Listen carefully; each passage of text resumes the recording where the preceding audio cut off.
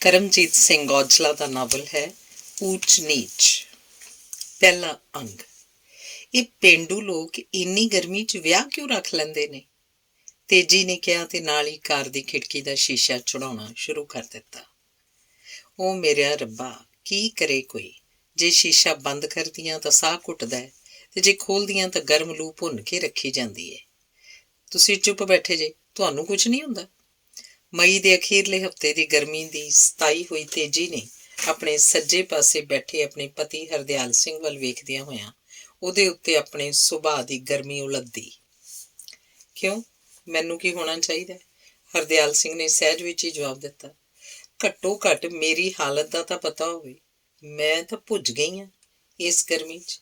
ਮੈਨੂੰ ਲਿਆਉਣ ਦੀ ਕੀ ਜ਼ਰੂਰਤ ਪਈ ਸੀ ਇਸ ਵਿਆਹ 'ਚ? ਵੱਧ ਤੋਂ ਵੱਧ ਮੁੰਡੇ ਕੁੜੀ ਨੂੰ ਮਹੀਨੇ ਕੁ ਬਾਅਦ ਡਿਨਰ 'ਤੇ ਸੱਦ ਲੈਂਦੇ ਆਪਣੇ ਘਰ, ਕੋਈ ਗਿਫਟ ਵੀ ਦੇ ਦਿੰਦੇ। ਇਸ ਗਰਮੀ ਤੇ ਪਸੀਨੇ ਨਾਲ ਮੇਰਾ ਸਾਰਾ ਸਰੀਰ ਫਿੰਸੀਆਂ ਨਾਲ ਭਰ ਜਾਣਾ ਹੈ। ਕਿਊਟ ਪਾਰਲਰ ਵਾਲੀ ਟੀਨਾ ਨੇ ਹਰ ਵਾਰੀ ਫੇਸ਼ੀਅਲ ਤੇ ਥ੍ਰੈਡਿੰਗ ਦੇ ਚਾਰਜ ਡਬਲ ਕਰ ਦੇਣੇ ਨੇ। ਨਾਲੇ ਤਾਂ ਘੰਟਾ ਭਰ ਮੈਂ ਆਪਣੀ ਖੱਲ ਲੁਹਾਉਂਦੀ ਰਹੂੰ ਉਹਦੇ ਕੋਲੋਂ, ਤੇ ਨਾਲੇ 500 ਦਾ ਨੋਟ ਦੇਣਾ ਪਊ। ਫੇਰ ਵੀ ਕਿਤੇ ਚੰਗੀ ਸੁਸਾਇਟੀ ਦੀ ਲੇਡੀਜ਼ ਵਿੱਚ ਮੂਵ ਕਰਦਿਆਂ ਪੂਰਾ ਕੌਨਫੀਡੈਂਸ ਨਹੀਂ ਬਣਨਾ। ਢੀਂਗੂ ਵਰਗੀ ਦਾ ਫਿੰਸੀ ਜਾਂ ਪਿੱਤ ਦਾ ਮਾੜਾ ਜਿਹਾ ਦਾਗ ਵੇਖ ਕੇ ਘੰਟਾ ਗੱਲਾਂ ਕਰੀ ਜਾਊ। ਤੁਹਾਨੂੰ ਕੀ? ਤੁਸੀਂ ਪਗਾਓ ਯਾਰੀਆਂ ਤੇ ਆਪਣੇ ਯਾਰਾਂ ਦੀਆਂ ਭੈਣਾਂ ਦੇ ਵਿਆਹ ਦੀ ਸ਼ੋਭਾ ਵਧਾਓ। ਹਾਏ ਰੱਬਾ, ਇਹ ਗਰਮੀ ਤਾਂ ਮੈਨੂੰ ਸਾੜ ਕੇ ਹੀ ਛੱਡੇਗੀ। ਨਾਲੇ ਇਸ ਪਿਆਸ ਨੇ ਵੀ ਮੇਰਾ ਗਲਾ ਸੁਕਾ ਦੇਣਾ ਹੈ। ਆ ਪਾਣੀ ਵਾਲੀ ਥਰਮਸ ਕਰੋ ਮੇਰੇ ਵੱਲ। ਦੁਖਿਆਰੀ ਤੇਜੀ ਸ਼ਾਇਦ ਆਪਣੇ ਪਤੀ ਨੂੰ ਹੋਰ ਕਈ ਕੁਝ ਸੁਣਾਉਂਦੀ ਰਹਿੰਦੀ, ਪਰ ਉਹਦੇ ਮੂੰਹ ਨੂੰ ਥਰਮਸ ਦੇ ਠੰਡੇ ਪਾਣੀ ਦਾ ਭਰਿਆ ਹੋਇਆ ਕੱਪ ਲੱਗ ਚੁੱਕਾ ਸੀ। ਇਸ ਲਈ ਉਹਦਾ ਮੂੰਹ ਪਾਣੀ ਪੀਣ ਵਿੱਚ ਰੁੱਝਾ ਹੋਣ ਕਰਕੇ ਬੋਲ ਸਕਣੋਂ ਅਸਮਰਥ ਸੀ। ਉਹਨੇ ਛੇਤੀ ਪਾਣੀ ਪੀ ਕੇ ਫਿਰ ਹਰਦਿਆਲ ਸਿੰਘ ਵੱਲ ਮੂੰਹ ਕੀਤਾ ਤੇ ਪੁੱਛਿਆ, ਤੁਸੀਂ ਪੀਣਾ ਹੈ ਪਾਣੀ? ਨਹੀਂ, ਨਾ ਤੁਹਾਨੂੰ ਗਰਮੀ ਲੱਗਦੀ ਹੈ ਤੇ ਨਾ ਪਿਆਸ। ਥਰਮਸ ਦੇ ਕੱਪ ਨੂੰ ਬੰਦ ਕਰਨ ਲਈ ਚੂੜੀਆਂ ਚੜਾਉਂਦੀ ਹੋਈ ਤੇਜੀ ਨੇ ਜਿਵੇਂ ਹਰਦਿਆਲ ਸਿੰਘ ਦੇ ਕਿਸੇ ਦੋਸ਼ ਵੱਲ ਇਸ਼ਾਰਾ ਕੀਤਾ ਹੋਵੇ। ਹਾਂ, ਹਰਦਿਆਲ ਦਾ ਇੱਕ ਸ਼ਬਦੀ ਉੱਤਰ ਸੀ। ਹਾਂ ਕੀ? ਤੇਜੀ ਫੇਰ ਬੋਲੀ, ਕਿਉਂ ਨਹੀਂ ਲੱਗਦੀ ਤੁਹਾਨੂੰ ਗਰਮੀ ਤੇ ਪਿਆਸ?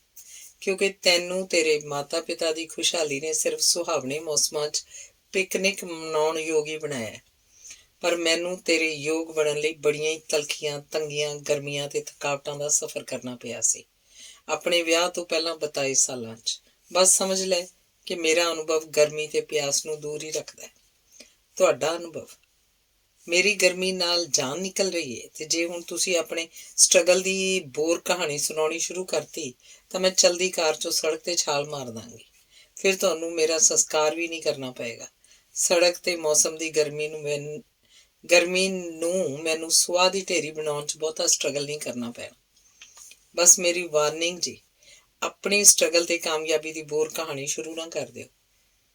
ਸਟਰਗਲ ਮੇਰੀਆਂ ਫਰੈਂਡਸ ਦੇ ਹਸਬੈਂਡਸ ਵਿਆਹ ਤੋਂ ਪਹਿਲਾਂ ਦੀਆਂ ਕਹਾਣੀਆਂ ਸੁਣਾਉਂਦੇ ਨੇ ਕਿ ਕਿਵੇਂ ਉਹਨਾਂ 'ਚੋਂ ਕਿਸੇ ਨੇ ਪੈਰਿਸ ਤੇ ਈਫਲ ਟਾਵਰ ਦੀਆਂ ਸਾਰੀਆਂ ਪੌੜੀਆਂ ਇੱਕੋ ਸਾਹ ਚੜ੍ਹੀਆਂ, ਤੇ ਜਾਂ ਕੋਈ ਦੱਸੇਗਾ ਕਿਵੇਂ ਰਾਤ 20 ਘੰਟੇ ਲੰਮੀ ਹੋ ਗਈ ਸੀ ਜਦੋਂ ਇੱਕ ਜਣਾ ਦਿੱਲੀ ਤੋਂ ਰਾਤ 10 ਵਜੇ ਹਵਾਈ ਜਹਾਜ਼ 'ਚ ਬੈਠਾ ਸੀ ਅਮਰੀਕਾ ਜਾਣ ਲਈ। ਹਵਾਈ ਜਹਾਜ਼ ਦੇ ਨਾਲ ਨਾਲ ਰਾਤ ਵੀ ਵੈਸਟ ਵੱਲ ਜਾ ਰਹੀ ਸੀ ਤੇ ਦਿਨ ਪਿੱਛੇ ਰਹਿ ਗਿਆ ਸੀ। ਪਰ ਤੁਸੀਂ ਹੋ ਮਿਸਟਰ ਸਟਰਗਲ। ਕਿਤਾਬਾਂ ਲਈ ਪੈਸੇ ਨਹੀਂ ਸੀ, ਟੁੱਟਾ ਸਾਈਕਲ, ਰੋਟੀ ਕੱਪੜੇ ਦੀ ਕਮੀ, ਆਖਿਰ ਸਟਰਗਲ ਕਰਕੇ ਜ਼ਿੰਦਗੀ ਬਣਾਈਏ। ਇੰਨੇ ਜੋ ਮਾਹਰ ਜੇ ਸਟਰਗਲ ਦੇ, ਕੁਝ ਸਟਰਗਲ ਹੋਰ ਕਰ ਲੈਣਾ ਸੀ। ਇੱਕ ਏਅਰ ਕੰਡੀਸ਼ਨ ਕਾਰ ਜੋਗਾ ਮੈਂ ਅੱਜ ਇਸ ਗਰਮੀ ਦੇ ਨਰਕ ਤੋਂ ਤਾਂ ਬਚ ਜਾਂਦੀ ਹੈ। ਜਵਾਬ ਦਿਓ, ਤੁਹਾਡਾ ਸਟਰਗਲ ਏਅਰ ਕੰਡੀਸ਼ਨ ਕਾਰ ਵਾਸਤੇ ਕਿਉਂ ਨਹੀਂ ਕਾਮਯਾਬ ਹੁੰਦਾ? ਤੇਜੀ ਕਾਫੀ ਦੇਰ ਤੱਕ ਬੋਲੀ ਸੀ। ਉਹਦੇ ਚੁੱਪ ਹੋਣ ਦਾ ਕਾਰਨ ਥਕਾਵਟ ਤੇ ਫਿਰ ਲੱਗ ਚੁੱਕੀ ਪਿਆਸ ਸੀ। ਉਹਨੇ ਥਰਮਸ ਫੜੀ ਤੇ ਚਿੱਟਾ ਕੱਪ ਖੋਲ ਕੇ ਭਰ ਲਿਆ, ਪਰ ਪਾਣੀ ਪੀਣਾ ਸ਼ੁਰੂ ਕਰਨ ਤੋਂ ਪਹਿਲਾਂ ਫੇਰ ਇੱਕ ਵਾਰ ਹਰਦਿਆਲ ਵੱਲ ਘੂਰਿਆ ਤੇ ਕਿਹਾ, ਕੀ ਗੱਲ ਹੈ? ਸਟਰਗਲ ਏਅਰ ਕੰਡੀਸ਼ਨ ਕਾਰ ਵਾਸਤੇ ਹੀ ਅਸਫਲ ਹੁੰਦਾ ਹੈ? ਬੋਲੋ। ਨਹੀਂ। ਹਰਦਿਆਲ ਦਾ ਇੱਕ ਸ਼ਬਦੀ ਉੱਤਰ ਕਿਸੇ ਸਪਸ਼ਟੀਕਰਨ ਦਾ ਪਲੀਤਾ ਬਣਨ ਵਾਲਾ ਸੀ। ਨਹੀਂ ਕਿਉਂ ਨਹੀਂ? ਪਾਣੀ ਦਾ ਕੱਪ ਪੀ ਕੇ ਤੇਜੀ ਫੇਰ ਹੂੰਗਰੀ ਸੀ। ਨਹੀਂ, ਇਸ ਵਾਸਤੇ ਕਿ ਜੋ ਮਿਲਿਆ ਉਸੇ ਤੇ ਸਬਰ ਕਰਨ ਦੀ ਨਸੀਹਤ ਦਿੰਦੇ ਆ ਨਾ ਤੇਰੇ ਡੈਡੀ ਅਕਸਰ, ਜਿਹੋ ਜਿਹੀ ਉਹਨਾਂ ਕਾਰ ਤੇ ਕੁੜੀ ਦਿੱਤੀ ਹੈ ਆਪਣੇ ਸਿਰ ਮੱਥੇ ਤੇ। ਮੈਂ ਤਾਂ ਸੋਚ ਹੀ ਨਹੀਂ ਸਕਦਾ ਕਾਰ ਨੂੰ ਏਅਰ ਕੰਡੀਸ਼ਨ ਤੇ ਉਹਨਾਂ ਦੀ ਕੁੜੀ ਦੇ ਮੂੰਹ ਨੂੰ ਸਾਇਲੈਂਸਰ ਲਵਾਉਣ ਬਾਰੇ। ਬਸ ਜਿਹੋ ਜਿਹੀਆਂ ਹੈਗੀਆਂ ਗੁਜ਼ਾਰਾ ਕਰੀ ਜਾਣਾ ਆਪਾਂ ਨੇ ਤਾਂ। ਹਰਦਿਆਲ ਦੇ ਚਟਕਾਰੇ ਤੋਂ ਖਿਜੀ ਸੀ ਤੇਜੀ। ਗੁਜ਼ਾਰਾ ਕਰੀ ਜਾਣਾ ਹੈ? ਗੱਲਾਂ ਹੀ ਬਣਾਉਣੀਆਂ ਆਉਂਦੀਆਂ ਨੇ ਤੁਹਾਨੂੰ? ਪੰਜਾਬੀ ਦੀ ਐਮਏ ਜੋ ਕੀਤੀ ਹੈ, ਕੁਝ ਗੱਲਾਂ ਕੁਝ ਗੱਪਾਂ, ਬਸ ਪੇਪਰ ਵਧੀਆ ਹੋ ਗਏ। ਆ ਗਈ ਫਸਟ ਡਿਵੀਜ਼ਨ ਤੇ ਮਿਲ ਗਈ ਰਿਜ਼ਰਵ ਕੋਟੇ ਚੋਂ ਕਲਾਸ 1 ਪੋਸਟ। ਫਿਰ ਕਿਸੇ ਡੈਡੀ ਵਰਗੇ ਸਿੱਧੇ ਸਾਦੇ ਬੰਦੇ ਨੇ ਸੋਚ ਕੇ ਕਿ ਭਾਈ ਮੁੰਡਾ ਕਾਬਲ ਏ, ਚੰਗੀ ਤਨਖਾਹ ਏ, ਤਰੱਕੀ ਕਰੇਗਾ, ਫਿਊਚਰ ਚੰਗਾ ਏ, ਮੇਰੇ ਵਰਗੀ ਕੁੜੀ ਦਾ ਡੋਲਾ ਤੋਰ ਹੀ ਦੇਣਾ ਸੀ। ਹੁਣ ਉਸ ਕੁੜੀ ਤੇ ਕਾਰ ਨਾਲ ਤੁਹਾਡਾ ਗੁਜ਼ਾਰਾ ਹੁੰਦਾ ਪਿਆ ਏ। ਇਹ ਸੋਚ ਲਓ ਮੈਂ ਕਾਰ ਨਹੀਂ ਹੈਗੀ ਜਿਹਦੀ ਮੁਰੰਮਤ ਹੋ ਜਾਏਗੀ। ਜੇ ਮੇਰਾ ਇਹੋ ਹੀ ਹਾਲ ਹੁੰਦਾ ਰਿਹਾ ਨਾ, ਮੇਰੀ ਤਾਂ ਬੱਸ ਹੀ ਬੱਸ ਆ। ਭਲਾ ਮੈਨੂੰ ਲਿਆਉਣ ਦੀ ਕੀ ਲੋੜ ਸੀ, ਤੁਸੀਂ ਇਕੱਲੇ ਆ ਜਾਂਦੇ। ਵਿਆਹ ਜਾਣ ਵਾਲੇ ਰਸਤੇ 'ਚ ਇਹ ਹਾਲ ਏ ਤਾਂ ਵਿਆਹ 'ਚ ਕੀ ਹੋਏਗਾ, ਤੇ ਵਿਆਹ ਵੀ ਪਿੰਡ ਦਾ। ਹਾਏ ਰੱਬਾ, ਮੈਨੂੰ ਤਾਂ ਘਬਰਾਹਟ ਹੋਣ ਲੱਗ ਪਈ ਏ। ਅਖਬਾਰਾਂ 'ਚ ਰੋਜ਼ ਪੜ੍ਹੀਦਾ ਹੈ ਕਿ ਪਿੰਡਾਂ 'ਚ ਬਿਜਲੀ ਆਉਂਦੀ ਹੀ ਨਹੀਂ, ਖਬਰੇ ਟਾਇਲਟ ਬਾਥਰੂਮ ਦਾ ਕੀ ਹਾਲ ਹੋਣਾ। ਮੈਨੂੰ ਇੱਧਰ ਘਸੀਟਣ ਦੀ ਕੀ ਲੋੜ ਪਈ ਸੀ। ਭਾਰੀ ਝੁੰਝਲਾਹਟ 'ਚ ਚੁੱਪ ਹੋ ਗਈ, ਪਰ ਹਰਦਿਆਲ ਨੂੰ ਘੂਰਦੀ ਰਹੀ। ਤੈਨੂੰ ਲਿਆਉਣ ਦਾ ਕਾਰਨ ਹੈ ਮੈਡਮ ਤੇਜੀ, ਤੇਰੀ ਇਕਨੋਮਿਕਸ ਦੀ ਐਮਏ। ਕੀ ਬਕਵਾਸ ਏ, ਮੇਰੀ ਇਕਨੋਮਿਕਸ ਦੀ ਐਮਏ ਦਾ ਕੀ ਪਾਪ ਏ। ਤੇਜੀ ਜਿਵੇਂ ਚੀਕੀ ਹੋਵੇ। ਵੀ ਜ਼ਰਾ ਠੰਡੇ ਦਿਮਾਗ ਨਾਲ ਸੁਣ ਤੂੰ। ਆਪਣੇ ਘਰ ਦੀ ਇਕਨੋਮਿਕਸ ਜਾਂ ਅਰਥ ਸ਼ਾਸਤਰ ਤੇਰੀ ਇਕਨੋਮਿਕਸ ਦੀ ਐਮਏ ਤੇ ਹੀ ਨਿਰਭਰ ਹੈ ਨਾ। 30 ਦਿਨਾਂ ਦੀ ਤਨਖਾਹ 10 ਦਿਨਾਂ 'ਚ ਸ਼ਹੀਦ ਕਰ ਦੇਣੀ ਤੇਰੀ ਕਰਾਮਾਤ ਹੈ ਨਾ। ਬਾਕੀ ਦੇ 20 ਦਿਨਾਂ ਲਈ ਮੇਰੇ ਇਸੇ ਫੱਤੋ ਦੇ ਯਾਰ ਮੀਤੇ ਦਾ ਆਸਰਾ ਹੁੰਦਾ। ਤਾਂ ਹੀ ਤਾਂ ਉਹਦੀ ਭੈਣ ਦੇ ਵਿਆਹ ਤੇ ਇੰਨਾ ਕੁਝ ਲੈ ਕੇ ਪਹੁੰਚੇ ਆ। ਤੇ ਤੈਨੂੰ ਨਾਲ ਲਿਆਉਣ ਦਾ ਕਾਰਨ ਯਾਦ ਕਰ, ਤੇਰੇ ਛੋਟੇ ਭਰਾ ਚੀਟੂ ਦਾ ਵਿਆਹ ਸੀ ਨਾ ਅਕਤੂਬਰ ਵਿੱਚ, ਤਾਂ ਤੇਰੇ ਡੈਡੀ ਮੀਤੇ ਦਾ ਕਾਰਡ ਵੀ ਫੜਾ ਗਏ ਸੀ ਮੈਨੂੰ। ਉਹ ਆਪਣੇ ਘਰ ਵਾਲੀ ਨਾਲ ਆਇਆ ਸੀ ਤੇ 51,000 ਰੁਪਏ ਸ਼ਗਨ ਪਾਇਆ ਸੀ ਉਹਨੇ ਨਾਲ। ਉਹਦਾ ਤੇਰੇ ਡੈਡੀ ਨਾਲ ਵੀ ਅੰਡਰ ਦੀ ਟੇਬਲ ਬਥੇਰਾ ਵਰਤੋਂ ਵਿਹਾਰ ਹੈਗਾ ਵਾ। ਡੈਡੀ ਨੇ ਵੀ ਸ਼ਗਨ ਭੇਜਿਆ। ਨਾਲੇ ਕੀ ਪਤਾ ਸਹੁਰਿਆਂ ਦੀ ਦਿੱਤੀ ਇਸ ਕਾਰ ਦੇ 1-2 ਪਹੀਏ ਮੀਤੇ ਦੇ ਹੀ ਹੋਣ। ਤੇਰੀਆਂ ਚਾਕਲੇਟਾਂ ਤੇ ਆਈਸਕ੍ਰੀਮਾਂ ਦੀ ਗੱਲ ਭਾਵੇਂ ਨਾ ਹੀ ਕਰੀਏ, ਹੈ ਨਾ। ਹਰਦਿਆਲ ਨੇ ਜਿਵੇਂ ਰਗੜ ਨਾਲ ਗੱਲ ਮੁਕਾਈ ਹੋਵੇ। ਇਹੋ ਜਿਹੀਆਂ ਗੱਲਾਂ ਬਾਹਰ ਕਰਨ ਵਾਲੀਆਂ ਹੁੰਦੀਆਂ ਨੇ। ਮੈਂ ਤਾਂ ਗਰਮੀ ਕਰਕੇ ਪਰੇਸ਼ਾਨ ਸੀ। ਕੁਝ ਬੋਲ ਪਈ ਤੇ ਤੁਸੀਂ ਉੱਜਾਂ ਲਾ ਕੇ ਮਿਹਣੇ ਮਾਰਨ ਲੱਗ ਪਏ ਜੀ। ਤੇਜੀ ਦੀ ਢਿੱਲੀ ਪਈ ਗੱਲ 'ਚ ਚਿੱਟੇ ਝੰਡੇ ਦੀ ਫੜਫੜਾਹਟ ਸੀ। ਉਹਨੇ ਆਪਣੇ ਛਿੱਥੇਪਣ ਤੋਂ ਛੁਟਕਾਰਾ ਪਾਉਣ ਲਈ ਥਰਮਸ ਉਤਲਾ ਕੱਪ ਖੋਲ ਕੇ ਪਾਣੀ ਨਾਲ ਭਰਨਾ ਸ਼ੁਰੂ ਕਰ ਦਿੱਤਾ। ਕੋਈ ਗੱਲ ਨਹੀਂ ਡਾਰਲਿੰਗ, ਆਪਾਂ ਆਪਣੀ ਕਾਰ 'ਚ ਹਾਂ, ਇਹ ਕੋਈ ਬਾਹਰ ਨਹੀਂ। ਇਹ ਕਰਤਾਰ ਆਪਣਾ ਹੀ ਹੈ। ਇਹੋ ਹੀ ਤਾਂ ਅੱਧੇ ਕੰਮ ਸਿਰੇ ਚੜਾਉਂਦਾ। ਲੈ ਵੀ ਕਰਤਾਰ, ਰਿਆਂ ਆ ਗਿਆ। ਨਹਿਰ ਦੇ ਨਾਲ ਵਾਲੀ ਸੜਕ ਤੇ ਵਡਾਲੇ ਨੂੰ ਮੁੜਨਾ। ਉਹਨਾਂ ਦੀ ਕਾਰ ਚੰਡੀਗੜ੍ਹ ਤੋਂ ਸਵੇਰੇ 11 ਵਜੇ ਚੱਲ ਕੇ 2:45 ਵਜੇ ਰਈਆ ਮੰਡੀ ਪਹੁੰਚ ਗਈ ਸੀ। ਅਜੇ ਵੀ ਉਹਨਾਂ ਨੂੰ ਅੱਧਾ ਕੁ ਘੰਟਾ ਹੋਰ ਲੱਗ ਜਾਣਾ ਸੀ।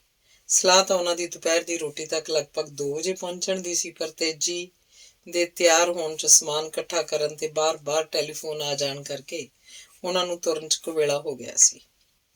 ਜੀਟੀ ਰੋਡ ਤੇ ਚੱਲਦੀ ਹੋਈ ਚਿੱਟੇ ਰੰਗ ਦੀ ਮਰੂਤੀ ਕਾਰ ਰਈਏ ਪਹੁੰਚ ਚੁੱਕੀ ਸੀ। ਇਲਾਕੇ ਦੀ ਪ੍ਰਮੁੱਖ ਅਨਾਜ ਮੰਡੀ ਹੋਣ ਕਰਕੇ ਜੱਟਾਂ ਦੇ ਟਰੈਕਟਰ ਟਰਾਲੀਆਂ ਦੀ ਭਰਮਾਰ ਸੀ। ਸੜਕ ਦੇ ਸੱਜੇ ਹੱਥ ਅਨਾਜ ਮੰਡੀ ਦੇ ਖੁੱਲ੍ਹੇ ਮੈਦਾਨ 'ਚ ਕਣਕ ਦੀਆਂ ਵੱਡੀਆਂ ਵੱਡੀਆਂ ਅਣਗਿਣਤ ਢੇਰੀਆਂ ਲੱਗੀਆਂ ਸਨ ਤੇ ਕੋਲ ਜਾਂ ਹਟਵਾਂ ਉਸ ਢੇਰੀ ਦਾ ਮਾਲਕ ਆਪਣੀ ਕਿਰਤ ਦੇ ਮੁੱਲ ਪੈ ਕੇ ਵਿਕਣ ਦੀ ਉਡੀਕ 'ਚ ਇਹੋ ਜਿਹੀ ਗਰਮੀ ਵਿੱਚ ਵੀ ਅਨਿਸ਼ਚਿਤਤਾ ਤੇ ਸ਼ੰਕਿਆਂ ਦੇ ਕਾਂਬੇ ਆਪਣੇ ਮਨ ਨੂੰ ਲਾਈ ਬੈਠਾ ਸੀ। ਇਸ ਸਾਲ ਦੀ ਤਕੜੀ ਫਸਲ ਦੇ ਨਾਲ ਜ਼ਿਮੀਂਦਾਰਾਂ ਵਾਸਤੇ ਮੁਸ਼ਕਲਾਂ ਦੀਆਂ ਭਵਿੱਖਬਾਣੀਆਂ ਵੀ ਕੀਤੀਆਂ ਗਈਆਂ ਸਨ ਕਿ ਸਰਕਾਰ ਇੰਨੀ ਕਣਕ ਦੀ ਖਰੀਦ ਨਹੀਂ ਕਰ ਸਕੇਗੀ, ਤੇ ਜੇ ਖਰੀਦ ਹੋਈ ਵੀ ਤਾਂ ਜ਼ਿਮੀਂਦਾਰਾਂ ਨੂੰ ਕਣਕ ਦਾ ਮੁੱਲ ਤਾਰਨਾ ਬਹੁਤ ਹੀ ਮੁਸ਼ਕਿਲ ਹੋਏਗਾ।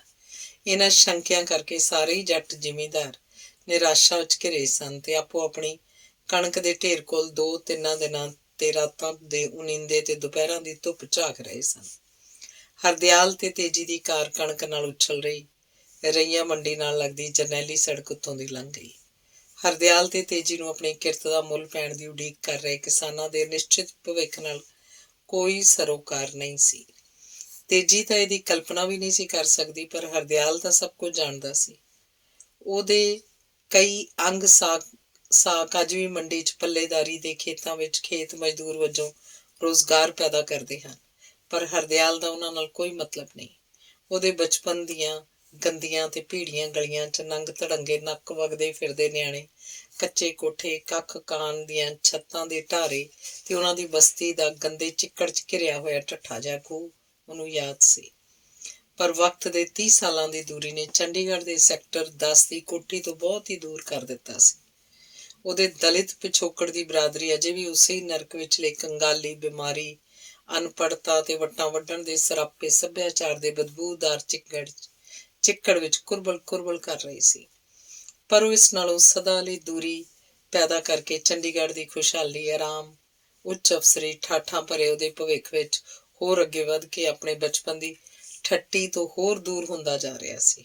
ਉਹ ਦੂਰ ਹੀ ਹੋਇਆ ਸੀ, ਅਸਬੰਧਿਤ ਨਹੀਂ ਹੋਇਆ ਸੀ, ਕਿਉਂਕਿ ਇਸ ਪਿਛੋਕੜ ਨਾਲ ਉਹਦੇ ਸਬੰਧ ਦਾ ਬਣਿਆ ਰਹਿਣਾ ਬੜਾ ਫਾਇਦੇਮੰਦ ਸੀ। ਹਰਦਿਆਲ ਦੇ ਇਸ ਪਿਛੋਕੜ ਸਦਕਾ ਉਹਦੇ ਬੱਚਿਆਂ ਨੂੰ ਮੈਡੀਕਲ ਜਾਂ ਇੰਜੀਨੀਅਰਿੰਗ ਕਾਲਜ 'ਚ ਦਾਖਲੇ ਮਿਲਣੇ ਸਨ।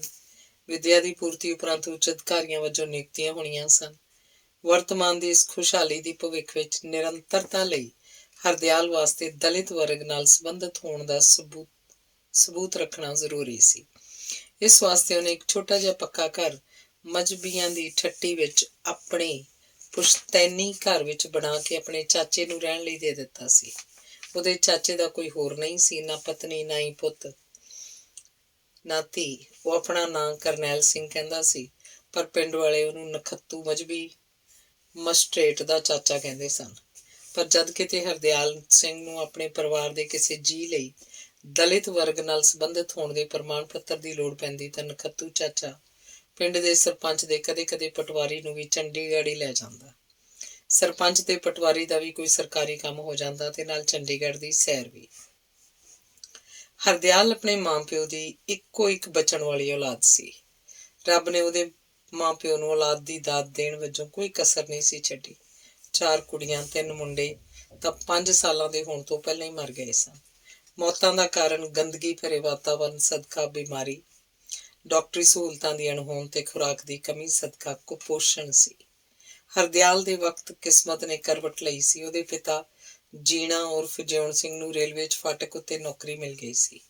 ਰੇਲਵੇ ਫਾਟਕ ਉੱਤੇ ਇੱਕ ਛੋਟਾ ਜਿਹਾ ਪੱਕਾ ਕੁਆਟਰ ਸੀ, ਜਿਸ 'ਚ ਨਲਕਾ ਵੀ ਲੱਗਾ ਸੀ।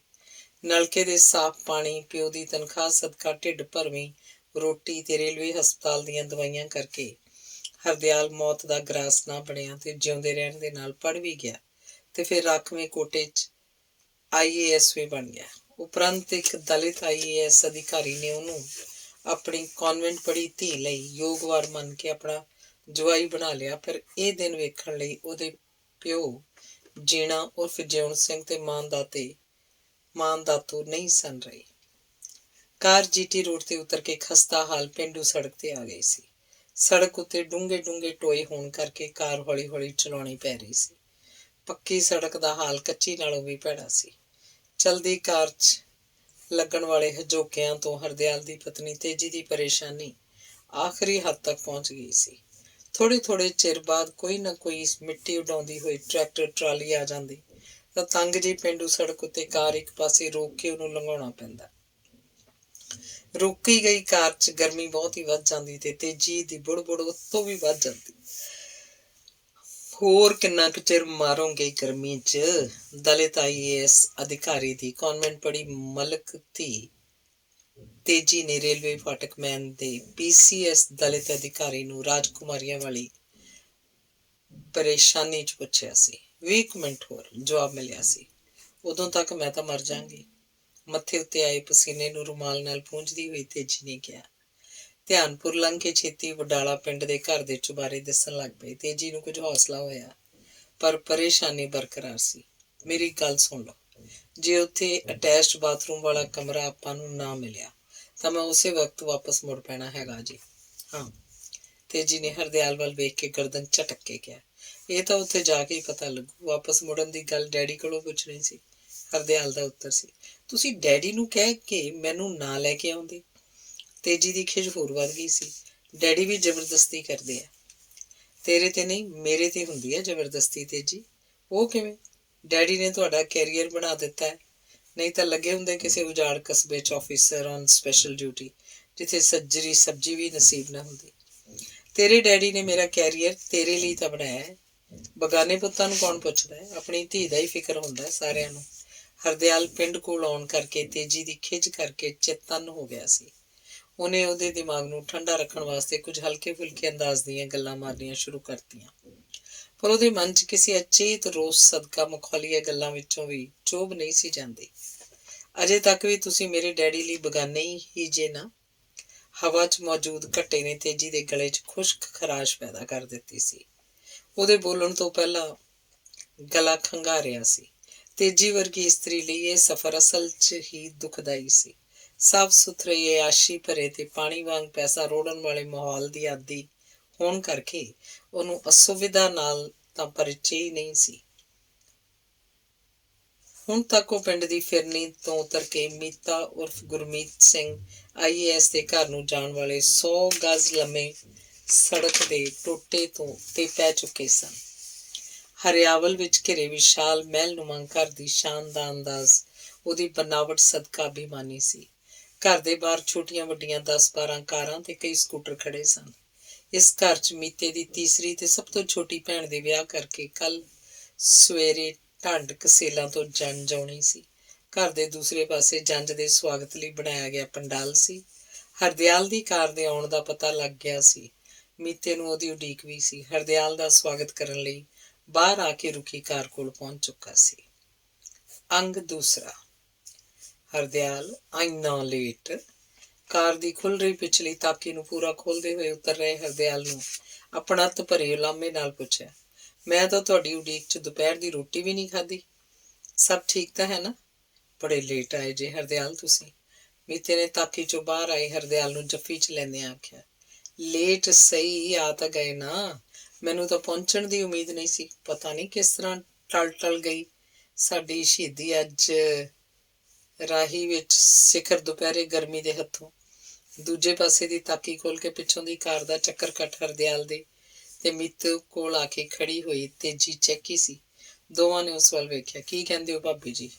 ਮੀਤੇ ਨੇ ਅਦਬ ਨਾਲ ਫਿਕਰ ਕਰਦੇ ਹੋਏ ਨੇ ਪੁੱਛਿਆ। ਕੁਛ ਨਹੀਂ ਮੀਤਾ, ਡੋਂਟ ਕੇਅਰ, ਬਸ ਉਹੀ ਪੁਰਾਣੀ ਆਦਤ ਰੱਬ ਨੂੰ ਉਲਾਂਭੇ ਦਿੰਦੇ ਰਹਿਣ ਦੀ।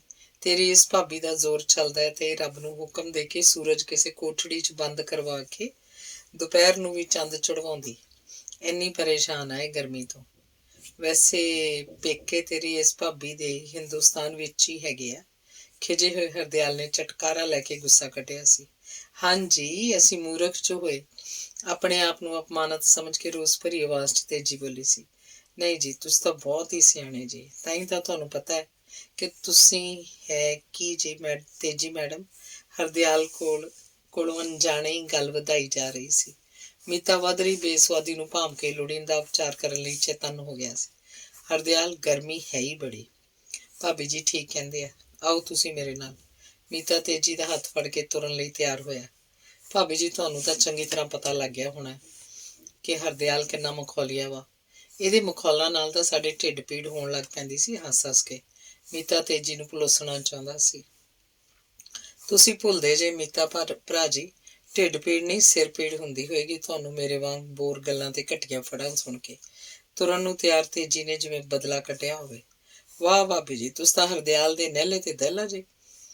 ਹੁਣ ਖੂਬ ਠਾਕੇ ਲੱਗਣਗੇ ਵਿਆਹ 'ਚ ਤੁਹਾਡੇ ਦੋਹਾਂ ਦੇ ਮਖੌਲਾਂ ਨਾਲ। ਮੀਤੇ ਦਾ ਯਤਨ ਜਾਰੀ ਸੀ ਪਰ ਹਰਦਿਆਲ ਤੇ ਤੇਜੀ ਦੋਹਾਂ ਦੇ ਬੁੱਲ ਵਟੀਕੇ ਹੋਏ ਸਨ। ਚਰਨੂ, ਓਏ ਚਰਨੂ। ਤੁਰਦਾ ਤੁਰਦਾ ਮੀਤਾ ਫਿਰ ਖਲੋ ਗਿਆ। ਕੋਲੋਂ ਦੀ ਜਾ ਰਹੇ ਇੱਕ ਕਾਮੇ ਚਰਨੂ ਨੂੰ ਉਹਨੇ ਆਵਾਜ਼ ਦਿੱਤੀ। ਹਾਂ ਸਰਦਾਰ ਜੀ। ਠਿੱਬੀ ਜੁੱਤੀ ਪਾਈ, ਗੋਡਿਆਂ ਤੱਕ ਉੱਚੀ ਮੈਲੀ ਜੀ ਚਾਦਰ ਬੰਨੀ, ਕਤਰੀ ਦਾੜੀ ਵਾਲੀ ਚਰਨੂ ਨੇ ਆਪਣੇ ਪੀਲੇ ਦੰਦ ਵਿਖਾਉਂਦੇ ਹੋਏ ਨੇ ਆਖਿਆ, ਸਮਾਨ ਲੈ ਕੇ ਆ ਪਿਛਲੇ ਚੁਬਾਰਿਆਂ 'ਚ। ਆ ਜਾ ਸਾਡੇ ਨਾਲ ਹੀ, ਮੀਤੇ ਨੇ ਕਾਰ ਵੱਲ ਹੱਥ ਕਰਕੇ ਕਿਹਾ। ਹੱਸਾ ਸਰਦਾਰ ਜੀ, ਚਰਨੂ ਨੇ ਕਿਹਾ ਤੇ ਉਸ ਘਰ ਦਾ ਦਰਮਿਆਨੇ ਆਕਾਰ ਦਾ ਅਟੈਚੀ ਇਸ ਤਰ੍ਹਾਂ ਚੁੱਕ ਕੇ ਸਿਰ ਤੇ ਰੱਖਣ ਦਾ ਤੱਕ ਦੋ ਕਰਨ ਲੱਗ ਪਿਆ ਜਿਵੇਂ ਉਹ ਭਾਰਾ ਵੀ ਹੋਵੇ ਤੇ ਚੁੱਕਣ 'ਚ ਕਾਰੀਗਰੀ ਦੀ ਵੀ ਲੋੜ ਹੋਵੇ। ਟੈਚੀ ਦੇ ਕੋਲ ਹੀ ਪਿਆ ਬਰੀਫ ਕੇਸ ਅੱਗੇ ਵੱਧ ਕੇ ਹਰਦਿਆਲ ਨੇ ਆਪ ਫੜ ਲਿਆ ਸੀ। ਇਸ 'ਚ ਵਿਆਹ ਵਾਲੀ ਕੁੜੀ ਲਈ 1.25 ਲੱਖ ਦਾ ਹੀਰਿਆਂ ਦਾ ਸੈੱਟ ਤੇ ਸੋਨੇ ਦੀਆਂ ਚੂੜੀਆਂ ਸਨ ਤੇ ਨਾਲ ਹੀ ਸ਼ਗਨ ਵਾਸਤੇ 51,000 ਰੁਪਏ ਸਨ। ਇਹ ਸਭ ਕੁਝ ਤੇਜੀ ਦੇ ਪਿਤਾ ਤੇ ਹਰਦਿਆਲ ਦੇ ਸਹੁਰੇ ਦੀਦਾਰ ਸਿੰਘ IAS ਉਦਯੋਗ ਸਕੱਤਰ ਨੇ ਘਲਾਇਆ ਸੀ। ਹਰਦਿਆਲ ਇਸ ਅਤ ਕੀਮਤੀ ਅਸਬਾਬ ਦੀ ਸੰਭਾਲ ਤੇ ਸੁਰੱਖਿਆ ਵਾਸਤੇ ਚਿੰਤਤ ਸੀ। ਕਰਤਾਰ, ਤੂੰ ਵੀ ਨਾਲ ਹੀ ਆਵੇਂ। ਗੱਡੀ ਨੂੰ ਟਿਕਾਣੇ ਸਿਰ ਲਾ ਕੇ ਹਰਦਿਆਲ ਨੇ ਡਰਾਈਵਰ ਕਰਤਾਰ ਨੂੰ ਕਿਹਾ। ਕਰਤਾਰ ਇੱਕ ਡਰਾਈਵਰ ਤੋਂ ਇਲਾਵਾ ਹਰਦਿਆਲ ਤੇ ਉਹਦੇ ਸਹੁਰੇ ਲਈ ਕਈ ਤਰ੍ਹਾਂ ਨਾਲ ਬੜਾ ਹੀ ਭਰੋਸੇਯੋਗ ਤੇ ਦਿੱਤੇ ਗਏ ਕੰਮ ਨੂੰ ਸਿਰੇ ਚਾੜਨ ਵਾਲਾ ਸੀ। ਉਹਦੀ ਯੋਗਤਾ ਕਰਕੇ ਹਰਦਿਆਲ ਦੇ ਸਹੁਰੇ ਦੀਦਾਰ ਸਿੰਘ ਨੇ ਉਹਨੂੰ ਹਰਦਿਆਲ ਦਾ ਨਿੱਜੀ ਡਰਾਈਵਰ ਲਵਾਇਆ ਸੀ। ਕਰਤਾਰ ਵੀ ਤੇਜੀ ਤੇ ਹਰਦਿਆਲ ਵਾਂਗ ਹੀ ਦੀਦਾਰ ਸਿੰਘ IAS ਨੂੰ ਡੈਡੀ ਕਹਿੰਦਾ ਹੁੰਦਾ ਸੀ। ਮੀਤੇ ਉਹਨਾਂ ਦੇ ਘਰ ਦੀ ਵਿਸ਼ਾਲਤਾ, ਖੜੀਆਂ ਕਾਰਾਂ ਦੀ ਗਿਣਤੀ, ਗਹਿਮਾ ਗਹਿਮ ਤੇ ਨਜ਼ਰ ਆਉਣ ਵਾਲੇ ਲੋਕਾਂ ਤੋਂ ਅਮੀਰੀ ਠਾਠ ਸਪਸ਼ਟ ਸੀ। ਘਰ ਦੇ ਦੋ ਪਾਸੇ ਫੈਲੇ ਹੋਏ ਬਾਗ ਦੀ ਹਰਿਆਵਲ ਤੇ ਖੂਬਸੂਰਤੀ ਅਮੀਰੀ ਦੀ ਤਾਕਤ ਵਿੱਚ ਸ਼ਕੀਨੀ ਅੰਦਾਜ਼ ਦਾ ਰੰਗ ਭਰਦੀ ਸੀ। ਤੇਜੀ ਇਸ ਸਭ ਕੁਝ ਤੋਂ ਪ੍ਰਭਾਵਿਤ ਸੀ। ਉਹਨੇ ਤੁਰਦੀ ਹੋਈ ਨੇ ਇਹ ਸਭ ਕੁਝ ਧਿਆਨ ਨਾਲ ਵੇਖ ਕੇ ਮਨ ਹੀ ਮਨ 'ਚ ਆਪਣੇ ਪਿਤਾ ਨਾਲ ਤੁਲਨਾ ਕੀਤੀ ਤੇ ਆਪਣੇ ਪਰਿਵਾਰ ਨੂੰ ਕਿਤੇ ਹੇਠਾਂ ਪਾਇਆ। ਉਹਦੇ ਦਿਲ 'ਚ ਇੱਕ ਉਦਾਸ ਅਹਿਸਾਸ ਵਾਲੇ ਉੱਠਰੇ ਵਿਚਾਰ ਨੇ ਉਹਦਾ ਦਲਿਤ ਵਰਗ ਨੂੰ ਸੰਬੰਧਿਤ ਹੋਣਾ ਦੁਖਦਾਈ ਮਹਿਸੂਸ ਕਰਵਾਇਆ। ਉਹ ਸੋਚ ਰਹੀ ਸੀ ਜੇ ਉਹ ਵੀ ਮੀਤੇ ਵਾਂਗ ਜੱਟ ਪਰਿਵਾਰ 'ਚੋਂ ਹੁੰਦੀ ਤਾਂ ਉਹਨਾਂ ਦਾ ਵੀ ਇਹੋ ਜਿਹਾ ਕੰਟਰੀ ਹਾਊਸ ਬਾਗ ਤੇ ਹੋਰ ਕਈ ਕੁਝ ਹੁੰਦਾ। ਪਰ ਇਹ ਅਚਾਨਕ ਹੀ ਉਹਨੂੰ ਖਿਆਲ ਆ ਗਿਆ ਕਿ ਦਲਿਤ ਵਰਗ ਨਾਲ ਸੰਬੰਧਿਤ ਹੋਣ ਕਰਕੇ ਹੀ ਤਾਂ ਉਹਦੇ ਪਿਤਾ ਭਰਾਵਾਂ ਨੇ ਤੇ ਪਤੀ ਨੂੰ ਉੱਚ ਸਰਕਾਰੀ ਅਹੁਦੇ ਸੌਖੇ ਮਿਲ ਗਏ ਸਨ। ਨਾਮ ਨਿਹਾਦ ਉੱਚ ਵਰਗ ਦੇ ਮੁੰਡੇ ਕੁੜੀਆਂ ਦਾ ਤਾਂ ਉੱਚ ਵਿੱਦਿਆ ਤੇ ਵੱਧ ਯੋਗਤਾ ਹੋਣ ਕਰਕੇ ਵੀ ਨੌਕਰੀ ਹਾਸਲ ਨਹੀਂ ਕਰ ਸਕਦੇ।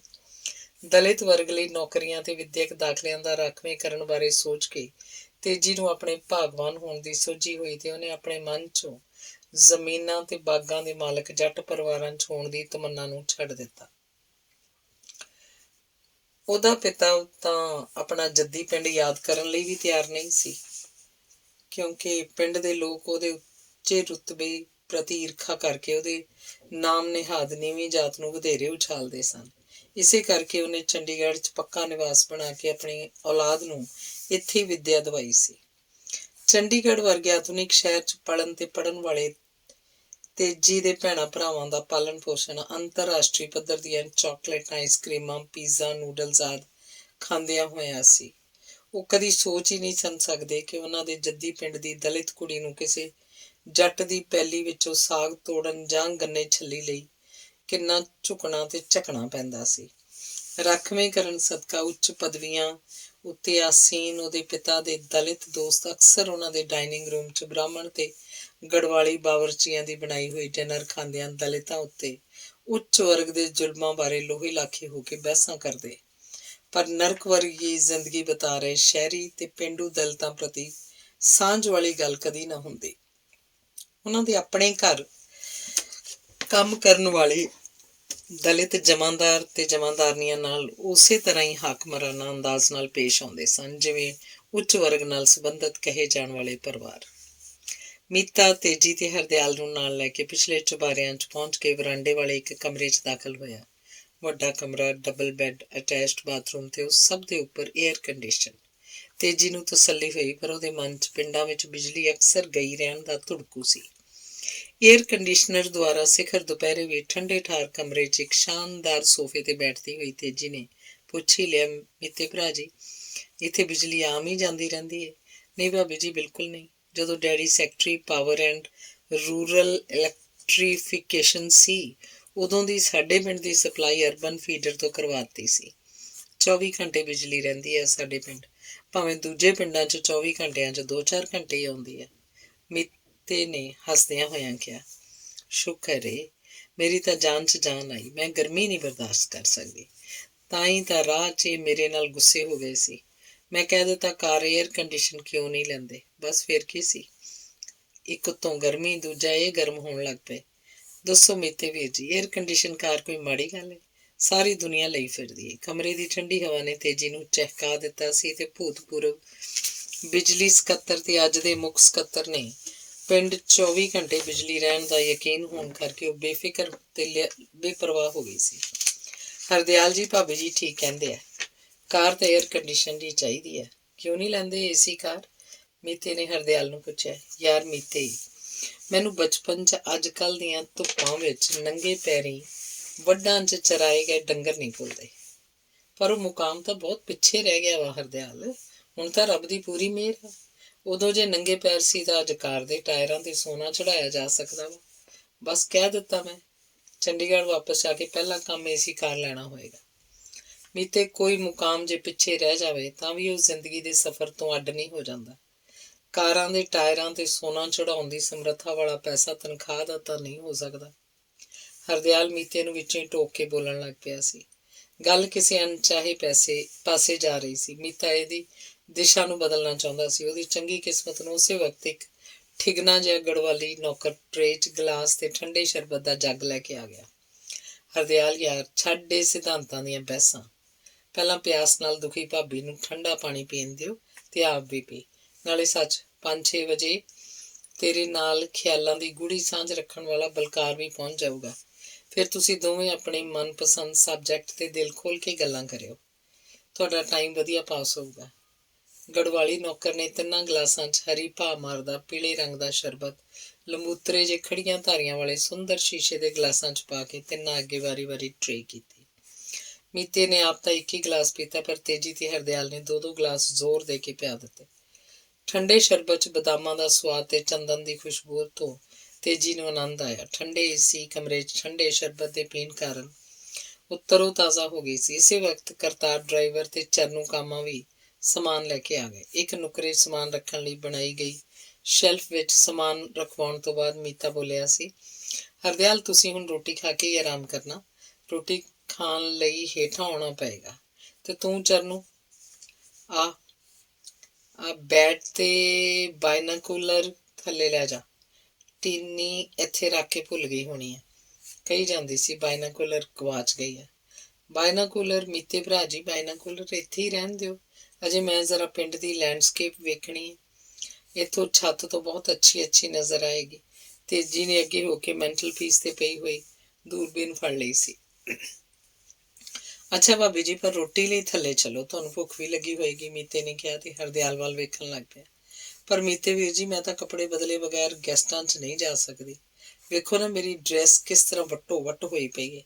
ਹੱਥ 'ਚ ਬਾਇਨਾਕੂਲਰ ਫੜੀ ਤੇਜੀ ਨੇ ਜਿਵੇਂ ਕਿਸੇ ਦੁਖਾਂਤ ਵੱਲ ਇਸ਼ਾਰਾ ਕੀਤਾ ਹੋਵੇ। ਮੀਤੇ ਯਾਰ, ਮੈਨੂੰ ਤਾਂ ਲੱਗੀ ਆ ਭੁੱਖ। ਜੇ ਇਹ ਲੱਗ ਪਈ ਨਹਾ ਧੋ ਕੇ ਕੱਪੜੇ ਬਦਲਣ ਤਾਂ ਲੰਚ ਦੀ ਥਾਂ ਡਿਨਰ ਨੂੰ ਹੀ ਪਹੁੰਚ ਸਕਾਂਗੇ। ਰਹਿਣ ਦੇ ਇਹਨੂੰ, ਚਲੋ ਆਪਾਂ ਦੋਵੇਂ ਰੋਟੀ ਖਾਈਏ। ਤੂੰ ਕਹਿੰਦਾ ਸੀ ਕਿ ਸਾਡੀ ਉਡੀਕ 'ਚ ਤੂੰ ਵੀ ਦੁਪਹਿਰ ਦੀ ਰੋਟੀ ਨਹੀਂ ਖਾਧੀ। ਹਰਦਿਆਲ ਮੀਤੇ ਨੂੰ ਮੁਖਾਤਿਬ ਸੀ। ਹਾਂ ਚਲੋ, ਮੈਂ ਇੱਕ ਕੰਮ ਹੋਰ ਕਰ ਦੇਵਾਂ। ਗੋਬਿੰਦ, ਓਏ ਗੋਬਿੰਦ, 3 ਜਣਿਆਂ ਲਈ ਰੋਟੀ ਇੱਥੇ ਹੀ ਲੈ ਕੇ ਆ 5 ਮਿੰਟਾਂ 'ਚ। ਕਾਲੇ ਨੂੰ ਰੋਟੀ ਪਾਉਣ ਲਈ ਕਹਿ ਦੇ ਤੇ 2 ਬੀਅਰਾਂ ਤੇ ਗਲਾਸ ਤੇ ਜਾਂ ਪਹਿਲਾਂ ਭਾਬੀ ਜੀ ਲਈ ਸੂਪ ਲੈ ਆਈ। ਮੀਤਾ ਗੱਲ ਤਾਂ ਹਰਦਿਆਲ ਨਾਲ ਕਰ ਰਿਹਾ ਸੀ, ਪਰ ਫਿਰ ਉਹ ਟਰੇ ਲੈ ਕੇ ਜਾਣ ਹੀ ਲੱਗੇ ਗੜਵਾਲੀ ਨੌਕਰ ਗੋਬਿੰਦ ਨੂੰ ਸੰਬੋਧਿਤ ਹੋ ਗਿਆ। ਅੱਛਾ ਸਾਹਿਬ, ਗੋਬਿੰਦ ਨੇ ਕਿਹਾ ਤੇ ਜਾਣ ਨੂੰ ਮੁੜਿਆ। ਉਹਦੇ ਹੱਥਾਂ 'ਚ ਟਰੇ ਸੀ। ਰੋਕੋ ਇਹ ਜ਼ਰਾ ਗੋਬਿੰਦ, ਮੀਤੇ ਨੇ ਜ਼ਰਾ ਉੱਚੀ ਕਿਹਾ। ਕਰਤਾਰ ਤੂੰ ਵੀ ਥੱਲੇ ਜਾ ਗੋਬਿੰਦ ਨਾਲ। ਗੋਬਿੰਦ, ਕਰਤਾਰ ਨੂੰ ਵੀ ਥੱਲੇ ਰੋਟੀ ਖਵਾਓ। ਕਰਤਾਰ ਤੂੰ ਥੱਲੇ ਜਾ ਕੇ ਰੋਟੀ ਖਾ ਲੈ, ਤੂੰ ਵੀ ਭੁੱਖਾ ਹੋਏਗਾ। ਤੇ ਤੂੰ ਚਰਨੂ, ਜਿਹੜਾ ਵੀ ਪ੍ਰਾਹੁਣਾ ਆਵੇ ਉਹਨੂੰ ਬੈਠਕ 'ਚ ਬਿਠਾਈ ਜਾਈਂ। ਨਾਲੇ ਜਗੀਰ ਤੇ ਜੱਸ ਵੀ ਆਉਣ ਵਾਲੀਆਂ ਵਾ, ਉਹਨਾਂ ਦਾ ਸਮਾਨ ਉਤਰਵਾਉਣਾ ਏ। ਐਵੇਂ ਨਾ ਕਿਤੇ ਬੈਠਾ ਰਹੀ, ਖਿਆਲ ਰੱਖੀ। ਜਾ। ਮੀਤੇ ਨੇ ਤਿੰਨਾਂ ਨੂੰ ਤੋਰ ਦਿੱਤਾ ਤੇ ਆਪ ਹਰਦਿਆਲ ਕੋਲ ਸੋਫੇ ਤੇ ਆ ਬੈਠਾ। ਤੇਜੀ ਹੁਣੇ ਫੜੀ ਦੂਰਬੀਨ ਨਾਲ ਸ਼ੀਸ਼ਿਆਂ ਵਾਲੀ ਬੰਦ ਬਾਰੀ ਰਾਹੀਂ ਬਾਹਰ ਦਾ ਨਜ਼ਾਰਾ ਵੇਖਣ ਦਾ ਯਤਨ ਕਰਨ ਲੱਗ ਪਈ। ਉਹਨੇ ਬਾਰੀ ਦਾ ਪਰਦਾ ਸਰਕਾਇਆ, ਅੱਖਾਂ ਤੇ ਦੂਰਬੀਨ ਰੱਖੀ, ਪਰ ਕਮਰਾ ਏਅਰ ਕੰਡੀਸ਼ਨ ਹੋਣ ਕਰਕੇ ਕਮਰੇ ਦੀ ਠੰਡਕ ਸਦਕਾ ਆਰੰਭ ਮਈ ਦੀ ਗਰਮੀ ਵਿੱਚ ਹੀ ਸ਼ੀਸ਼ਿਆਂ ਦੇ ਅੰਦਰਲੇ ਪਾਸੇ ਜੰਮੀ ਹੋਈ ਸਿੱਲ ਕਾਰਨ ਸ਼ੀਸ਼ੇ ਧੁੰਦਲੇ ਸਨ। ਉਹਨੇ ਪਰਦੇ ਨਾਲ ਹੀ ਬਾਰੀ ਦੇ ਸ਼ੀਸ਼ੇ ਦੀ ਸਿੱਲ ਸਾਫ਼ ਕੀਤੀ ਤੇ ਅੱਖਾਂ ਤੇ ਦੂਰਬੀਨ ਲਾ ਕੇ ਦੂਰ ਤੱਕ ਦਾ ਨਜ਼ਾਰਾ ਵੇਖਿਆ। ਇਹਨੂੰ ਕਹਿੰਦੇ ਨੇ golden wheat harvest of Punjab. ਬਾਰੀ 'ਚ ਦੂਰ ਤੱਕ ਖੇਤਾਂ 'ਚ ਖੜੀ ਦੇ ਵੱਢੀ ਗਈ ਕਣਕ ਦੀ ਸੋਨ ਰੰਗੀ ਫਸਲ ਤੇ ਉਹਦੀ ਪੰਛੀ ਝਾਤ ਪਈ ਸੀ, ਮਾਨੋ ਧਰਤੀ ਤੇ ਸੋਨਾ ਖਿਲ ਰਿਹਾ ਹੋਵੇ। 3-4 ਥ੍ਰੈਸ਼ਰ ਵੀ ਚੱਲ ਰਹੇ ਸਨ। ਕਈਆਂ ਖੇਤਾਂ 'ਚ ਸਿਖਰ ਦੁਪਹਿਰੇ ਅੱਤ ਦੀ ਗਰਮੀ 'ਚ ਵਾਢੀ ਵੀ ਹੋ ਰਹੀ ਸੀ। ਕਿਸੇ ਪਹੇ ਤੇ ਟਰੈਕਟਰ ਟਰਾਲੀ ਘੱਟਾ ਉਡਾਉਂਦੇ ਹੋਏ ਜਾ ਰਹੇ ਸੀ। ਪੈਲੀਆਂ 'ਚ ਟਾਵੇਂ ਸਫੈਦੇ ਤੂਤ ਤੇ ਕਿਕਰਾਂ ਦੇ ਦਰਖਤ ਗਰਮੀ ਨਾਲ ਝੁਲਸੇ ਜਿਹੇ ਬੇਵਸ ਨਜ਼ਰ ਆ ਰਹੇ ਸਨ। ਤੇਜੀ ਇਸ ਨਜ਼ਾਰੇ ਨੂੰ ਦੂਰਬੀਨ ਨਾਲ ਦੇਖਦੀ ਰਹੀ, ਪਰ ਛੇਤੀ ਏਸੀ ਦੀ ਠੰਡ ਕਾਰਨ ਪਰਦੇ ਨਾਲ ਸਾਫ਼ ਕੀਤਾ ਗਿਆ ਬਾਰੀ ਦਾ ਸ਼ੀਸ਼ਾ ਫਿਰ ਧੁੰਦਲਾ ਹੋ ਗਿਆ ਤੇ ਤੇਜੀ ਅੱਖਾਂ ਤੋਂ ਦੂਰਬੀਨ ਹਟਾ ਕੇ ਹਰਦਿਆਲ ਤੇ ਮੀਤੇ ਕੋਲ ਸੋਫੇ ਤੇ ਆ ਬੈਠੀ। ਉਹ ਦੋਵੇਂ ਚੁੱਪ ਬੈਠੇ ਸਨ। ਕੀ ਵੇਖਿਆ ਭਾਬੀ ਜੀ? ਮੀਤੇ ਨੇ ਪੁੱਛਿਆ। ਫੁਲਿਸ਼ ਵਿਲੇਜਰ, ਤੇਜੀ ਦਾ ਜਵਾਬ ਸੀ। ਕਿਉਂ ਵਿਲੇਜਰ ਫੁਲਿਸ਼ ਕਿਉਂ? ਮੀਤੇ ਨੇ ਫਿਰ ਪੁੱਛਿਆ। ਫੁਲਿਸ਼ ਨਹੀਂ ਤਾਂ ਹੋਰ ਕੀ, ਇਸ ਗਰਮੀ ਤੇ ਧੁੱਪ ਵਿੱਚ ਖੇਤਾਂ 'ਚ ਕੰਮ ਕਰ ਰਹੇ ਨੇ। ਈਵਨਿੰਗ ਤੇ ਮਾਰਨਿੰਗ ਨੂੰ ਨਹੀਂ ਕਰ ਸਕਦੇ ਜਦੋਂ ਗਰਮੀ ਘੱਟ ਹੁੰਦੀ ਹੈ। ਤਾਂ ਹੀ ਤਾਂ ਪਿੰਡਾਂ ਦੇ ਲੋਕ ਮੋਸਟਲੀ ਕਾਲੇ ਹੁੰਦੇ ਨੇ। ਤੇਜੀ ਦੇ ਕਥਨ ਤੇ ਮੀਤਾ ਹੱਸਿਆ ਤੇ ਹਰਦਿਆਲ ਖਿਝਿਆ। ਇਸੇ ਵਕਤ ਗੜਵਾਲੀ ਨੌਕਰ ਇੱਕ ਹੋਰ ਨੌਕਰ ਨਾਲ ਕਮਰੇ 'ਚ ਦਾਖਲ ਹੋਇਆ। ਉਹਦੇ ਹੱਥਾਂ ਵਾਲੀ ਟਰੇ 'ਚ 2 ਠੰਡੀਆਂ ਬੀਅਰਾਂ 2 ਗਲਾਸ ਸਨ। ਨਾਲ ਆਉਣ ਵਾਲੇ ਦੂਜੇ ਨੌਕਰ ਦੇ ਹੱਥਾਂ 'ਚ ਫੜੀ ਹੋਈ ਟਰੇ 'ਚ ਦਰਮਿਆਨੀ ਪਲੇਟ ਵਿੱਚ ਰੱਖਿਆ ਭਰਿਆ ਹੋਇਆ ਸੂਪ ਕੱਪ, ਚਮਚ ਤੇ ਛੋਟੀ ਜਿਹੀ ਲੂਣਦਾਨੀ ਤੇ ਉਸੇ ਤਰ੍ਹਾਂ ਦੀ ਹੀ ਇੱਕ ਹੋਰ ਕਾਲੀਆਂ ਮਿਰਚਾਂ ਵਾਲੀ ਸਟੀਲ ਦੀ ਅੰਡਾਕਾਰ ਸ਼ਕਲ ਦੀ ਸੀ ਦੋਵਾਂ ਨੌਕਰਾਂ ਨੇ ਚੰਗੀ ਖੁੱਲੇ ਸੈਂਟਰ ਟੇਬਲ ਤੇ ਬੀਅਰ ਤੇ ਇੱਕ ਸਾਈਡ ਟੇਬਲ ਤੇ ਸੂਪ ਸਜਾ ਦਿੱਤਾ। ਕਮਰੇ 'ਚ ਤਿੰਨੇ ਜਣੇ ਆਪੋ ਆਪਣੇ ਗਲਾਸਾਂ ਤੇ ਚਮਚਿਆਂ ਨਾਲ ਰੁੱਝ ਗਏ। ਛੇਤੀ ਖਾਣਾ ਆ ਗਿਆ। ਕਮਰੇ ਨਾਲ ਜੁੜੇ ਗੁਸਲਖਾਨੇ ਦੀ ਸਹੂਲਤ ਦੀ ਵਾਰੀ ਵਰਤੋਂ ਕਰਕੇ ਤਿੰਨੇ ਜਣੇ ਠਿਗਨੇ ਜਿਹੇ ਗੜਵਾਲੀ ਨੌਕਰ ਵੱਲੋਂ ਬੀਅਰ ਵਾਲੇ ਹੀ ਸੈਂਟਰ ਟੇਬਲ ਉੱਤੇ ਸਜਾਏ ਗਏ ਸਵਾਦੀ ਤੇ ਬਥੇਰੇ ਭੋਜਨ ਨੂੰ ਖਾਣ ਲੱਗ ਪਏ। ਗੱਲਾਂ ਬਾਤਾਂ ਕਰਦਿਆਂ 20 ਮਿੰਟਾਂ ਵਿੱਚ ਖਾਣੇ ਤੋਂ ਵਿਹਲੇ ਹੋ ਗਏ।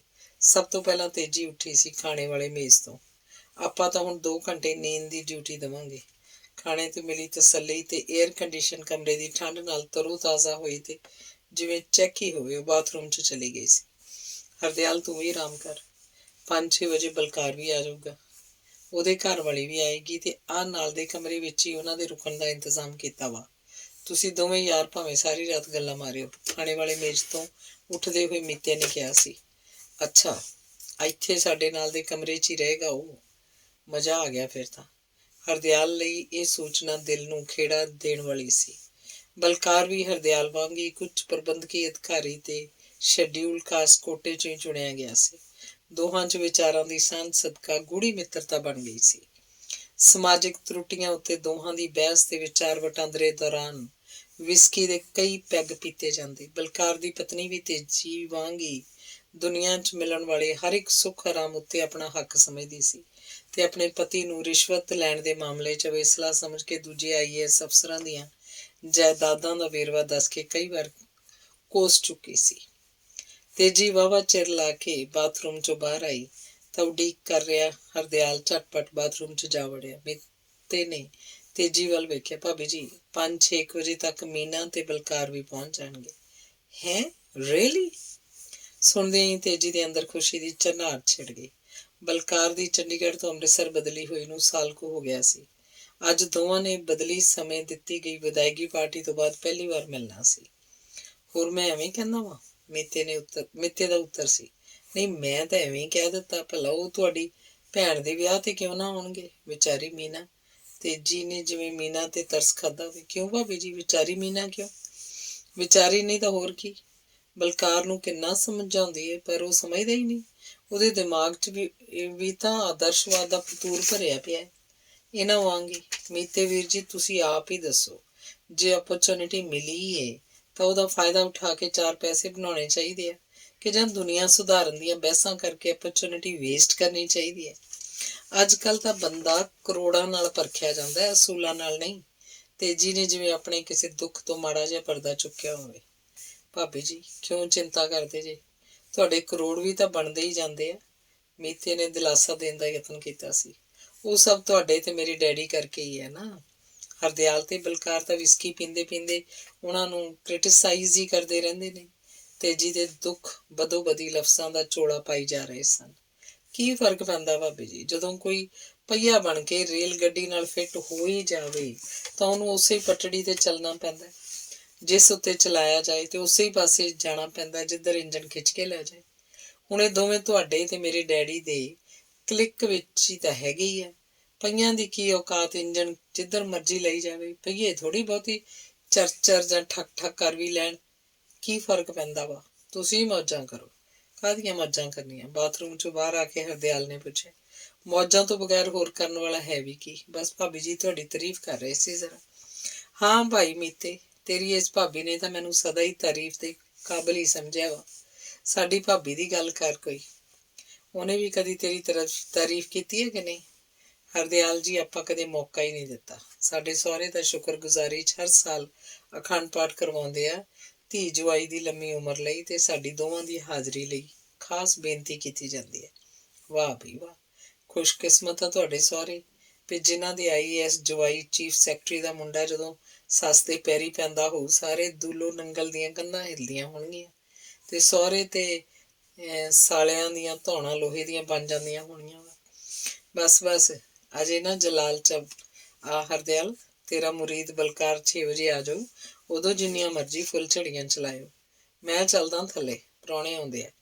8 ਵਜੇ ਆ। ਡਿਨਰ ਤੇ ਡਰਿੰਕਸ 7:30 ਵਜੇ ਸ਼ੁਰੂ ਹੋਣਗੀਆਂ। ਪ੍ਰਾਹੁਣਿਆਂ ਦਾ ਇੰਤਜ਼ਾਮ ਅੱਡ ਹੀ ਹੈ।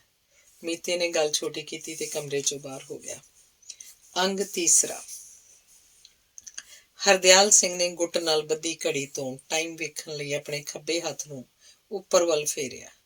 ਸੋਨੇ ਦੀ ਚਮਕਦੀ ਚੇਨ ਵਾਲੀ ਘੜੀ ਦਾ ਸ਼ੀਸ਼ਾ 2 ਕੁ ਘੰਟਿਆਂ ਤੋਂ ਚੱਲ ਰਹੇ ਏਸੀ ਕਰਕੇ ਧੁੰਦਲਾ ਹੋ ਗਿਆ ਸੀ, ਪਰ ਘੜੀ ਦੀਆਂ ਸੂਈਆਂ ਤੋਂ 6 ਵੱਜਣ 'ਚ 13 ਮਿੰਟ ਵੇਖਣ ਵਿੱਚ ਹਰਦਿਆਲ ਨੂੰ ਕੋਈ ਦਿੱਕਤ ਨਾ ਹੋਈ।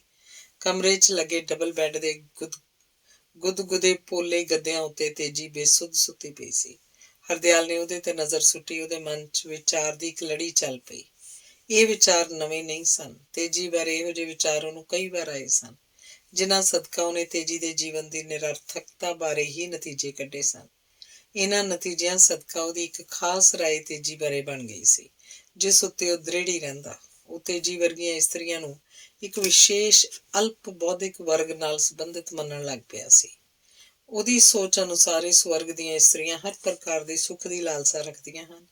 ਇਹਨਾਂ ਸੁੱਖਾਂ ਦੀ ਪੂਰਤੀ ਬਚਪਨ ਵਿੱਚ ਤੇ ਵਿਆਹ ਤੋਂ ਪਹਿਲਾਂ ਉਹਨਾਂ ਦੇ ਪਿਤਾ ਦੀ ਖੁਸ਼ਹਾਲੀ ਸਦਕਾ ਹੋਈ ਹੁੰਦੀ ਹੈ। ਵਿਆਹ ਉਪਰੰਤ ਉਹਨਾਂ ਦੇ ਪਤੀ ਦੀ ਦੌਲਤ ਤੇ ਰੁਤਬਾ ਇਹ ਸਿਲਸਿਲਾ ਜਾਰੀ ਰੱਖਦਾ ਹੈ।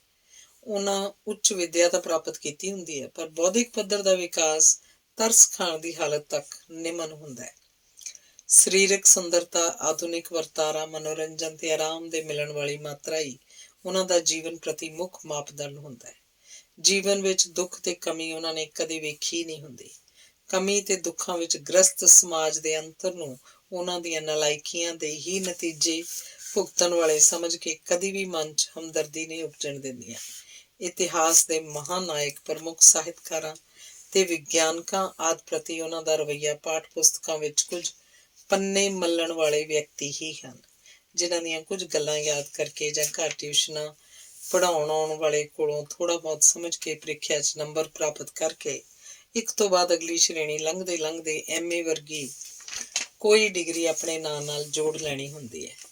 ਉਪਰੰਤ ਵਿਆਹ ਹੋਣ ਤੱਕ ਕੋਈ ਫੈਸ਼ਨ ਡਿਜ਼ਾਈਨਿੰਗ ਆਦਿ ਵਰਗੇ ਕੋਰਸ ਕਰਨੇ, ਵਿਆਹ ਹੋਣ ਤੇ ਦਾਜ ਵਿੱਚ ਕਾਰ, ਜੇਵਰ, ਵਿਲਾਸ ਤੇ ਸਹੂਲਤਾਂ ਦੇ ਸਾਧਨ ਲੈ ਕੇ ਸਮਾਜ ਦੇ ਉੱਚ ਵਰਗ ਰੂਪੀ ਬਗੀਚੇ 'ਚ ਇੱਕ ਰੰਗ ਬਿਰੰਗੀ ਤਿਤਲੀ ਵਾਂਗ ਨਿਸ਼ਚਿੰਤ ਸੁਰੱਖਿਆ 'ਚ ਵਿਚਰਦੇ ਰਹਿ ਕੇ ਆਪਣੇ ਵੱਧਦੇ ਮੋਟਾਪੇ ਤੇ ਕਦੀ ਕਦਾਈ ਖੱਲੜੀ ਦੇ ਰੰਗ ਤੇ ਕੋਮਲਤਾ ਬਾਰੇ ਕੁਝ ਉਪਚਾਰ ਕਰਨੇ ਤੇ ਕਰਵਾਉਣੇ, TV, ਵੀਡੀਓ, ਪਾਰਟੀਆਂ, ਉਤਸਵਾਂ ਵਰਗੇ ਵਿਆਹਾਂ ਦੇ ਜਸ਼ਨਾਂ ਨਾਲ ਹੀ ਸੰਬੰਧਿਤ ਰਹਿਣਾ, ਇਹ ਸਭ ਕੁਝ ਹਰਦਿਆਲ ਨੇ ਸੋਚਿਆ ਤਾਂ ਬਹੁਤ ਸੀ। ਉਹਨੂੰ ਪਸੰਦ ਵੀ ਨਹੀਂ ਸੀ, ਪਰ ਉਹ ਤੋਂ ਕਦੇ ਬਾਹਰ ਜਾਂ ਸੰਬੰਧਿਤ ਨਹੀਂ ਸੀ ਹੋਇਆ। ਉਹ ਤਾਂ ਇਸ ਸਿਲਸਿਲੇ ਦਾ ਲਾਭ ਪਾਤਰ ਤੇ ਇੱਕ ਸਕਰੀय ਪੁਰਜਾ ਸੀ। ਇਹੋ ਜਿਹਾ ਪੁਰਜਾ ਜਿਹਦਾ ਦਿਮਾਗ ਆਪਣੇ ਬਚਪਨ ਦੀ ਬਦਹਾਲੀ ਨੂੰ ਯਾਦ ਕਰਕੇ ਇਸ ਵਰਗ ਨੂੰ ਕੋਸ ਤਾਂ ਲੈਂਦਾ ਸੀ, ਪਰ ਆਪਣੇ ਵਜੂਦ ਦੀਆਂ ਗਰਾਰੀਆਂ ਇਸ ਸਿਲਸਿਲੇ ਨਾਲ ਹੀ ਫਿੱਟ ਕਰਕੇ ਉਹਦੀ ਰਫ਼ਤਾਰ ਨਾਲ ਚਲਾਈ ਜਾ ਕੇ ਸੁੰਦਰ ਪਤਨੀ ਦਾ ਸਰੀਰ ਸਿਸਟਮ ਦੇ ਰਿਸ਼ਵਤ ਦਾ ਰੁਪਈਆ ਤੇ ਤਾਕਤ ਕਰਕੇ ਮਹੱਤਵ ਦਾ ਪੂਰੀ ਤਰ੍ਹਾਂ ਲਾਭ ਉਠਾਉਂਦਾ ਹੋਇਆ ਆਪਣੇ ਵਰਗਿਆਂ ਨਾਲ ਹੀ ਸਿਸਟਮ ਨੂੰ ਕੋਸਦਾ ਹੋਇਆ ਸੁਧਾਰ ਲਈ ਤਰੀਕੇ ਸੁਝਾਉਂਦੇ, ਅਯਾਸ਼ੀ ਦੇ ਸਾਧਨਾਂ ਨਾਲ ਭਰਪੂਰ ਆਪਣੇ ਬੈਡਰੂਮ 'ਚ ਨਿਪੁੰਨ ਦੇਹ ਵਾਲੀ ਪਤਨੀ ਨਾਲ ਬੇਫਿਕਰੀ ਤੇ ਆਨੰਦ ਵਿੱਚ ਰਾਤ ਬਿਤਾ ਕੇ ਅਗਲੀ ਸਵੇਰ ਨੂੰ ਉੱਠ ਤਿਆਰ ਹੋ ਕੇ ਆਪਣੇ ਦਫ਼ਤਰ ਵਿੱਚ ਹਕੂਮਤੀ ਕੁਰਸੀ ਤੇ ਬਿਰਾਜਮਾਨ ਹੋ ਨੀਵੇਂ ਬੰਦਿਆਂ ਦੀ ਕਿਸਮਤ ਦੇ ਫੈਸਲੇ ਕਰਦਾ ਹੋਇਆ ਆਪਣੇ ਬਚਪਨ ਦੀਆਂ ਬਦਬੂਦਾਰ ਗਲੀਆਂ 'ਚ ਅੱਜ ਵੀ ਵਸਣ ਵਾਲੇ ਭੁੱਖੇ ਨੰਗੇ, ਅਪਮਾਨਿਤ ਤੇ ਦੁਖੀ ਦਲਿਤ ਸਮਾਜ ਨੂੰ ਭੁੱਲਿਆ ਹੀ ਰਹਿੰਦਾ। ਅਕਸਰ ਉਸ ਸਮਾਜ ਨੂੰ ਜਿਹੜਾ ਸਮਾਜ ਉਹਦਾ ਆਪਣਾ ਸਮਾਜ ਸੀ, ਪਰ ਕੀ ਉਹ ਹੁਣ ਉਹਦਾ ਸਮਾਜ, ਉਹ ਹੁਣ ਉਸ ਸਮਾਜ ਦਾ ਹੈ? ਇਹ ਉਹਨੇ ਅਜੇ ਸੋਚਿਆ ਤਾਂ ਨਹੀਂ ਸੀ, ਪਰ ਅਚੇਤ ਅਵੇਸਲੀ ਮਿੱਟੀ ਦੀ ਮੋਟੀ ਪਰਤ ਹੇਠ ਇਸ ਸੋਚ ਦਾ ਅੰਕੁਰ ਪੁੰਗਰਣ ਹੀ ਵਾਲਾ ਸੀ, ਜਿਹਦੇ ਵਾਪਰਨ ਨਾਲ ਉਹਨੂੰ ਕਈ ਕੁਝ ਉੱਤੇ ਨਜ਼ਰ ਮਾਰਨੀ ਪਏਗੀ। ਫਿਲਹਾਲ ਉਹਨੇ ਬਿਸਤਰੇ ਤੇ ਬੇਸੁੱਧ ਪਈ ਤੇਜੀ ਵੱਲ ਵੇਖਿਆ, ਜਿਹਨੇ AC ਦੀ ਵੱਧਦੀ ਠੰਡ ਕਰਕੇ ਆਪਣੇ ਗੋਡੇ ਢਿੱਡ ਨਾਲ ਲਾ ਲਏ ਸਨ। ਸਮੇਂ ਦੀ ਡੂੰਘੀ ਗੁਫਾ 'ਚੋਂ ਕੰਗਾਲ ਬਚਪਨ ਦਾ ਪੰਛੀ ਫੜਫੜਾਉਂਦਾ ਹੋਇਆ ਬਾਹਰ ਆਇਆ ਤੇ ਉਹਨੇ ਖੁਸ਼ਹਾਲੀ ਬਚਪਨ ਸਾਹਮਣੇ ਆਪਣੀ ਹੀਨਤਾ ਦਾ ਬਦਲਾ ਲੈਣ ਲਈ ਆਕਰਸ਼ਕ ਰੰਗ, ਸਡੌਲ ਅੰਗ, ਕਾਮੁਕ ਦੇ ਕੋਮਲ ਵਾਲਾਂ ਤੇ ਪਤਲੀ ਕਮਰ ਵਾਲੀ ਤੇਜੀ ਉੱਤੇ ਅਪਰਵਾਨਗੀ ਦੇ ਭਾਵਾਂ ਦੀ ਬਾਛੜ ਕੀਤੀ ਤੇ ਇੱਕ ਵਾਰ ਫਿਰ ਘੜੀ ਤੋਂ ਟਾਈਮ ਵੇਖ ਕੇ ਪਰਦਿਆਂ ਪਿੱਛੇ ਲੁਕੀ ਸ਼ੀਸ਼ਿਆਂ ਵਾਲੀ ਬਾਰੀ ਵੱਲ ਵਧ ਗਿਆ। ਪਰਦਾ ਸਰਕਾਉਣ ਤੇ ਪਹਿਲਾਂ ਮੰਜ਼ਿਲ ਦੀ ਇਸ ਬਾਰੀ ਵਿੱਚੋਂ ਉਹਨੂੰ ਦੂਰ ਤੱਕ ਖੇਤਾਂ ਦਾ ਦ੍ਰਿਸ਼ ਨਜ਼ਰ ਆਇਆ। 6 ਵੱਜ ਗਏ। ਮੀਤੇ ਦੇ ਕਹੇ ਅਨੁਸਾਰ ਬਲਕਾਰ ਨੇ ਆਉਣਾ ਸੀ, ਆਇਆ ਨਹੀਂ ਅਜੇ ਤੱਕ। ਹਰਦਿਆਲ ਦੇ ਮਨ 'ਚ ਬਲਕਾਰ ਦੇ ਸਾਥ ਦੀ ਇੱਛਾ ਉਪਜੀ ਸੀ। ਇਹ ਉਹਦਾ ਦਿਲ ਭਿਜਵਾਂ ਮਿੱਤਰ ਤੇ ਹਮਰਾਜ਼ ਸੀ। ਹਰਦਿਆਲ ਬੰਦ ਬਾਰੀ ਦੇ ਸ਼ੀਸ਼ੇ ਵਿੱਚੋਂ ਦੀ ਖੇਤਾਂ 'ਚ ਵਾਢੀ ਤੇ ਗਹਾਈ 'ਚ ਲੱਗੇ ਕਿਸਾਨ ਮਜ਼ਦੂਰਾਂ ਵੱਲ ਵੇਖ ਕੇ ਉਹਨਾਂ ਨੂੰ ਲੱਗਣ ਵਾਲੀ ਗਰਮੀ ਵਗਣ ਵਾਲਾ ਪਸੀਨਾ ਤੇ ਪਸੀਨੇ ਦੀ ਗਿੱਲ ਉੱਤੇ ਜੰਮਣ ਵਾਲੀ ਮਿੱਟੀ ਘੱਟੇ ਬਾਰੇ ਸੋਚਣ ਲੱਗ ਪਿਆ। ਡੰਗਰਾਂ ਮਗਰ ਛੋਟੀ ਉਮਰ ਦੇ ਮੁੰਡੇ ਸਨ। ਹਰਦਿਆਲ ਨੂੰ ਪਿਆਸ ਨਾਲ ਸੁੱਕਦਾ ਮੂੰਹ, ਨੰਗੇ ਪੈਰਾਂ 'ਚ ਵੱਜਦੇ ਬੁੱਥੇ ਤੇ ਪੋਲੀ ਦੇ ਬਰੀਕ ਕੰਡਿਆਂ ਦੀ ਚੋਭ ਉਹਦੇ ਜੀਵਨ ਦੇ ਅਨਿੱਖੜਵੇਂ ਬਚਪਨ ਨੇ ਇੱਕ ਵਾਰ ਫੇਰ ਯਾਦ ਕਰਵਾ ਦਿੱਤੇ। ਉਹਨੂੰ ਆਪਣਾ ਖੇਤ ਮਜ਼ਦੂਰ ਤੇ ਉਪਰੰਤ ਰੇਲਵੇ ਗੇਟਮੈਨ, ਜੀਣਾ ਤੇ ਲੋਕਾਂ ਦੇ ਘਰਾਂ ਤੋਂ ਰੂੜੀਆਂ ਤੇ ਗੋਹਾ ਸੁੱਟਣ ਵਾਲੀ ਆਪਣੀ ਮਾਂ ਦਾਤੋ ਦੀ ਨੁਹਾਰ ਦਿਸ ਕੇ ਸ਼ਰਮਿੰਦਗੀ ਭਰੀ ਯਾਦ ਆ ਗਈ।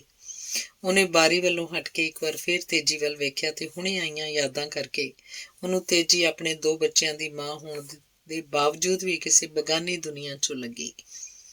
ਉਹਦਾ ਜੀਅ ਕੀਤਾ ਬਲਕਾਰ ਛੇਤੀ ਤੋਂ ਛੇਤੀ ਆ ਜਾਏ। ਫਿਰ ਉਹਦੀ ਸੋਚ ਅੱਗੇ ਵਧੀ, ਜੇ ਬਲਕਾਰ ਆਇਆ ਤਾਂ ਮੀਨਾ ਵੀ ਆਏਗੀ। ਮੀਨਾ ਬਲਕਾਰ ਦੀ ਪਤਨੀ, ਮੀਨਾ ਉਹਦੀ ਆਪਣੀ ਪਤਨੀ ਤੇਜੀ ਦੀ ਸਹੇਲੀ। ਦੋਵਾਂ ਦੀ ਖੂਬ ਬਣਦੀ ਸੀ। ਦੋਵੇਂ ਇੱਕ ਦੂਜੀ ਨੂੰ ਮਿਲ ਕੇ ਬਹੁਤ ਖੁਸ਼ ਹੋਣਗੀਆਂ, ਬਹੁਤ ਗੱਲਾਂ ਕਰਨਗੀਆਂ। ਹਰਦਿਆਲ ਉਹਨਾਂ ਦੀਆਂ ਗੱਲਾਂ ਨੂੰ ਫਜ਼ੂਲ ਤੇ ਵਿਅਰਥ ਹੀ ਗਰਦਾਨਦਾ ਸੀ। ਬਿਊਟੀ ਕਲਚਰ, ਫੈਸ਼ਨ ਤੇ ਸੁਸਾਇਟੀ ਦੇ ਪਰਪੰਚਾਂ ਦੀਆਂ ਗੱਲਾਂ ਤੇ ਚੁਗਲੀਆਂ ਹੀ ਤਾਂ ਉਹ ਕਰਦੀਆਂ ਸਨ। ਹਰਦਿਆਲ ਨੇ ਮਨ ਹੀ ਮਨ 'ਚ ਖਿਝ ਕੇ ਇਸ ਪ੍ਰਤੀ ਆਪਣੀ ਨਾਪਸੰਦਗੀ ਦਾ ਇਜ਼ਹਾਰ ਕੀਤਾ, ਪਰ ਉਹਨੂੰ ਖਿਆਲ ਨਾ ਆਇਆ ਕਿ ਉਹਦੀਆਂ ਤੇ ਉਹਦੇ ਮਿੱਤਰ ਬਲਕਾਰ ਦੀਆਂ ਉੱਚ ਬੌਧਿਕ ਗੱਲਾਂ ਤੇਜੀ ਤੇ ਮੀਨਾ ਨੂੰ ਵੀ ਬਿਲਕੁਲ ਹੀ ਨਾਪਸੰਦ ਸਨ। ਇਸ ਸਭ ਦੇ ਬਾਵਜੂਦ ਗ੍ਰਸਤੀ ਬੜੀ ਵਧੀਆ ਚੱਲ ਰਹੀ ਸੀ। ਬਲਕਾਰ ਤੇ ਹਰਦਿਆਲ ਨੇ ਗ੍ਰਸਤੀ ਦੀ ਮੁਲਾਇਮੀ ਦੀ ਚਾਲ ਦੇ ਭੇਦ ਦਾ ਕਾਰਨ ਸੁੱਖਾਂ ਤੇ ਸਹੂਲਤਾਂ ਦੇ ਸਾਂਝੇ ਭੋਗ ਦਾ ਸਮਝੌਤਾ ਤੇ ਵਿਚਾਰਾਂ ਦੀ ਰੋਸ਼ਨੀ 'ਚ ਪਰਖਿਆ ਨਹੀਂ ਸੀ। ਸ਼ਾਇਦ ਇੱਕ ਕਠਨ ਕਾਰਜ ਤੇ ਮਹਿੰਗਾ ਪੈਣ ਵਾਲਾ ਸੌਦਾ ਹੋ ਨਿਬੜਦਾ, ਕਿਉਂਕਿ ਬੌਧਿਕਤਾ ਪੱਖੋਂ ਸਜਗ ਆਪ ਵੀ ਬਰਾਬਰ ਦੇ ਲਾਭ ਪਾਤਰ ਸਨ। 6:30 ਵੱਜ ਗਏ, ਅਜੇ ਤੱਕ ਬਲਕਾਰ ਆਇਆ ਹੀ ਨਹੀਂ। ਨਕੰਮੇਪਣ ਦੇ ਵੱਧਦੇ ਕਿਵੇਂ ਝੁੰਝਲਾ ਕੇ ਹਰਦਿਆਲ ਸੁਣਨ ਯੋਗ ਆਵਾਜ਼ 'ਚ ਅਚੇਤ ਹੀ ਬੋਲ ਪਿਆ, ਮੈਨੂੰ ਕੁਝ ਕਿਹਾ ਏ? ਤੇਜੀ ਦੀ ਆਵਾਜ਼ ਸੀ। ਉਹਨੇ ਜਾਗਣ ਉਪਰੰਤ ਉੱਠ ਕੇ ਬਹਿੰਦੀ ਨੇ ਪੁੱਛਿਆ। ਨਹੀਂ, ਹਰਦਿਆਲ ਦਾ ਉੱਤਰ ਸੀ। ਫਿਰ ਕਿਹਦੇ ਨਾਲ ਗੱਲਾਂ ਕਰਦੇ ਸੀ? ਭੂਤਾਂ ਨਾਲ। ਹਰਦਿਆਲ ਤੇਜੀ ਨੂੰ ਖਿਜਾਉਣ ਵਾਲੇ ਮੂਡ 'ਚ ਸੀ। ਮੀਨਾ ਤੇ ਤੇਜੀ ਵਿਚਕਾਰ ਹੋਣ ਵਾਲੀਆਂ ਮੁੱਖ ਗੱਲਾਂ ਦੀ ਸੰਭਾਵਨਾ ਦੀ ਨਾਪਸੰਦਗੀ ਕਰਕੇ ਉਹ ਈਰਖਾਵਸ ਹੁਣੇ ਹੀ ਖਿਜਿਆ ਹੋਇਆ ਸੀ। ਭੂਤਾਂ ਨਾਲ ਹੀ ਗੱਲਾਂ ਕਰਿਓ, ਕਿਸੇ ਭੂਤਨੀ ਨਾਲ ਨਹੀਂ, ਨਹੀਂ ਤਾਂ ਡੈਡੀ ਕੋਲ ਸ਼ਿਕਾਇਤ ਲਾ ਦਾਂਗੀ। ਸਮਝ ਤੇ ਦੂਰ ਅੰਦੇਸ਼ੀ ਦੇ ਥੋੜ੍ਹੀ ਬਹੁਤੀ ਧਾਰਕ ਤੇਜੀ ਨੇ ਤਣਾਅ ਨੂੰ ਘਟਾਉਣਾ ਹੀ ਠੀਕ ਸਮਝਿਆ। ਮੈਂ ਕੀਤੀਆਂ ਗੱਲਾਂ ਇੱਕ ਭੂਤਨੀ ਨਾਲ, ਤੂੰ ਜ਼ਰੂਰ ਲਾਵੀਂ ਸ਼ਿਕਾਇਤ ਡੈਡੀ ਕੋਲ। ਵੇਖ ਲੈ, ਭੂਤਨੀ ਜਾ ਕੇ ਬਾਥਰੂਮ ਦੇ ਸ਼ੀਸ਼ੇ ਵਿੱਚ। ਹਰਦਿਆਲ ਦੀ ਲੱਤ ਉੱਤੇ ਹੀ ਸੀ। ਚੰਗਾ, ਵੇਖ ਹੀ ਲਵਾਂ ਭੂਤਨੀ ਬਾਥਰੂਮ ਦੇ ਸ਼ੀਸ਼ੇ ਵਿੱਚ। ਤੇਜੀ ਬੈੱਡ ਤੋਂ ਉੱਠ ਕੇ ਹੌਲੀ ਹੌਲੀ ਬਾਥਰੂਮ ਵੱਲ ਵਧਣ ਲੱਗੀ। ਉਹਨੇ ਜਾਂਦੀ ਹੋਈ ਨੇ ਇੱਕ ਹੌਲਾ ਜਿਹਾ ਧੱਫਾ ਹਰਦਿਆਲ ਨੂੰ ਬੜੀ ਨਜ਼ਾਕਤ ਨਾਲ ਮਾਰਿਆ ਸੀ। ਬੜੀ ਸੋਹਣੀ ਹੈ ਭੂਤਨੀ ਜਿਸ ਨਾਲ ਤੁਸੀਂ ਗੱਲਾਂ ਕਰਦੇ ਜੇ। ਮੈਂ ਡੈਡੀ ਕੋਲ ਤੁਹਾਡੀ ਸ਼ਿਕਾਇਤ ਨਹੀਂ ਲਾਵਾਂਗੀ, ਬਲਕਿ ਇੰਨੀ ਚੰਗੀ ਭੂਤਨੀ ਪਸੰਦ ਕਰਨ ਵਰਗੇ ਚੰਗੇ ਕੰਮ ਲਈ ਤੁਹਾਨੂੰ ਡੈਡੀ ਕੋਲੋਂ AC ਕਾਰ ਇਨਾਮ ਵਿੱਚ ਦਿਵਾਵਾਂਗੇ। ਤੇਜੀ ਨੇ ਬਾਥਰੂਮ 'ਚੋਂ ਬਾਹਰ ਆਉਣ ਉਪਰੰਤ ਹਰਦਿਆਲ ਨੂੰ ਆਪਣੀ ਅਤ ਨੇੜਤਾ ਦਾ ਰੋਮਾਂਚਿਕ ਅਹਿਸਾਸ ਨਾਲ ਲੱਗ ਕੇ ਕਰਾਇਆ ਤੇ ਮੁਸਕਰਾ ਕੇ ਆਪਣੀ ਗੱਲ ਕੀਤੀ ਸੀ। ਹਰਦਿਆਲ ਵੀ ਆਪਣੇ ਆਪ ਨੂੰ ਪਿਘਲਣੋਂ ਨਾ ਰੋਕ ਸਕਿਆ। ਹਰਦਿਆਲ ਨੇ ਵੀ ਤੇਜੀ ਨੂੰ ਆਪਣੇ ਨਾਲ ਘੁੱਟ ਕੇ ਉਹਦੀ ਕਮਰ ਥਪਥਪਾਈ। ਹਰਦਿਆਲ ਉੱਤੇ ਨਾਰੀ ਲੋਚਾ ਦੇ ਇਸ ਪ੍ਰਭਾਵ ਦੀ ਸਫਲਤਾ ਵਿੱਚ ਤੇਜੀ ਦੁਆਰਾ ਕੀਤੇ ਗਏ ਉਸ ਕੋਰਸ ਦੀ ਸਿੱਧੀ ਸੀ ਜਿਹਦਾ ਨਾਂ ਆਪਣੇ ਪਤੀ ਨੂੰ ਆਪਣੇ ਹੀ ਰੱਖੋ ਸੀ ਤੇ ਬੰਬਈ ਦੀ ਇੱਕ ਸੰਸਥਾ ਨੇ ਚੰਡੀਗੜ੍ਹ ਵਿੱਚ ਕਰਵਾਇਆ ਸੀ ਤੇ ਭਾਰੀ ਫੀਸਾਂ 15,000 ਰੁਪਏ ਸਿਰਫ 15 ਦਿਨ ਲਈ ਰੱਖੀ ਸੀ। ਇਹਦਾ ਤੇਜੀ ਨੂੰ ਲਾਭ ਹੀ ਹੋਇਆ ਸੀ, ਕਿਉਂਕਿ ਉਹਦੀ ਨਾਨੀ ਜਾਂ ਦਾਦੀ ਜਿਹੜੀਆਂ ਇਸ ਪ੍ਰਕਾਰ ਦੀ ਸਿੱਖਿਆ ਦੇ ਸਕਦੀਆਂ ਸਨ, ਸੁਰਗਾਂ 'ਚ ਵਾਸਾ ਕਰ ਰਹੀਆਂ ਦੱਸੀਆਂ ਜਾਂਦੀਆਂ ਸਨ ਤੇ ਉਹਨਾਂ ਦੇ ਮਾਤ ਲੋਕ ਦੇ ਵਾਸੇ ਦੌਰਾਨ ਉਹਨਾਂ ਨੂੰ ਪਿੰਡ ਵਿੱਚ ਸੇਬ ਤੇ ਗੋਹੇ ਕੂੜੇ ਦੇ ਤਜਰਬੇ ਦੌਰਾਨ ਕੁਰਖਤ ਜਾਂ ਮਜਬੂਰੀ ਦਰਸਾਉਂਦੀ ਨਿਮਰਤਾ ਦਾ ਹੀ ਆਚਰਣ ਆ ਸਕਿਆ ਸੀ। ਇਹ ਤਾਂ ਆਪਣੀ ਰੋਟੀ ਲਈ ਸਦਾ ਦੂਜਿਆਂ ਦੇ ਹੱਥਾਂ ਵੱਲ ਵੇਖਦੀਆਂ ਸਨ। ਉਹਨਾਂ ਦੇ ਜ਼ਮਾਨੇ 'ਚ ਘੱਟ ਹੀ ਇਸਤਰੀਆਂ ਨੂੰ ਆਪਣੇ ਪਤੀ ਪ੍ਰਤੀ ਇਹੋ ਜਿਹੇ ਖਤਰਿਆਂ ਵਾਲੇ ਸਰੋਕਾਰ ਸਨ, ਪਰ ਤੇਜੀ ਵੱਲੋਂ ਕੀਤਾ ਗਿਆ ਇਹ ਕੋਰਸ ਉਹਦੇ ਪਰਿਵਾਰਕ ਜੀਵਨ 'ਚ ਕਈ ਰੁਕਾਵਟਾਂ ਦਾ ਖਾਤਮਾ ਕਰਦਾ। ਅੰਗ ਚੌਥਾ। Balkar Singh additional deputy commissioner Amritsar ਅਜੇ ਵੀ ਨਹੀਂ ਸੀ ਪਹੁੰਚਾ, ਚਾਹੇ ਮੀਤੇ ਵੱਲੋਂ ਉਹਦੇ ਆਉਣ ਦੇ ਦੱਸੇ ਗਏ ਟਾਈਮ 6 ਵਜੇ ਤੋਂ ਅੱਧਾ ਘੰਟਾ ਵੱਧ ਹੋ ਗਿਆ ਸੀ। ਹਰਦਿਆਲ ਨੂੰ ਪੱਕੇ ਯਾਰ ਤੇ ਹਮਰਾਜ਼ ਦੋਸਤ ਬਲਕਾਰ ਨਾਲ ਖੁੱਲ੍ਹੇ ਵੇਲੇ ਵਿੱਚ ਹਰ ਵਿਸ਼ੇ ਉੱਤੇ ਲੰਮੀਆਂ ਲੰਮੀਆਂ ਗੱਲਾਂ ਕਰਨ ਦੀ ਸਦਾ ਦੀ ਸਿੱਕ ਰਹਿੰਦੀ ਸੀ।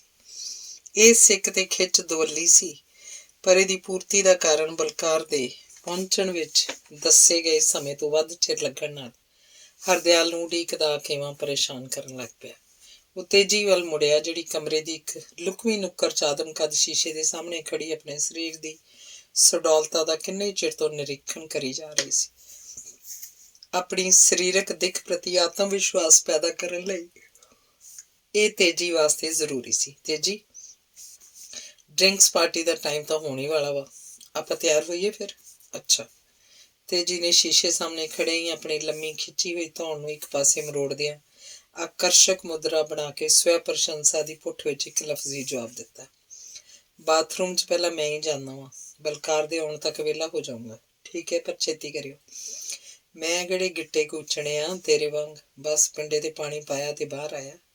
ਕਹਿੰਦਿਆਂ ਹੀ ਹਰਦਿਆਲ ਵੀ ਉਸੇ ਹੀ ਨੁੱਕਰ ਵੱਲ ਵਧਿਆ ਜਿੱਥੇ ਤੇਜੀ ਆਪਣੇ ਸਰੀਰ ਦੇ ਨਿਰੀਖਣ 'ਚ ਪੂਰੀ ਤਰ੍ਹਾਂ ਮਗਨ ਹੋ ਕੇ ਕਈ ਤਰ੍ਹਾਂ ਦੀਆਂ ਮੁਦਰਾਵਾਂ ਤੇ ਕੋਣ ਆਪਣੇ ਗਰਦਨ ਤੇ ਕਮਰ ਘੁਮਾ ਕੇ ਤੇ ਮਰੋੜ ਕੇ ਬਣਾ ਰਹੀ ਸੀ। ਹਰਦਿਆਲ ਇਸ ਆਕਰਸ਼ਣ ਤੋਂ ਪ੍ਰਭਾਵਿਤ ਹੋ ਕੇ ਤੇਜੀ ਕੋਲ ਚਲਾ ਗਿਆ ਤੇ ਉਹਨੇ ਆਨੰਦ ਤੇ ਪ੍ਰਸ਼ੰਸਾ ਦੇ ਮਿਸ਼ਰਣ 'ਚ ਤੇਜੀ ਦੇ ਖੱਬੇ ਮੋਢੇ ਤੇ ਚੁੰਡੀ ਵੱਢ ਦਿੱਤੀ, ਜਿਸ ਨਾਲ ਤੇਜੀ ਨੇ ਨਖਰੇ ਤੇ ਅਦਾ ਦੇ ਮਿਲੇ ਮੌਕੇ ਦਾ ਫਾਇਦਾ ਉਠਾ ਕੇ ਖੁਸ਼ੀ ਹਾਸਲ ਕੀਤੀ। ਡਰੈਸਿੰਗ ਟੇਬਲ ਦੇ ਪਾਸੇ ਵਾਲੀ ਕੰਧ ਦੇ ਪਰਦੇ ਉਹਲੇ ਕੱਪੜੇ ਟੰਗਣ ਵਾਲੀਆਂ ਕੀਲੀਆਂ ਤੇ ਹੈਂਗਰ ਸਨ। ਹਰਦਿਆਲ ਨੇ ਛੇਤੀ ਛੇਤੀ ਆਪਣੇ ਕੱਪੜੇ ਉਤਾਰ ਕੇ ਕੀਲੀਆਂ ਨਾਲ ਟੰਗੇ ਤੇ ਬਾਥਰੂਮ 'ਚ ਸਿਰਫ ਬਨੈਣ ਤੇ ਅੰਡਰਵੇਅਰ ਨਾਲ ਹੀ ਜਾ ਵੜਿਆ। ਉਹਨੇ ਠੀਕ ਹੀ ਥੋੜ੍ਹਾ ਟਾਈਮ ਲਾਇਆ ਸੀ ਤੇ ਬਾਹਰ ਆਉਂਦੇ ਹੀ ਉਹ ਆਪਣੇ ਕੇਸ ਵਾਹ ਕੇ ਦਾੜੀ ਬੰਨ੍ਹਣ ਲੱਗ ਪਿਆ। ਤੇਜੀ ਵੀ ਬਾਥਰੂਮ 'ਚ ਜਾ ਚੁੱਕੀ ਸੀ। ਉਹਦੇ ਆਉਣ ਤੋਂ ਕਾਫੀ ਪਹਿਲਾਂ ਹਰਦਿਆਲ ਤਿਆਰ ਹੋ ਚੁੱਕਾ ਸੀ। ਉਹ ਇੱਛਾ ਕਰ ਰਿਹਾ ਸੀ ਕਿ ਬਲਕਾਰ ਇੱਕਦਮ ਆ ਜਾਏ, ਪਰ ਅਪੂਰਤ ਇੱਛਾ ਕਿਵੇਂ ਉਤਪੰਨ ਕਰਦੀ ਜਾ ਰਹੀ ਸੀ। ਉਹਦੇ ਕਮਰੇ ਵਿੱਚ ਆਰਾਮ ਦੇ ਤਾਂ ਬਹੁਤ ਸਾਧਨ ਸਨ, ਪਰ ਪੜ੍ਹਨ ਵਾਸਤੇ ਕੁਝ ਵੀ ਨਹੀਂ ਸੀ। ਉਹਦਾ ਜੀਅ ਕੀਤਾ ਕਿ ਕਾਸ਼ ਉੱਥੇ ਕੋਈ ਮੈਗਜ਼ੀਨ ਜਾਂ ਛੋਟੀਆਂ ਕਹਾਣੀਆਂ ਦੀ ਕਿਤਾਬ ਹੁੰਦੀ। ਤੇਜੀ ਵੀ ਬਾਥਰੂਮ 'ਚੋਂ ਬਾਹਰ ਆ ਕੇ ਫਿਰ ਸ਼ੀਸ਼ੇ ਦੇ ਸਾਹਮਣੇ ਸ਼ਾਮ ਦੀ ਪਾਰਟੀ ਵਾਸਤੇ ਉਚਿਤ ਢੰਗ ਨਾਲ ਸੰਵਰਨ ਲੱਗ ਪਈ ਸੀ। ਪੌਣੇ ਘੰਟੇ 'ਚੋਂ ਸੁੰਦਰ ਕੱਪੜੇ, ਸ਼ਿੰਗਾਰੇ ਵਾਲ, ਗਹਿਣਿਆਂ ਨਾਲ ਲੱਦੀ ਸੁੰਦਰਤਾ ਪ੍ਰਸਾਧਨਾ ਦੇ ਪ੍ਰਯੋਗ ਉਪਰੰਤ ਸੈਂਟ ਦੀ ਦਿਲਕਸ਼ ਮਹਿਕ ਫੈਲਾਉਂਦੀ ਸੋਫੇ ਉੱਤੇ ਲੱਤ ਤੇ ਲੱਤ ਰੱਖ ਕੇ ਉਡੀਕ 'ਚ ਨਿਕੰਮੇਪਨ ਦੀਆਂ ਘੜੀਆਂ ਨੂੰ ਅੱਗੇ ਧੱਕ ਰਹੇ ਹਰਦਿਆਲ ਕੋਲ ਆ ਖੜੀ ਹੋਈ। ਮੈਂ ਤਿਆਰ ਹੋ ਗਈ। ਉਹ ਨਖਰੇ ਭਰੀ ਅਦਾ ਵਿੱਚ ਕਿਸੇ ਚੰਚਲ ਚਿੜੀ ਵਾਂਗ ਚੈੱਕੀ ਸੀ। ਹਰਦਿਆਲ ਉੱਠ ਕੇ ਖੜਾ ਹੋ ਗਿਆ ਤੇ ਤੇਜੀ ਵੱਲ ਵਧਿਆ। ਪਾਰਟੀ ਤੋਂ ਵਾਪਸ ਆਉਣ ਤੱਕ ਤੁਸੀਂ ਮੈਨੂੰ ਟੱਚ ਨਹੀਂ ਕਰਨਾ ਹੈਗਾ। ਪਤਾ ਕਿੰਨੀ ਮਿਹਨਤ ਲੱਗਦੀ ਹੈ ਤਿਆਰ ਹੋਣ 'ਚ। ਤੁਸੀਂ ਤਾਂ 1 ਸੈਕਿੰਡ 'ਚ ਮੇਰੇ ਵਾਲ ਕਮਲੀ ਦੇ ਝਾਟਿਆਂ ਖਿਲਾਰ ਦੇਣੇ ਆ ਤੇ ਮੇਕਅਪ ਤੇ ਡਰੈਸ ਦੀ ਜਖਣਾ ਪੁੱਟ ਦੇਣੀ ਹੈ। ਤੇਜੀ ਇੱਕ ਕਦਮ ਪਿੱਛੇ ਹਟ ਗਈ। ਵਾਹ ਜੀ ਵਾਹ, ਕਿਆ ਕਮਾਲ ਹੈ। ਸਾਨੂੰ ਖੂਬਸੂਰਤੀ ਐਪਰੀਸ਼ੀਏਟ ਕਰਨ ਦੀ ਵੀ ਮਨਾਹੀ ਹੈ। ਆਪਣੇ ਥਾਂ ਤੇ ਰੁਕ ਗਏ ਹਰਦਿਆਲ ਨੇ ਕਿਹਾ। ਉਹ ਫਿਰ ਤੇਜੀ ਦੇ ਖੁਸ਼ਨੁਮਾ ਮੂਡ, ਕਮਰੇ ਦੀ ਸੁਖਾਵੀਂ ਠੰਡਕ ਤੇ ਇਕਾਂਤ ਤੋਂ ਉਤਸ਼ਾਹਤ ਹੋ ਕੇ ਤੇਜੀ ਵੱਲ ਵਧਿਆ। ਬਲਕਾਰ ਦੀ ਉਡੀਕ ਦੇ ਅਕੇਵੇਂ ਵਾਲੇ ਪਲਾਂ ਦੀ ਤਲਖੀ ਨੂੰ ਤੇਜ਼ੀ ਨਾਲ ਚੋਲ ਕਰਕੇ ਆਨੰਦ 'ਚ ਬਦਲ ਸਕਦਾ ਸੀ, ਪਰ ਉਹਦੀ ਸਰੀਰਕ ਦਿੱਖ ਦੀ ਤਿਆਰੀ ਉੱਤੇ ਜ਼ਰੂਰ ਹੀ ਮਾੜਾ ਅਸਰ ਪੈਣਾ ਸੀ। ਉਹਨੇ ਇਰਾਦਾ ਬਦਲ ਲਿਆ, ਪਰ ਐਵੇਂ ਹੀ ਤੇ ਜੀ ਨੂੰ ਇਸ ਪੱਖੋਂ ਡਰਾਉਣ ਲਈ ਅੱਗੇ ਵਧਿਆ। ਮੈਂ ਕਿਹਾ ਨਾ ਪਾਰਟੀ ਖਤਮ ਹੋਣ ਤੱਕ ਤੁਸੀਂ ਮੈਨੂੰ ਟੱਚ ਨਹੀਂ ਕਰਨਾ। ਹਾਂ, ਆਪਣੇ ਬਚਾਅ 'ਚ ਪਿੱਛੇ ਹਟਦੀ ਤੇਜੀ ਨੇ ਕਿਹਾ। ਐਨ ਇਸ ਵਕਤ ਦਰਵਾਜ਼ਾ ਕਿਸੇ ਨੇ ਖੜਕਾਇਆ। ਹਰਦਿਆਲ ਸੁਚੇਤ ਹੋ ਕੇ ਮੁੜਿਆ। ਕੌਣ? ਦਰਵਾਜ਼ਾ ਖੁੱਲ੍ਹਾ ਵਾ, ਲੰਘ ਆਓ। ਦਰਵਾਜ਼ਾ ਖੋਲ੍ਹ ਕੇ ਮੁਸਕਰਾਉਂਦਾ ਹੋਇਆ ਮੀਤਾ ਅੰਦਰ ਆਇਆ। ਲਓ ਹਰਦਿਆਲ ਜੀ, ਆ ਗਏ ਤੁਹਾਡੇ ਪਤਲੂਨੀਏ ਯਾਰ ਬਲਕਾਰ ਸਿੰਘ ਜੀ। ਵੀ ਤੁਸੀਂ ਦੋਵਾਂ ਦੀਆਂ ਪਤਲੂਨਾਂ ਦੀ ਮੇਚ ਇੱਕੋ ਹੀ ਪਹਾੜੀਆ ਦਰਜੀ ਤੁਹਾਡੇ ਘਰੋਂ ਆ ਕੇ ਲੈ ਜਾਂਦਾ ਸੀ ਤੇ ਉਹਦੀਆਂ ਸੀਤੀਆਂ ਪਤਲੂਨਾਂ ਤੁਸੀਂ ਦੋਵੇਂ ਪਾਉਂਦੇ ਸੀ, ਤਾਂ ਹੀ ਤਾਂ ਤੁਸੀਂ ਪਤਲੂਨੀਏ ਯਾਰ ਹੋਏ। ਸੁਣ ਕੇ ਹਰਦਿਆਲ ਹੱਸਿਆ ਸੀ। ਅਗਲੇ ਹੀ ਪਲ ਮੀਤੇ ਦੇ ਮਗਰ ਦਾਖਲ ਹੋਣ ਵਾਲੇ ਬਲਕਾਰ ਨੇ ਹਰਦਿਆਲ ਨੂੰ ਆਪਣੀ ਜੱਫੀ 'ਚ ਕੱਸ ਲਿਆ। ਭਾਬੀ ਜੀ, ਇਹਨਾਂ ਯਾਰਾਂ ਨੂੰ ਮਿਲਣ ਦਿਓ। ਮੀਨਾ ਭਾਬੀ ਜੀ ਵੀ ਨਾਲ ਦੇ ਕਮਰੇ ਵਿੱਚ ਨੇ। ਉਹ ਸਮਾਨ ਸੰਭਾਲ ਕੇ ਇੱਥੇ ਹੀ ਆਉਂਦੇ ਆ ਤੇ ਤੁਹਾਡੀ ਚਾਹ ਵੀ ਆ ਰਹੀ ਹੈ। ਤੁਸੀਂ ਚਾਹ ਪੀ ਕੇ ਜਦੋਂ ਮਰਜ਼ੀ ਥੱਲੇ ਆ ਜਾਓ। ਪਾਰਟੀ ਬਸ ਸ਼ੁਰੂ ਸਮਝੋ। ਮੀਤੇ ਦੇ ਅੰਦਾਜ਼ ਤੋਂ ਅੱਤ ਦਾ ਰੁਝੇਵਾਂ ਸਪਸ਼ਟ ਸੀ।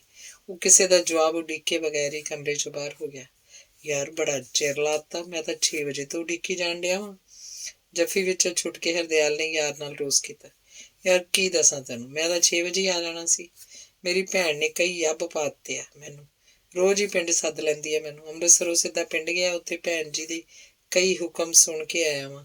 ਮੈਨੂੰ ਪਤਾ ਹੀ ਆ, ਸਾਡਾ ਪਿੰਡ ਇੱਥੋਂ ਵਡਾਲਿਓਂ 5-6 ਮੀਲਾਂ ਤੇ ਹੀ ਆ। ਆਹੋ ਪਤਾ ਵਾ, ਪਰ ਤੇਰੇ ਭੈਣ ਜੀ ਪਿੰਡ, ਉਹ ਪਿੰਡ ਕੀ ਕਰਦੇ? ਛੱਡ ਯਾਰ ਤੂੰ ਮੇਰੀ ਭੈਣ ਨੂੰ, ਵਿਹਲੇ ਵੇਲੇ ਦੱਸੂਗਾ, ਲੰਮੀ ਕਹਾਣੀ ਆ। ਪਹਿਲਾਂ ਮੀਤੇ ਦੀ ਭੈਣ ਦਾ ਯੱਬ ਖਾਨਾ ਦਾ ਮੁਕਾਲਾ। ਬਲਕਾਰ ਦੇ ਬੋਲਣ ਵਿੱਚ ਸਿਰ ਤੇ ਪਏ ਹੋਏ ਕਿਸੇ ਭਾਰ ਪ੍ਰਤੀ ਉਲਾਮੇ ਵਰਗਾ ਰੋਸ ਸੀ। ਵਾਹ ਬਲਕਾਰ, ਮੀਤੇ ਦੀ ਭੈਣ ਦੇ ਵਿਆਹ ਨੂੰ ਤੂੰ ਯੱਬ ਖਾਨਾ ਕਹਿੰਦਾ? ਹੋਰ ਕੀ, ਯੱਬ ਖਾਨਾ ਹੀ ਹੈ। ਉਹ ਵੀ ਪਿਛਲੇ 2.5 ਸਾਲਾਂ ਦਾ। ਭਈ ਵਿਆਹ ਤਾਂ ਤੁਹਾਡੇ ਲਈ ਹੈ, ਜਿਹੜੇ ਇੱਕ ਰਾਤ ਲਈ ਮੇਲ ਬਣ ਕੇ ਆ ਗਏ, ਸੁਗਾਤਾਂ ਦਿੱਤੀਆਂ, ਨਿੰਦਾ ਪਾਇਆ, ਸੇਵਾ ਕਰਵਾਈ, ਖਾਧਾ ਪੀਤਾ, ਮੌਜਾਂ ਮਾਣ ਕੇ ਚਲੇ ਗਏ।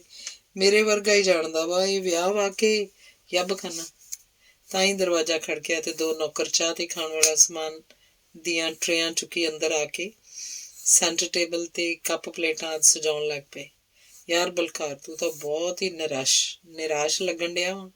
ਨਹੀਂ ਹਰਦਿਆਲ, ਨਹੀਂ, ਤੇਰਾ ਯਾਰ ਨਿਰਾਸ਼ ਕਦੇ ਨਹੀਂ ਹੋ ਸਕਦਾ, ਪਰ ਕੁਛ ਇਹੋ ਜਿਹਾ ਵੀ ਹੈਗਾ ਜਿਹਨੂੰ ਪਸੰਦ ਕਰਨ ਤੋਂ ਟੋਟਲੀ ਇਨਕਾਰੀ ਹੈ ਤੇਰਾ ਯਾਰ। ਕੀ ਨਹੀਂ ਪਸੰਦ ਟੋਟਲੀ ਮੇਰੇ ਯਾਰ ਨੂੰ? ਅਮੀਤੇ ਦੀ ਭੈਣ ਤੇ ਮੇਰੀ ਆਪਣੀ ਭੈਣ ਦੀਆਂ ਕਰਤੂਤਾਂ ਕਿਸੇ ਹੋਰ ਦੀਆਂ ਹੀ ਆ ਨਾ। ਅੱਜ ਕੱਲ੍ਹ ਨਿੱਜੀ ਆਜ਼ਾਦੀ ਦੇ ਜ਼ਮਾਨੇ 'ਚ ਤੂੰ ਕਿਉਂ ਕਲਪਦਾ? ਹਰਦਿਆਲ, ਜੇ ਗੱਲ ਹੁੰਦੀ ਤਾਂ ਫਿਰ ਮੈਨੂੰ ਕੀ ਤਕਲੀਫ ਹੋਣੀ ਸੀ? ਹੋਰ ਕਿਹੜੀ ਗੱਲ ਆ? ਗੱਲ ਕਿਹੜੀ ਦੱਸਾਂ ਤੈਨੂੰ ਹਰਦਿਆਲ? ਬਸ ਸਮਝ ਲਾ ਕੇ ਕਰਤੂਤਾਂ ਕਿਸੇ ਦੀਆਂ ਤੇ ਖਾਤਮਾ ਮੇਰੀ ਨਿੱਜੀ ਆਜ਼ਾਦੀ ਦਾ। ਖਾਣ ਪੀਣ ਨੂੰ ਬਾਂਦਰੀ ਤੇ ਢੂਆ ਘੁਟਾਵੇ ਰਿੱਛ। ਯਾਰ ਤੂੰ ਬਹੁਤਾ ਹੀ ਦੁਖੀ ਲੱਗਦਾ, ਹਰਦਿਆਲ ਨੇ ਹਮਦਰਦੀ ਵਾਲੀ ਉਤਸੁਕਤਾ ਨਾਲ ਪੁੱਛਿਆ। ਮੇਰੇ ਦੁੱਖਾਂ ਦਾ ਅੰਤ ਆ ਕੋਈ? ਪੰਗੇ ਕੋਈ ਲਵੇ, ਰਗੜਿਆ ਜਾਵਾਂ ਮੈਂ, ਗਰਭ ਕਿਸੇ ਨੂੰ ਠਹਿਰੇ, ਅਬਾਰਸ਼ਨ ਕਰਾਵਾਂ ਮੈਂ। ਬਲਕਾਰ, ਇਹ ਸਰਵਿਸਿਜ਼ ਵਾਲੀ ਭਾਸ਼ਾ ਨਹੀਂ। ਤੇਰੀ ਭਾਬੀ ਕੋਲ ਬੈਠੀ ਹੈ। ਹਰਦਿਆਲ ਨੇ ਬਲਕਾਰ ਦੀ ਗੱਲ ਵਿੱਚ ਹੀ ਟੋਕ ਦਿੱਤੀ ਸੀ।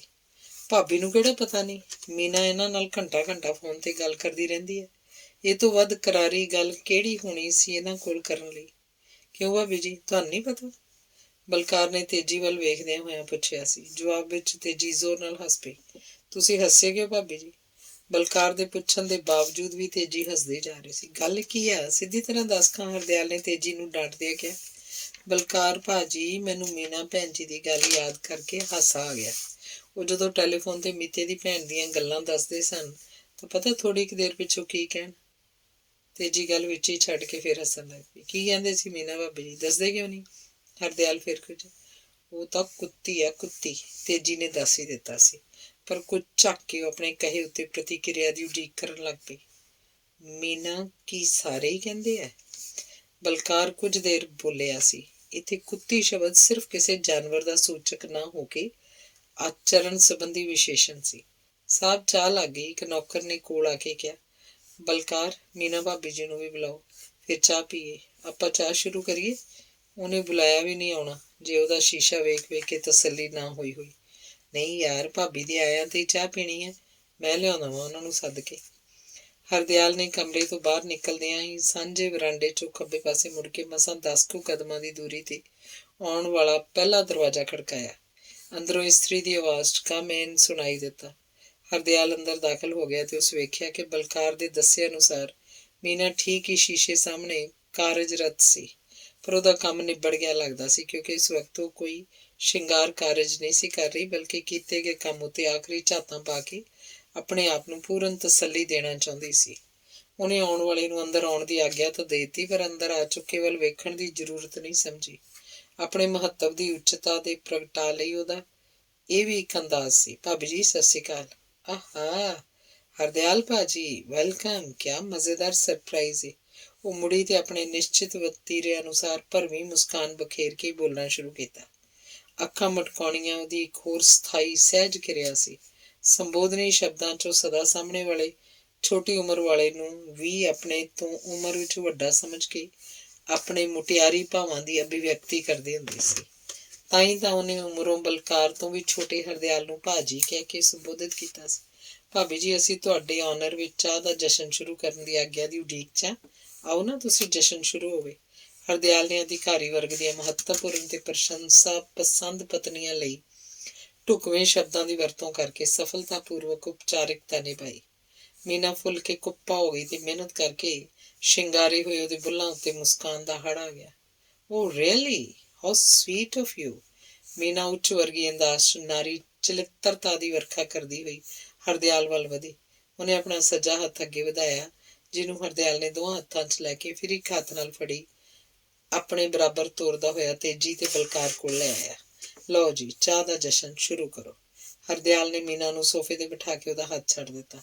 ਮੀਨਾ ਨੂੰ ਹਰਦਿਆਲ ਵੱਲੋਂ ਅਜਿਹੇ ਮਹੱਤਵ ਤੇ ਤੇਜੀ ਨੂੰ ਝਟਪਟ ਵਿਸਰ ਜਾਣ ਵਾਲੀ ਈਰਖਾ ਹੋਈ ਸੀ। ਫਿਰ ਵੀ ਉਹ ਬਦਲੇ ਵਜੋਂ ਉਹਦੇ ਸਵਾਗਤ ਲਈ ਉੱਠ ਕੇ ਖੜੀ ਨਹੀਂ ਸੀ ਹੋਈ। ਹਾਏ ਤੇਜੀ, ਹਾਏ ਮੀਨਾ। ਇਹੋ ਹੀ ਆਰੰਭਕ ਆਪਸੀ ਅਭਿਵਾਦਨ ਸੀ ਉਹਨਾਂ ਦੋਵਾਂ ਇਸਤਰੀਆਂ 'ਚ। ਹਰਦਿਆਲ ਨੇ ਪਿਆਲੀਆਂ 'ਚ ਚਾਹ ਤੇ ਦੁੱਧ ਪਾ ਕੇ ਖੰਡ ਦੀ ਮਾਤਰਾ ਬਾਰੇ ਪੁੱਛਿਆ। ਮੀਨਾ ਨੇ ਫਿੱਕੀ ਚਾਹ ਪੀਤੀ, ਬਾਕੀ ਸਾਰਿਆਂ ਨੇ ਇੱਕ ਚਮਚ ਖੰਡ ਲਈ। ਬਈ ਸਵਾਦ ਸੈਕਰੀਫਾਈਸ ਕੀਤਾ ਵਾ, ਤਾਂ ਹੀ ਤਾਂ ਭਾਬੀ ਜੀ ਸਲਿਮ ਤੇ ਸਮਾਰਟ ਹੈਗੇ ਆ। ਹਰਦਿਆਲ ਨੇ ਫਿਰ ਮੀਨਾ ਨੂੰ ਵਡਿਆਇਆ ਸੀ। ਤੇਜੀ ਦੇ ਮੂੰਹ ਦਾ ਸਵਾਦ ਜਿਵੇਂ ਕਸੈਲਾ ਹੋ ਗਿਆ। ਆਪਾਂ ਤਾਂ ਮਿੱਠੀ ਚਾਹ ਪੀ ਕੇ, ਰਸਗੁੱਲੇ ਤੇ ਆਈਸਕ੍ਰੀਮ ਖਾ ਕੇ ਵੀ 58 ਕਿਲੋ ਹੀ ਆ। ਤੇਜੀ ਨੇ ਵੀ ਮੁਕਾਬਲੇ 'ਚ ਉਤਰਦਿਆਂ ਆਪਣੀ 63 ਕਿਲੋ ਭਾਰ ਨੂੰ 5 ਕਿਲੋ ਘਟਾ ਕੇ ਦੱਸਿਆ ਸੀ। ਇਸ ਸਵੈ ਵਡਿਆਈ ਤੇ ਉਹਨੇ ਆਪਣੇ ਸੁਡੌਲ ਸਵਾਰੇ ਹੋਏ ਬੁੱਲ ਵੱਡੀ ਮੁਸਕਾਨ 'ਚ ਪੂਰੀ ਤਰ੍ਹਾਂ ਫੈਲਾ ਦਿੱਤੇ ਸਨ।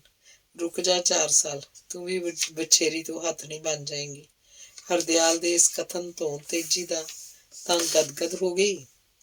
ਉਹਦੀ ਸੋਚ ਅਨੁਸਾਰ ਉਹਦੇ ਪਤੀ ਹਰਦਿਆਲ ਨੇ ਉਹਨੂੰ ਮੀਨਾ ਤੋਂ 4 ਸਾਲ ਛੋਟੀ ਤੇ ਵਛੇਰੀ ਵਰਗੀ ਚੁਸਤ ਪ੍ਰਵਾਨ ਕਰ ਲਿਆ ਸੀ। ਪਰ ਮੀਨਾ ਦਾ ਮਜ਼ਾ ਕਿਰਕਿਰਾ ਹੋ ਗਿਆ। ਹਰਦਿਆਲ ਭਾਜੀ, ਮੇਰੇ ਤੇ ਮੀਨਾ ਵਿੱਚ 4-5 ਮਹੀਨਿਆਂ ਦਾ ਹੀ ਤਾਂ ਫਰਕ ਹੈ।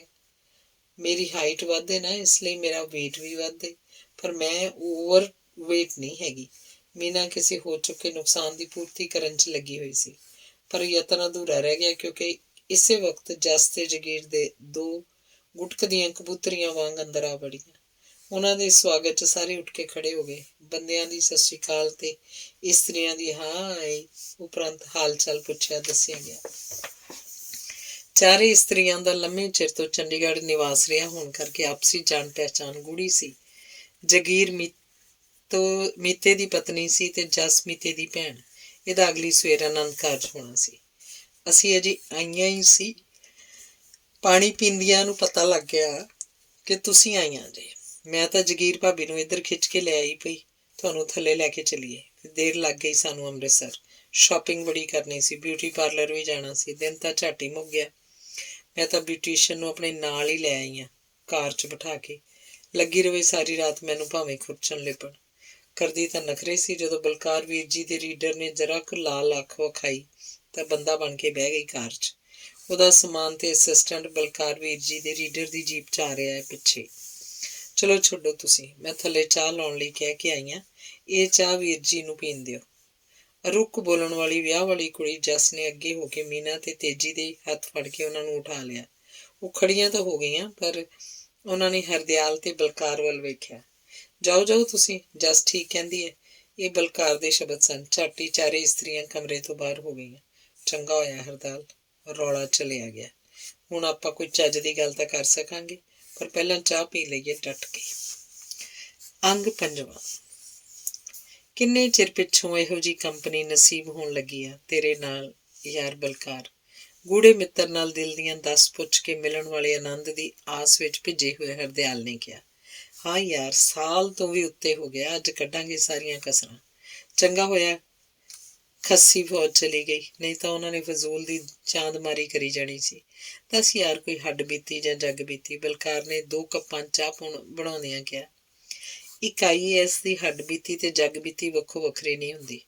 ਆਪਣੇ ਹੁਕਮ ਹੀ ਤਾਂ ਜੱਗ ਬੀਤੀ ਹੁੰਦੇ ਆ, ਤੇ ਜੱਗ ਦੇ ਵਰਤੇ ਵਰਤਾਏ ਆਪਣੇ ਭਾਣੇ ਤੋਂ ਨਫਾ ਨੁਕਸਾਨ ਆਪਣੀ ਹੱਡ ਬੀਤੀ ਹੋ ਜਾਂਦੀ ਹੈ। ਯਾਰ, ਆਪਾਂ ਤਾਂ ਲੋਕਾਂ ਨਾਲੋਂ ਵੀ ਟੁੱਟ ਜਾਂਦੇ ਹਾਂ। ਨਾ ਉਹਨਾਂ ਵਾਲੀਆਂ ਪੀੜਾਂ ਤੇ ਨਾ ਉਹਨਾਂ ਵਾਲੀਆਂ ਖੁਸ਼ੀਆਂ। ਆਪਣੇ ਧੀਆਂ ਪੁੱਤਾਂ ਨੇ ਕਦੀ ਥੁੜ ਨਹੀਂ ਵੇਖੀ, ਇਸ ਲਈ ਹਕੀਕਤ ਨਾਲ ਕੋਈ ਰਿਸ਼ਤਾ ਨਹੀਂ ਬਣਦਾ ਉਹਨਾਂ ਦਾ। ਆਪਣੇ ਘਰ ਵਾਲੀਆਂ ਨੇ ਕਦੀ ਕੋਈ ਮਜਬੂਰੀ ਨਹੀਂ ਵੇਖੀ, ਇਸ ਲਈ ਕਦੀ ਰੱਬ ਯਾਦ ਨਹੀਂ ਆਇਆ। ਆਪਾਂ ਵੀ ਤਾਂ ਅੰਕਲ ਗਿੱਲ ਦੀ ਜੁੰਡਲੀ 'ਚ ਸ਼ਾਮਲ ਹੋ ਕੇ ਚੰਮਦੀਆਂ ਚਲਾਈ ਜਾਂਦੇ ਹਾਂ। ਕਦੀ ਕਦੀ ਅੰਦਰੋਂ ਫਿਟਕਾਰ ਜਿਹੀ ਉੱਠਦੀ ਹੈ। ਹਰਦਿਆਲ ਨੇ ਚੁੱਪ ਹੋ ਕੇ ਚਾਹ ਦਾ ਘੁੱਟ ਭਰਿਆ। ਹਾਂ ਯਾਰ, ਇੱਦਾਂ ਹੀ ਆ।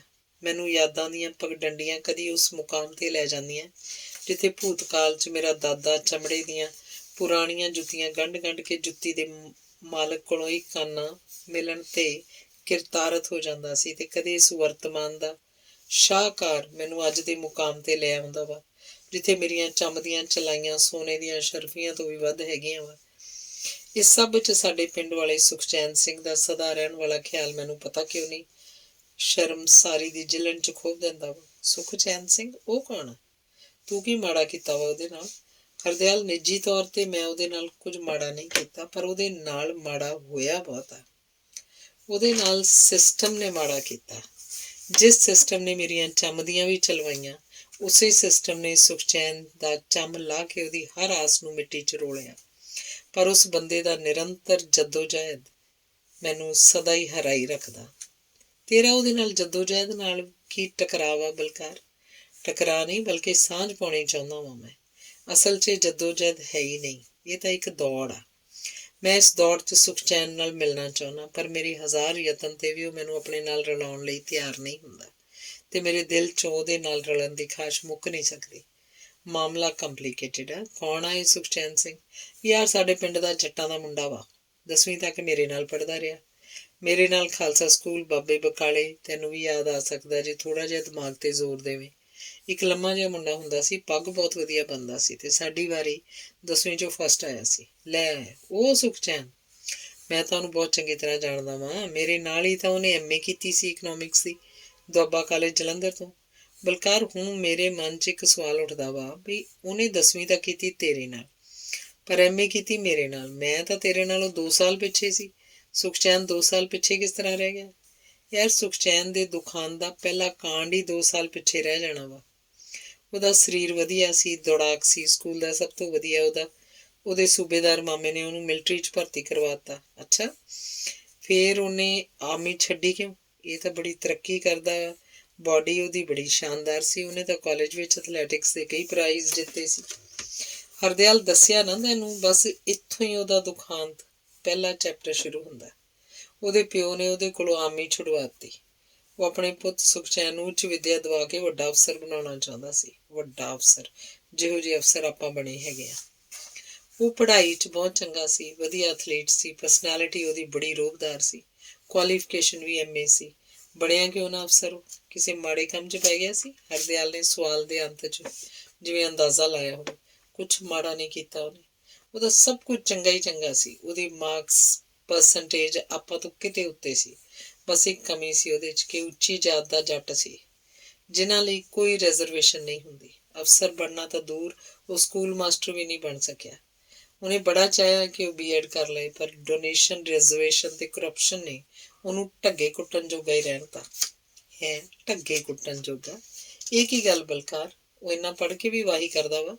ਹਾਂ, ਵਾਹੀ ਕਰਦਾ ਵਾ, ਤੇ ਉਹ ਵੀ ਅੱਧੀ ਜ਼ਮੀਨ 'ਚ। ਅੱਧੀ ਜ਼ਮੀਨ ਦਾ ਕੀ ਮਤਲਬ? ਉਹਨਾਂ ਦੀ 6 ਕਿੱਲੇ ਜ਼ਮੀਨ ਸੀ। ਉਹਦੀ ਪੜ੍ਹਾਈ ਕਰਾਉਣ 'ਚ ਉਹਦੇ ਪਿਓ ਨੇ 3 ਕਿੱਲੇ ਜ਼ਮੀਨ ਬੈਅ ਕਰਤੀ। ਪਤਾ ਕਿਹਦੇ ਕੋਲ ਬੈਅ ਕਰਤੀ ਜ਼ਮੀਨ? ਹਰਦਿਆਲ ਨੇ ਪੁੱਛਿਆ। ਉਹਦੇ ਪਿਓ ਨੇ ਜ਼ਮੀਨ ਕੀਤੀ ਬੈਅ ਮੇਰੇ ਪਿਓ ਕੋਲ। 2 ਸਾਲੀ 1 ਕਿੱਲਾ ਬੈਅ ਹੋ ਜਾਂਦਾ। 6 ਸਾਲਾਂ 'ਚ MA ਹੋਣ ਦੇ ਨਾਲ ਹੀ 6 ਕਿੱਲਿਆਂ ਦੀ ਥਾਂ ਜ਼ਮੀਨ 3 ਕਿੱਲੇ ਰਹਿ ਗਈ। ਪਿਓ ਦੀ ਇਸ ਆਸ ਵਿੱਚ ਕਿ ਪੁੱਤ ਅਫਸਰ ਬਣ ਕੇ 30 ਕਿੱਲੇ ਖਰੀਦ ਲਏਗਾ। ਟ੍ਰੈਜਿਕ ਐਂਡ ਫਨੀ, ਹਰਦਿਆਲ ਹੱਸਿਆ। ਜੱਟਾਂ ਨੂੰ ਜ਼ਮੀਨ ਤੇ ਮਾਣ ਹੀ ਬੜਾ ਹੁੰਦਾ ਵਾ ਬਲਕਾਰ। ਭਾਵੇਂ ਮੁੰਡੇ ਦੀ MA, ਭਾਵੇਂ ਧੀ ਦਾ ਗੱਜ ਵੱਜ ਕੇ ਵਿਆਹ, ਭਾਵੇਂ ਕਤਲ ਦਾ ਮੁਕੱਦਮਾ ਹੋਵੇ, ਉਹਨਾਂ ਕੋਲ ਜ਼ਮੀਨ ਚਾਹੀਦੀ ਆ, ਭਾਵੇਂ 2 ਕਨਾਲਾਂ ਹੀ ਹੋਣ। ਗੱਲ ਤੇ ਕਹਿਣਗੇ, ਮੈਂ ਜ਼ਮੀਨ ਫੂਕ ਕੇ ਆਹ ਕਰ ਦੂੰ, ਉਹ ਕਰ ਦੂੰ। ਤੇ ਜੇ 3 ਕਿੱਲੇ ਵੇਚ ਕੇ ਮੁੰਡੇ ਨੂੰ MA ਕਰਵਾਈ ਦਿੱਤੀ ਤਾਂ ਦੁਖਾਂਤ ਕਾਹਦਾ? ਤੂੰ ਬਲਕਾਰ ਐਵੇਂ ਸੈਂਟੀਮੈਂਟਲ ਹੋਈ ਜਾਣਾ। ਜੱਟਾਂ ਦਾ ਜੱਟਾਊਪੁਣਾ ਹੀ ਉਹਨਾਂ ਦਾ ਦੁਸ਼ਮਣ ਆ। ਹਰ ਕੰਮ ਆਪਣੇ ਵਿੱਤੋਂ ਬਾਹਰਾਂ ਕਰਦੇ ਆ, ਫਿਰ ਰੋਂਦੇ ਆ। ਆਪਾਂ ਵੇਖਦੇ ਨਹੀਂ ਇਹਨਾਂ ਪਾਟੇ ਖਾਵਾਂ ਨੂੰ, ਆਪਣੇ ਅੱਗੇ ਗਿੜਗਿੜਾਉਂਦਿਆਂ ਨੂੰ। ਕਰਨ ਵੇਲੇ ਵੀ ਸੋਚਣ, ਨਾ ਹਟਾਉਂਦਾ ਮੁੰਡੇ ਨੂੰ ਆਰਮੀ 'ਚੋਂ, ਤੇ ਨਾ ਵੇਚਣੀ ਪੈਂਦੀ ਜ਼ਮੀਨ MA ਕਰਵਾਉਣ ਵਾਸਤੇ। ਹਰਦਿਆਲ, ਸਟਾਪ। ਤੂੰ ਸਿਰਫ ਬਾਇਸਡ ਹੀ ਨਹੀਂ, ਉਹ ਸਟਾਈਲ ਵੀ ਹੋ ਗਏ। ਐਂਬੀਸ਼ਨ ਤੇ ਪਿਓ ਦੀ ਔਲਾਦ ਵਾਸਤੇ ਤਮੰਨਾ ਵੀ ਕੋਈ ਚੀਜ਼ ਹੁੰਦੀ ਹੈ। ਜ਼ਿੰਦਗੀ ਦਾ ਉਦੇਸ਼ ਸਿਰਫ ਇਹੋ ਹੀ ਨਹੀਂ ਕਿ ਜਿੱਥੋਂ ਵੀ ਢਿੱਡ ਭਰ ਸਕੇ ਭਰੀ ਜਾਓ।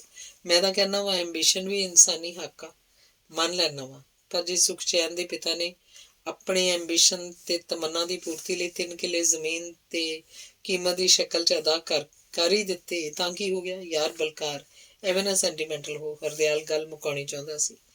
Please Balkar, be kind. ਜ਼ਰਾ ਸੋਚ, ਆਪਾਂ ਵੀ ਤਾਂ MA ਕੀਤੀ ਹੈ ਨਾ। ਆਪਾਂ ਕੀਤੀ ਪੰਜਾਬੀ ਦੀ MA, ਜਿਹਨੂੰ ਜਾਂ ਤਾਂ ਕੁੜੀਆਂ ਦੀ MA ਕਹਿੰਦੇ ਆ, ਜਾਂ ਜਿਹਦੇ ਕੋਲੋਂ ਕੋਈ ਹੋਰ MA ਹੋ ਨਾ ਸਕੇ, ਇਹ ਉਹ ਕਰ ਲੈਂਦਾ ਵਾ। ਆਪਾਂ ਦੋਵਾਂ ਦੀਆਂ ਫੀਸਾਂ ਮਾਫ, ਹੋਸਟਲ ਫ੍ਰੀ, ਉੱਤੋਂ ਆਪਾਂ ਨੂੰ ਸਟਾਈਪੈਂਡ ਵੀ ਮਿਲਦਾ ਸੀ। ਸੁਖਚੈਨ ਦੀ ਫੀਸ ਪੂਰੀ, ਨੰਬਰ ਆਪਣੇ ਤੋਂ ਵੱਧ, MA ਇਕਨੋਮਿਕਸ ਸੀ। ਉਹਨੇ 100 ਤੋਂ ਵੱਧ ਥਾਵਾਂ ਤੇ ਅਪਲਾਈ ਕੀਤਾ ਤੇ ਅਖੀਰ ਅੱਜ ਕੱਲ੍ਹ ਟਰੈਕਟਰਾਂ ਦੇ ਜ਼ਮਾਨੇ ਵਿੱਚ ਵੀ ਉਹਨੂੰ ਆਪਣੇ ਪਿਓ ਦੇ ਹਲ ਦੀ ਜੁੰਗੀ ਫੜਨੀ ਪਈ ਤੇ ਇਸ ਵੇਲੇ ਵਾਢੀਆਂ ਦੀ ਰੁੱਤੇ ਉਹ ਆਪਣੇ ਹੀ ਪਸੀਨੇ 'ਚ ਨਹਾਤਾ ਹੋਇਆ ਥੱਕ ਕੇ ਚੂਰ ਹੋ ਕੇ ਕੰਮ ਲੱਗਾ ਹੋਇਆ ਹੋਏਗਾ। ਤੇ ਆਪਾਂ ਇਹ ਠੰਡਾ ਠਾਰ ਏਸੀ ਰੂਮ, ਇਹ ਚਾਂਦੀ ਦਾ ਟੀ ਸੈਟ, ਇਹ ਆਰਾਮ, ਇਹ ਠਾਠ, ਇਹ ਰੋਬ, ਇਹ ਸਭ ਕੁਝ ਕਾਹਦੇ ਕਰਕੇ ਆ? ਰੈਜ਼ਰਵੇਸ਼ਨ ਕਰਕੇ ਹੀ ਆ ਨਾ। ਮੈਨੂੰ ਤਾਂ ਲੱਗਦਾ ਵਾ ਰੈਜ਼ਰਵੇਸ਼ਨ ਨੇ ਕਿਸੇ ਨੂੰ ਨੰਗ ਕਰਤਾ, ਕਿਸੇ ਨੂੰ ਮਾਲਾਮਾਲ, ਕਾਬਲੀਅਤ ਤੋਂ ਅੱਖਾਂ ਮੀਟ ਕੇ। ਵਾਹ ਬਲਕਾਰ ਵਾਹ, ਤੂੰ ਤਾਂ ਖੱਤਰੀਆਂ ਬਾਹਮਣਾ ਵਰਗੇ ਲੈਕਚਰ ਝਾੜਨ ਲੱਗ ਪਿਆ। ਯਾਰ ਆਪਾਂ ਨਹੀਂ ਹਜ਼ਾਰਾਂ ਸਾਲ ਇਹਨਾਂ ਦੇ ਜ਼ੁਲਮ ਸਹਿੰਦੇ ਰਹੇ, ਆਪਣੀ ਜ਼ਿੰਦਗੀ ਜਾਨਵਰਾਂ ਤੋਂ ਵੀ ਬਦਤਰ ਨਹੀਂ ਰਹੀ। ਠੀਕ ਆ ਤੇਰੀ ਗੱਲ ਹਰਦਿਆਲ, ਪਰ ਇਹ ਸਭ ਕੁਝ ਸੁਖ ਚੈਨ ਦਾ ਕੋਈ ਕਸੂਰ ਨਹੀਂ। ਹਜ਼ਾਰਾਂ ਸਾਲਾਂ ਦੇ ਜ਼ੁਲਮ ਦੀ ਸਜ਼ਾ ਅੱਜ ਇੱਕ ਇਮਾਨਦਾਰ, ਕਾਬਲ ਤੇ ਪੜ੍ਹੇ ਲਿਖੇ ਸੁਖ ਚੈਨ ਨੂੰ ਕਿਉਂ ਮਿਲ ਰਹੀ ਆ? ਹੀ is the victim of the system, ਤੇ ਮੈਂ ਇਸ ਬਣਾਏ ਗਏ ਸਿਸਟਮ ਦਾ ਵਿਰੋਧੀ ਹਾਂ। ਵੇਖ ਲਾ ਬਲਕਾਰ, ਉੱਚੀਆਂ ਜਾਤਾਂ ਵਾਲੇ ਤਾਂ ਪਹਿਲਾਂ ਹੀ ਰੈਜ਼ਰਵੇਸ਼ਨ ਖਤਮ ਕਰਨ ਲਈ ਅੰਦੋਲਨ ਕਰ ਰਹੇ ਆ। ਆਪਣੇ ਬੱਚਿਆਂ ਨੂੰ ਵੀ ਰੈਜ਼ਰਵੇਸ਼ਨ ਦੀ ਜ਼ਰੂਰਤ ਹੈ। ਨਹੀਂ ਹਰਦਿਆਲ, ਆਪਣੇ ਬੱਚਿਆਂ ਨੂੰ ਨਹੀਂ, ਉਹਨਾਂ ਦੇ ਬੱਚਿਆਂ ਨੂੰ ਜਿਹੜੇ ਸਿਰ ਉੱਤੇ ਕੂੜੇ ਦੇ ਟੋਕਰੇ ਢੋਂਦੇ ਆ, ਨਸ਼ਿਆਂ ਦੀ ਆਦੀ ਤੇ ਅਨਪੜ੍ਹਤਾ ਦੇ ਹਨੇਰੇ 'ਚ ਠੇਡੇ ਖਾ ਰਹੇ ਆ। ਆ ਜਾਓ ਬਈ, ਹੁਣ ਤੁਸੀਂ ਵੀ ਇੱਥੇ ਗੱਪਾਂ ਮਾਰੀ ਜਾਣੀਆਂ। ਇਹ ਮੀਤੇ ਦੀ ਆਵਾਜ਼ ਸੀ ਜਿਹੜਾ ਬਗੈਰ ਖੜਕਾਇਆ ਹੀ ਦਰਵਾਜ਼ਾ ਖੋਲ ਕੇ ਅੰਦਰ ਦਾਖਲ ਹੋ ਗਿਆ ਸੀ। ਇਸ ਕਾਰਨ ਬਲਕਾਰ ਦੀ ਗੱਲ ਅਧੂਰੀ ਰਹਿ ਗਈ। ਉਹ ਦੋਵੇਂ ਉੱਠ ਕੇ ਖੜੇ ਹੋ ਗਏ ਤੇ ਮੀਤੇ ਨਾਲ ਕਮਰੇ 'ਚੋਂ ਬਾਹਰ ਆ ਕੇ ਵਰਾਂਡੇ 'ਚੋਂ ਸ਼ੁਰੂ ਹੋਣ ਵਾਲੀਆਂ ਪੌੜੀਆਂ ਉਤਰਨ ਲੱਗ ਪਏ। ਅੰਕਲ ਨਹੀਂ ਪਹੁੰਚੇ ਅਜੇ? ਹਰਦਿਆਲ ਨੇ ਮੀਤੇ ਨੂੰ ਪੁੱਛਿਆ ਸੀ। ਡੈਡੀ ਆ ਰਹੇ ਆ, ਹੁਣੇ ਹੀ ਮੋਬਾਈਲ ਆਇਆ ਸੀ, ਉਹ ਰੋਪੜ ਵਾਲਾ ਪੁਲ ਕ੍ਰਾਸ ਕਰ ਚੁੱਕਿਆ, ਮੀਤੇ ਦਾ ਜਵਾਬ ਸੀ। ਤੇ ਉਹ ਤਿੰਨੇ ਇੱਕ ਸ਼ਾਨਦਾਰ ਪੰਡਾਲ 'ਚ ਸਜੇ ਧਜੇ ਇਨਸਾਨਾਂ ਦੀ ਵਿਸ਼ੇਸ਼ ਭੀੜ ਵਿੱਚ ਦਾਖਲ ਹੋ ਗਏ। ਅੰਗ 6ਵਾਂ। ਬਹੁਤ ਹੀ ਵੱਡੇ ਪੰਡਾਲ ਨੂੰ ਕਨਾਤਾਂ ਨਾਲ ਦੋ ਹਿੱਸਿਆਂ 'ਚ ਵੰਡਿਆ ਗਿਆ ਸੀ। ਇੱਕ ਪਾਸੇ ਛੋਟਾ ਹਿੱਸਾ ਜਿਹੜਾ ਕੁੱਲ ਪੰਡਾਲ ਦਾ ਮਸਾਂ ਹੀ 10ਵਾਂ ਕੁ ਹਿੱਸਾ ਸੀ, ਵਿਆਹ ਤੋਂ ਪਹਿਲੀ ਸ਼ਾਮ ਖਾਸਾਂ ਵਿੱਚੋਂ ਵੀ ਖਾਸ ਪ੍ਰਾਹੁਣਿਆਂ ਵਾਸਤੇ ਸੀ। ਇਹਨਾਂ ਦੀ ਗਿਣਤੀ ਪਤਨੀਆਂ ਸਮੇਤ ਮਸਾਂ ਹੀ 70 ਕੁ ਸੀ। ਬੱਚੇ ਇਸ ਪੰਡਾਲ 'ਚ ਨਜ਼ਰ ਨਹੀਂ ਸੀ ਆ ਰਹੇ। ਇਹਦਾ ਕਾਰਨ ਕਾਲਜ 'ਚ ਪੜ੍ਹਨ ਵਾਲੇ ਬੱਚੇ ਆਪਣੇ ਇਮਤਿਹਾਨਾਂ ਜਾਂ ਅਗਲੇ ਕਾਲਜ 'ਚ ਦਾਖਲੇ ਲਈ ਇਮਤਿਹਾਨਾਂ ਦੀ ਤਿਆਰੀ ਵਿੱਚ ਰੁਝਾਏ ਹੋਏ ਸਨ ਤੇ ਵਿਆਹ ਆਦਿ ਵਰਗੇ ਮੌਕਿਆਂ ਤੇ ਉਹਨਾਂ ਨੂੰ ਵਕਤ ਬਰਬਾਦ ਕਰਨ ਦੀ ਆਗਿਆ ਨਹੀਂ ਸੀ। ਛੋਟੇ ਛੋਟੇ ਬੱਚੇ ਭਾਵੇਂ ਉਹ 10 ਸਾਲ ਤੱਕ ਦੇ ਹੀ ਕਿਉਂ ਨਾ ਹੋਣ, ਸੱਜ ਸੰਵਰ ਕੇ ਸੁੰਦਰਤਾ ਦੀ ਨੁਮਾਇਸ਼ ਵਿੱਚ ਵੱਧ ਤੋਂ ਵੱਧ ਨੰਬਰ ਲੈਣ ਦੀਆਂ ਇੱਛੁਕ ਜਵਾਨ ਮਾਵਾਂ ਨੂੰ ਕਈ ਤਰ੍ਹਾਂ ਦੀਆਂ ਪਰੇਸ਼ਾਨੀਆਂ ਪੈਦਾ ਕਰਦੇ ਸਨ। ਇੱਕ ਹੱਥ 'ਚ ਵਿਸਕੀ ਦਾ ਗਲਾਸ, ਬੁੱਲਾਂ ਤੇ ਮੁਸਕਾਨ, ਤੇ ਦੂਜੇ ਹੱਥ ਨਾਲ ਕਦੀ ਕਿਸੇ ਨੂੰ ਤੇ ਕਦੀ ਕਿਸੇ ਨੂੰ ਵੇਵ ਕਰਨ ਵਾਲੀਆਂ ਮਾਵਾਂ ਲਈ ਛੋਟੀ ਉਮਰ ਦੇ ਬੱਚੇ ਤਾਂ ਆਜ਼ਾਦੀ ਦੇ ਦੁਸ਼ਮਣ ਬਣ ਕੇ ਮਜ਼ਾ ਹੀ ਖਰਾਬ ਕਰ ਸਕਦੇ ਸਨ। ਸੋ ਇਹੋ ਜਿਹੇ ਖਾਸ ਮੌਕੇ ਲਈ ਤਾਂ ਬੱਚਿਆਂ ਨੂੰ ਉਹਨਾਂ ਦੀ ਨਾਨੀ ਜਾਂ ਦਾਦੀ ਕੋਲ ਛੱਡ ਕੇ ਆਉਣਾ ਹੀ ਸਿਆਣਪ ਸਮਝੀ ਜਾਂਦੀ ਸੀ। ਉਸ ਪੰਡਾਲ, ਬਲਕਿ ਬਹੁਤ ਵੱਡੇ ਪੰਡਾਲ ਦੇ ਉਸ ਛੋਟੇ ਜਿਹੇ ਹਿੱਸੇ 'ਚ ਦਾਖਲ ਹੁੰਦਿਆਂ ਹੀ ਬਲਕਾਰ ਤੇ ਹਰਦਿਆਲ ਦਾ ਰਵੱਈਆ ਇੱਕਦਮ ਬਦਲ ਗਿਆ।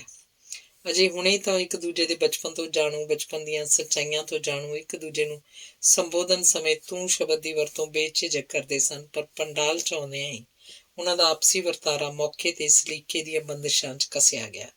ਉਹਨਾਂ ਦਾ ਆਜ਼ਾਦੀ ਵਾਲਾ ਵਤੀਰਾ ਤੇ ਗੱਲਬਾਤ ਲੁਪਤ ਹੋ ਕੇ ਉਹਦੇ ਥਾਂ ਸੰਕੋਚ ਭਰੇ ਗਿਣੇ ਮਿੱਥੇ ਸ਼ਬਦਾਂ ਤੇ ਕੁਝ ਛੋਟਿਆਂ ਨਾਲ ਹੱਥ ਮਿਲਾਉਣ ਤੋਂ ਪਰਹੇਜ਼ ਤੇ ਸਿਰਫ ਧੌਣ ਹਿਲਾ ਕੇ ਸੰਕੁਚਿਤ ਜਿਹੀ ਰਸਮੀ ਮੁਸਕਾਨ ਨੇ ਲੈ ਲਈ। ਉਹ ਦੋਵੇਂ ਪੂਰੀ ਤਰ੍ਹਾਂ ਸੁਚੇਤ ਸਨ ਕਿ ਵਿਸ਼ੇਸ਼ ਮਹਿਮਾਨਾਂ ਵਿੱਚ ਉਹ ਦੋਵੇਂ IAS ਉੱਚ ਅਧਿਕਾਰ ਸੂਬੇ ਦੇ ਚੀਫ ਸੈਕਟਰੀ ਹਜ਼ਾਰਾ ਸਿੰਘ ਗਿੱਲ ਦੇ ਮਹਿਮਾਨ ਸਨ ਤੇ ਬੰਦ ਕਮਰੇ ਵਾਲੀ ਬਚਪਨ ਦੇ ਯਾਰ ਹਮਰਾਜ਼ੀ ਨੀਵੀਂ ਜਾਤ ਦੀਆਂ ਨਿਵਾਣਾਂ ਤੋਂ ਉੱਚ ਅਧਿਕਾਰੀ ਵਰਗ ਦੀਆਂ ਸ਼ਾਨ ਸ਼ੌਕਤਾਂ ਦੇ ਭਾਗੀ। ਉਹ ਪੱਕੇ ਯਾਰ ਆਪਣੀਆਂ ਤੂੰ ਵਾਲੇ ਸੰਬੋਧਨਾਂ ਦੀਆਂ ਆਜ਼ਾਦ ਮੌਜਾਂ ਬੰਦ ਕਮਰਿਆਂ 'ਚ ਛੱਡ ਆਉਂਦੇ ਸਨ। ਸਾਰੇ ਛਾਬੜਾ ਸਾਹਿਬ ਨੇ, ਤਕੜਾ ਕਾਰੋਬਾਰ ਹੈ ਇਹਨਾਂ ਦਾ ਅੰਮ੍ਰਿਤਸਰ ਵਿੱਚ। ਕੋਲ ਆ ਕੇ ਪਖੰਡੀ ਨਿਮਰਤਾ ਨਾਲ ਸਿਰ ਝੁਕਾ ਕੇ ਹੱਥ ਮਿਲਾਉਣ ਵਾਲੇ ਇੱਕ ਤਿੱਖੀ ਨੁੱਕਰ ਵਾਲੀ ਸੀਟ ਦੀ ਪੱਗ ਬੰਨੀ ਇੱਕ ਬੰਦੇ ਨਾਲ ਹੱਸ ਕੇ ਉਹਦਾ ਪਰਿਚੈ ਹਰਦਿਆਲ ਨਾਲ ਕਰਵਾਇਆ ਸੀ ਬਲਕਾਰ ਸਿੰਘ ਨੇ। ਛਾਬੜੇ ਨੇ ਉਸ ਤਰ੍ਹਾਂ ਹੀ ਸਾਰੀ ਕਿਰਿਆ ਹਰਦਿਆਲ ਨਾਲ ਵੀ ਦੁਹਰਾਈ। ਹਜ਼ੂਰ ਦੀ ਤਾਰੀਫ। ਹਰਦਿਆਲ ਸਿੰਘ ਦੇ ਹੱਥ ਨੂੰ ਦੋਵਾਂ ਹੱਥਾਂ 'ਚ ਫੜ ਕੇ ਛਾਬੜੇ ਨੇ ਬਲਕਾਰ ਨੂੰ ਪੁੱਛਿਆ ਸੀ। Sardar Hardial Singh, additional secretary home. Balkar ਨੇ ਅਫਸਰੀ ਅੰਦਾਜ਼ 'ਚ ਦੂਜੇ ਅਫਸਰ ਦੀ ਜਾਣ ਪਛਾਣ ਕਰਵਾਈ ਸੀ। Welcome Hardial Singh ji, please be comfortable. ਬੈਠੋ ਜੀ, ਤੁਸੀਂ ਖੜੇ ਕਿਉਂ ਜੇ? ਮੈਂ ਤੁਹਾਡੇ ਲਈ ਡਰਿੰਕ ਬਣਾਉਣਾ। ਕੋਲ ਆ ਕੇ ਖੜੇ ਹੋ ਗਏ। ਬਹਿਰੇ ਦੀ ਟਰੇ ਵਿਚਲੇ 2 ਗਲਾਸਾਂ 'ਚ ਉਹਨੇ ਉਸੇ ਟਰੇ 'ਚ ਪਾਈ ਬੋਤਲ 'ਚੋਂ ਵਿਸਕੀ ਪਾ ਕੇ ਪੁੱਛਿਆ, ਸਰ ਸੋਡਾ ਕਿ ਪਾਣੀ? ਸੋਡਾ। ਹਰਦਿਆਲ ਨੇ ਅਫਸਰੀ ਮਿਜਾਜ਼ ਨਾਲ ਕਹਿ ਬਦੋ ਬਦੀ ਮਗਰ ਪੈਣ ਵਾਲੇ ਉਸ ਚਾਪਲੂਸ ਵਪਾਰੀ ਵੱਲ ਵੇਖਣਾ ਸ਼ੁਰੂ ਕਰ ਦਿੱਤਾ। ਵਿਸਕੀ 'ਚ ਸੋਡਾ ਪਾਉਂਦਿਆਂ ਹਰਦਿਆਲ ਨੇ ਉਹਦੀ ਬਾਂਹ 'ਚ ਸੋਨੇ ਦਾ ਮੋਟਾ ਕੜਾ, ਉਂਗਲ 'ਚ ਹੀਰੇ ਦੀ ਮੁੰਦਰੀ ਤੇ ਠੰਡੇ ਕੋਟ ਦੇ ਸੋਨੇ ਦੇ ਬਟਨਾਂ ਵੱਲ ਵੇਖਿਆ। ਫਿਕਸੋ ਨਾਲ ਸੈੱਟ ਕੀਤੀ ਹੋਈ ਦਾੜੀ ਦਾ ਇੱਕ ਇੱਕ ਵਾਲ ਉਹਦੀ ਦਾੜੀ ਬੰਨਣ ਤੇ ਖਿਜ਼ਾਬ ਦੀ ਵਰਤੋਂ 'ਚ ਨਿਪੁੰਨਤਾ ਦਾ ਸਬੂਤ ਸੀ। ਹੁਣ ਤੱਕ ਬਲਕਾਰ ਤੇ ਹਰਦਿਆਲ ਲਾਈਨ 'ਚ ਲਗਾਈਆਂ ਦੋ ਕੁਰਸੀਆਂ ਉੱਤੇ ਬਹਿ ਚੁੱਕੇ ਸਨ।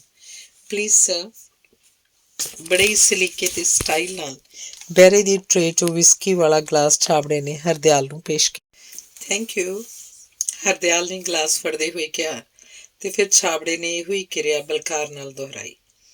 ਸਰ, ਤੁਸੀਂ ਤਾਂ ਆਪਣੇ ਘਰ ਦੇ ਹੀ ਹੋਏ ਨਾ, ਇਸ ਵਾਸਤੇ ਤੁਹਾਨੂੰ ਬਾਅਦ 'ਚ ਪੈਗ ਪੇਸ਼ ਕਰਨ ਦੀ ਗੁਸਤਾਖੀ ਕੀਤੀ। ਲਓ ਜੀ ਪਲੀਜ਼, ਛਾਬੜੇ ਨੇ ਬਲਕਾਰ ਵੱਲ ਪੈਗ ਵਧਾਉਂਦਿਆਂ ਜਿਵੇਂ ਹਰਦਿਆਲ ਨੂੰ ਕਿਸੇ ਆਪਣੱਤ ਤੋਂ ਜਾਣੂ ਕਰਵਾਇਆ ਹੋਵੇ।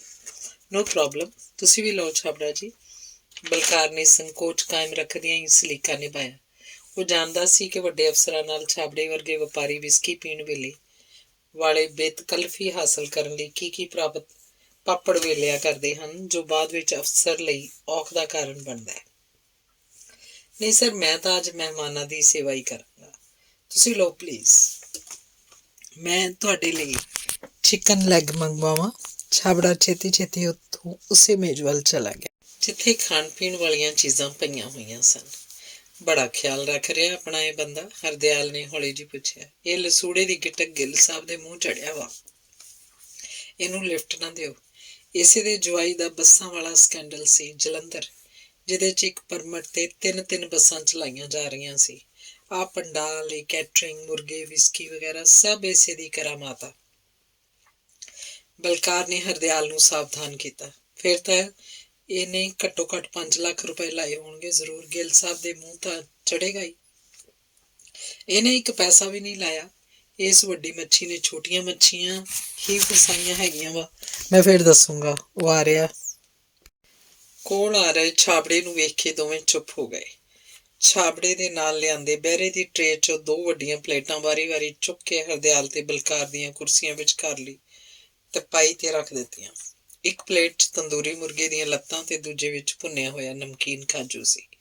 ਮੈਂ ਹਾਜ਼ਰ ਹੁੰਦਾ ਰਹਾਂਗਾ ਸਰ, ਤੁਸੀਂ ਸ਼ੌਕ ਫਰਮਾਓ ਹਜ਼ੂਰ, ਛਾਬੜਾ ਨੇ ਆਖਿਆ ਤੇ ਸਿਰ ਝੁਕਾ ਕੇ ਕੁਝ ਕੁਰਸੀਆਂ ਛੱਡ ਕੇ ਬੈਠੇ ਹੋਏ ਤਿੰਨ ਬੰਦਿਆਂ ਨੂੰ ਜਾ ਟੱਕਰਿਆ।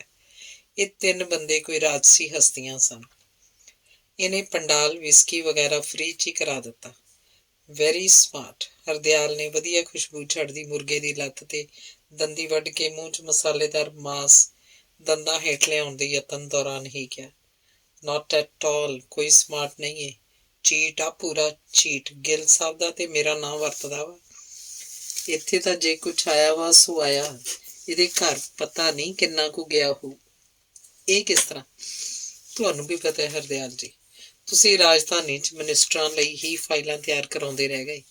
ਮਜ਼ਾ ਤਾਂ ਡਿਸਟ੍ਰਿਕਟ 'ਚ ਨੌਕਰੀ ਕਰਨ ਦਾ ਨਹੀਂ, ਹੁਕੂਮਤ ਕਰਨ ਦਾ।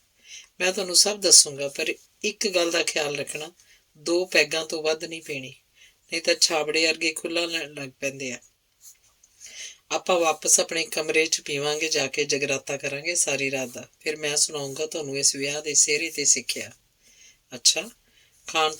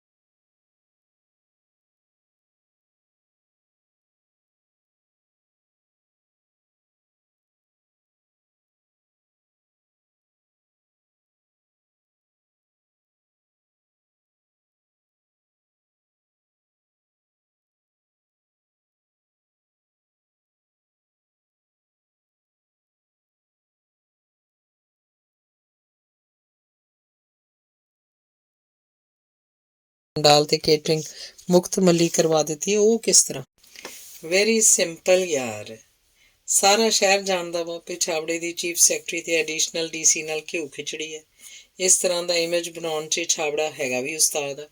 ਕਿਸੇ ਵੱਡੀ ਟੈਂਟ ਸਰਵਿਸ ਤੇ ਜਾ ਕੇ ਟੈਲੀਫੋਨ ਤੇ ਮੇਰੇ ਨਾਲ ਗੱਲਾਂ ਕਰਨ ਲੱਗ ਪਊ।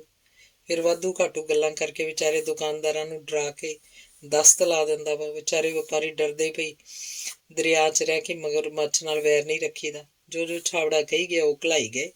ਛਾਬੜਾ ਦੂਜਿਆਂ ਨੂੰ ਡਰਾਉਣ 'ਚ ਬੜਾ ਮਾਹਰ ਹੈਗਾ ਵਾ।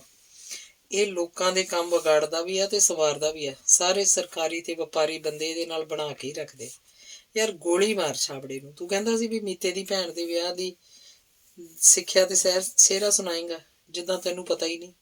ਪੂਰਾ ਪਤਾ ਨਹੀਂ, ਉਤਲੀਆਂ ਪੁਤਲੀਆਂ ਗੱਲਾਂ ਹੀ ਸੁਣੀਆਂ ਵਾ ਕੁਝ, ਉਹ ਵੀ ਤੇਜੀ ਕੋਲੋਂ, ਜਿਹਦੀਆਂ ਗੱਲਾਂ 'ਚ ਅਸਲੀਅਤ ਘੱਟ ਤੇ ਮਿਰਚ ਮਸਾਲਾ ਵੱਧ ਹੁੰਦਾ।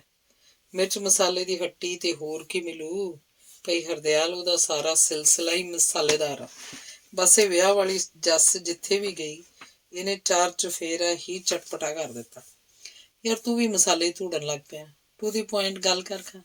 ਹਰਦਿਆਲ ਕੁਝ ਉਤਾਵਲਾ ਸੀ। ਅੱਛਾ ਓਕੇ, ਪਰ ਫਿਰ ਇਹ ਨਾ ਆਖੀ ਵੀ ਵਿਆਹ ਵਾਲੀ ਕੁੜੀ ਨਾਲ ਮੈਂ ਆਪਣੀ ਕਹਾਣੀ ਵੀ ਜੁੜੀ ਜਾਂਦਾ ਵਾਂ। ਹੈਂ ਬਲਕਾਰ, ਤੇਰੀ ਕਹਾਣੀ ਵੀ ਜੱਸ ਨਾਲ ਜੁੜਦੀ ਹੈ? ਤੈਨੂੰ ਗਿੱਲ ਸਾਹਿਬ ਦਾ ਡਰ ਨਹੀਂ ਸੀ? ਨਹੀਂ ਇਹ ਵੱਡਿਆ ਕਾਲਿਆ, ਐਡੀ ਛੇਤੀ ਨਤੀਜੇ ਨਾ ਕੱਢਿਆ ਕਰ। ਮੇਰੀ ਕਹਾਣੀ ਉਹਦੇ ਨਾਲ ਇਸ ਤਰ੍ਹਾਂ ਜੁੜਦੀ ਆ ਜਿਸ ਤਰ੍ਹਾਂ ਆਪਰੇਸ਼ਨ ਕਰਨ ਵਾਲੇ ਡਾਕਟਰ ਨਾਲ ਛੋਟੀ ਨਰਸ ਦੀ, ਜਿਹਨੇ ਆਪਰੇਸ਼ਨ ਤੋਂ ਬਾਅਦ ਆਪਰੇਸ਼ਨ ਟੇਬਲ ਹੀ ਸਾਫ਼ ਕਰਨਾ ਹੁੰਦਾ ਵਾ। ਯਾਰ ਇਸ ਟੱਬਰ ਨੇ ਮੇਰੇ ਕੋਲੋਂ ਖੂਬ ਸੇਪ ਕਰਵਾਈ।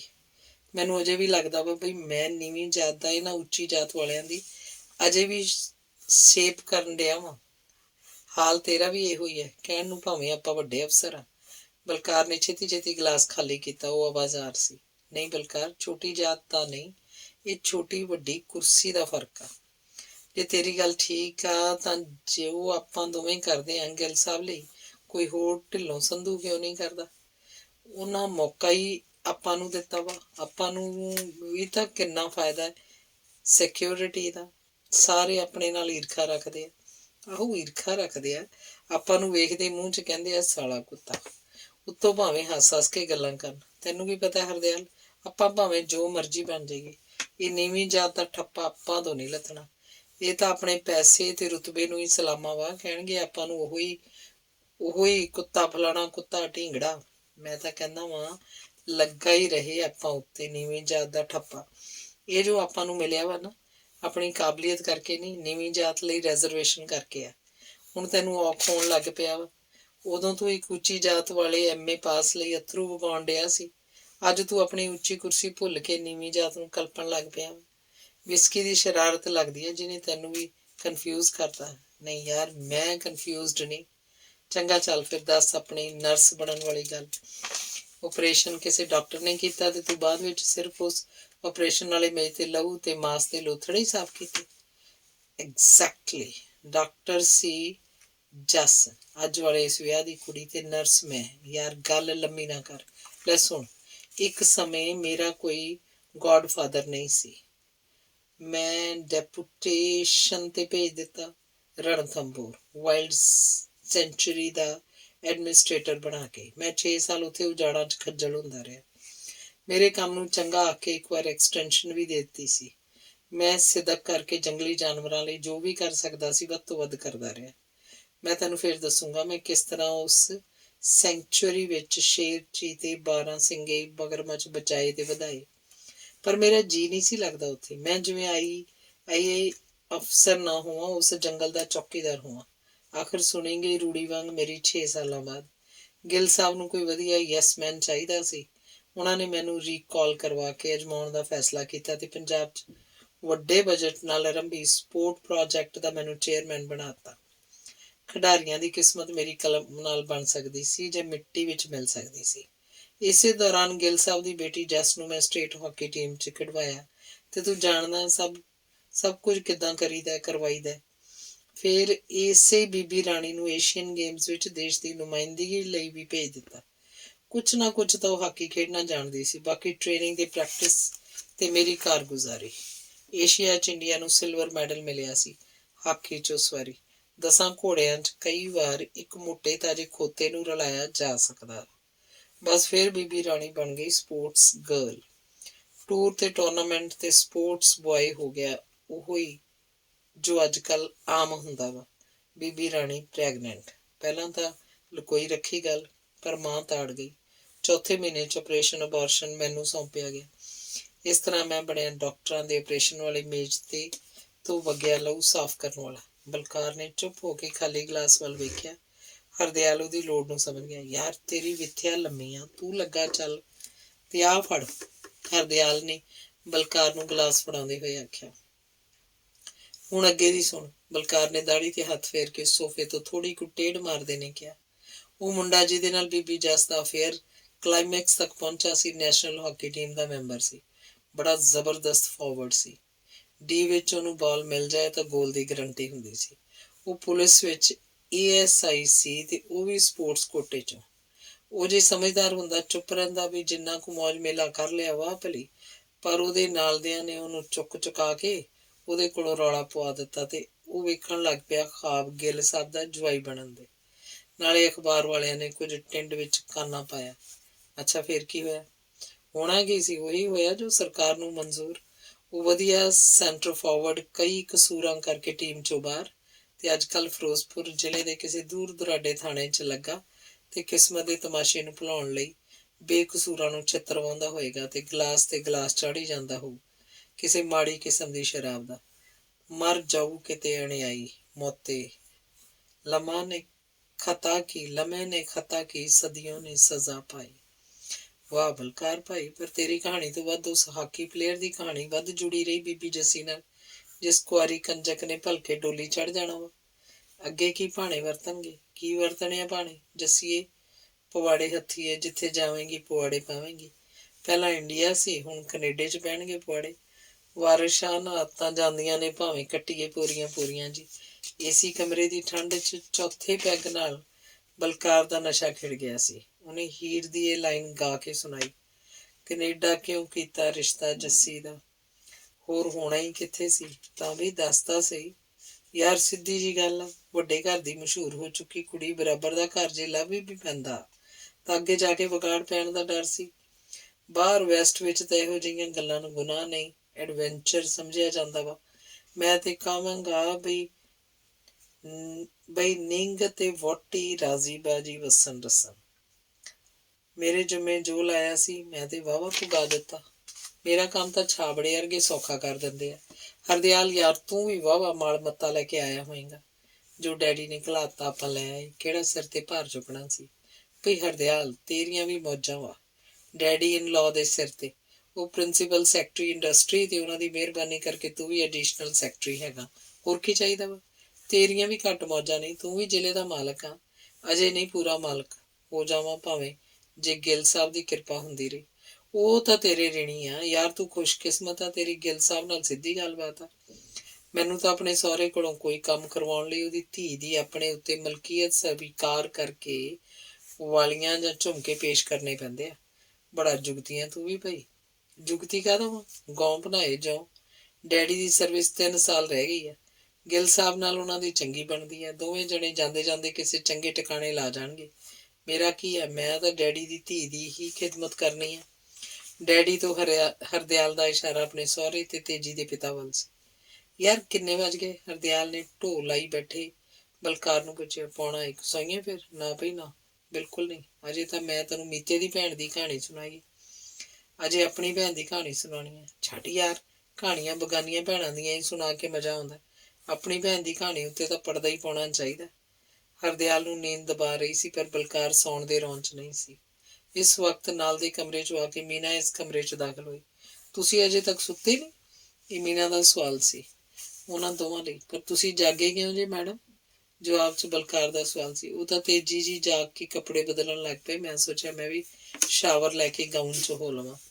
ਮੀਨਾ ਰੁਕੀ ਨਹੀਂ। ਉਹ ਸੂਟਕੇਸ 'ਚ ਕੁਝ ਲੈ ਕੇ ਝਾਟੀ ਬਾਥਰੂਮ 'ਚ ਚਲੀ ਗਈ ਤੇ ਛੇਤੀ ਨਹਾ ਕੇ ਪਹਿਲੇ ਕੱਪੜਿਆਂ ਦੀ ਥਾਂ ਇੱਕ ਬੜਾ ਹੀ ਆਧੁਨਿਕ ਸਲੀਵਲੈਸ ਗਾਊਨ ਪਹਿਨੀ ਉਹਨਾਂ ਕੋਲ ਆ ਬੈਠੀ।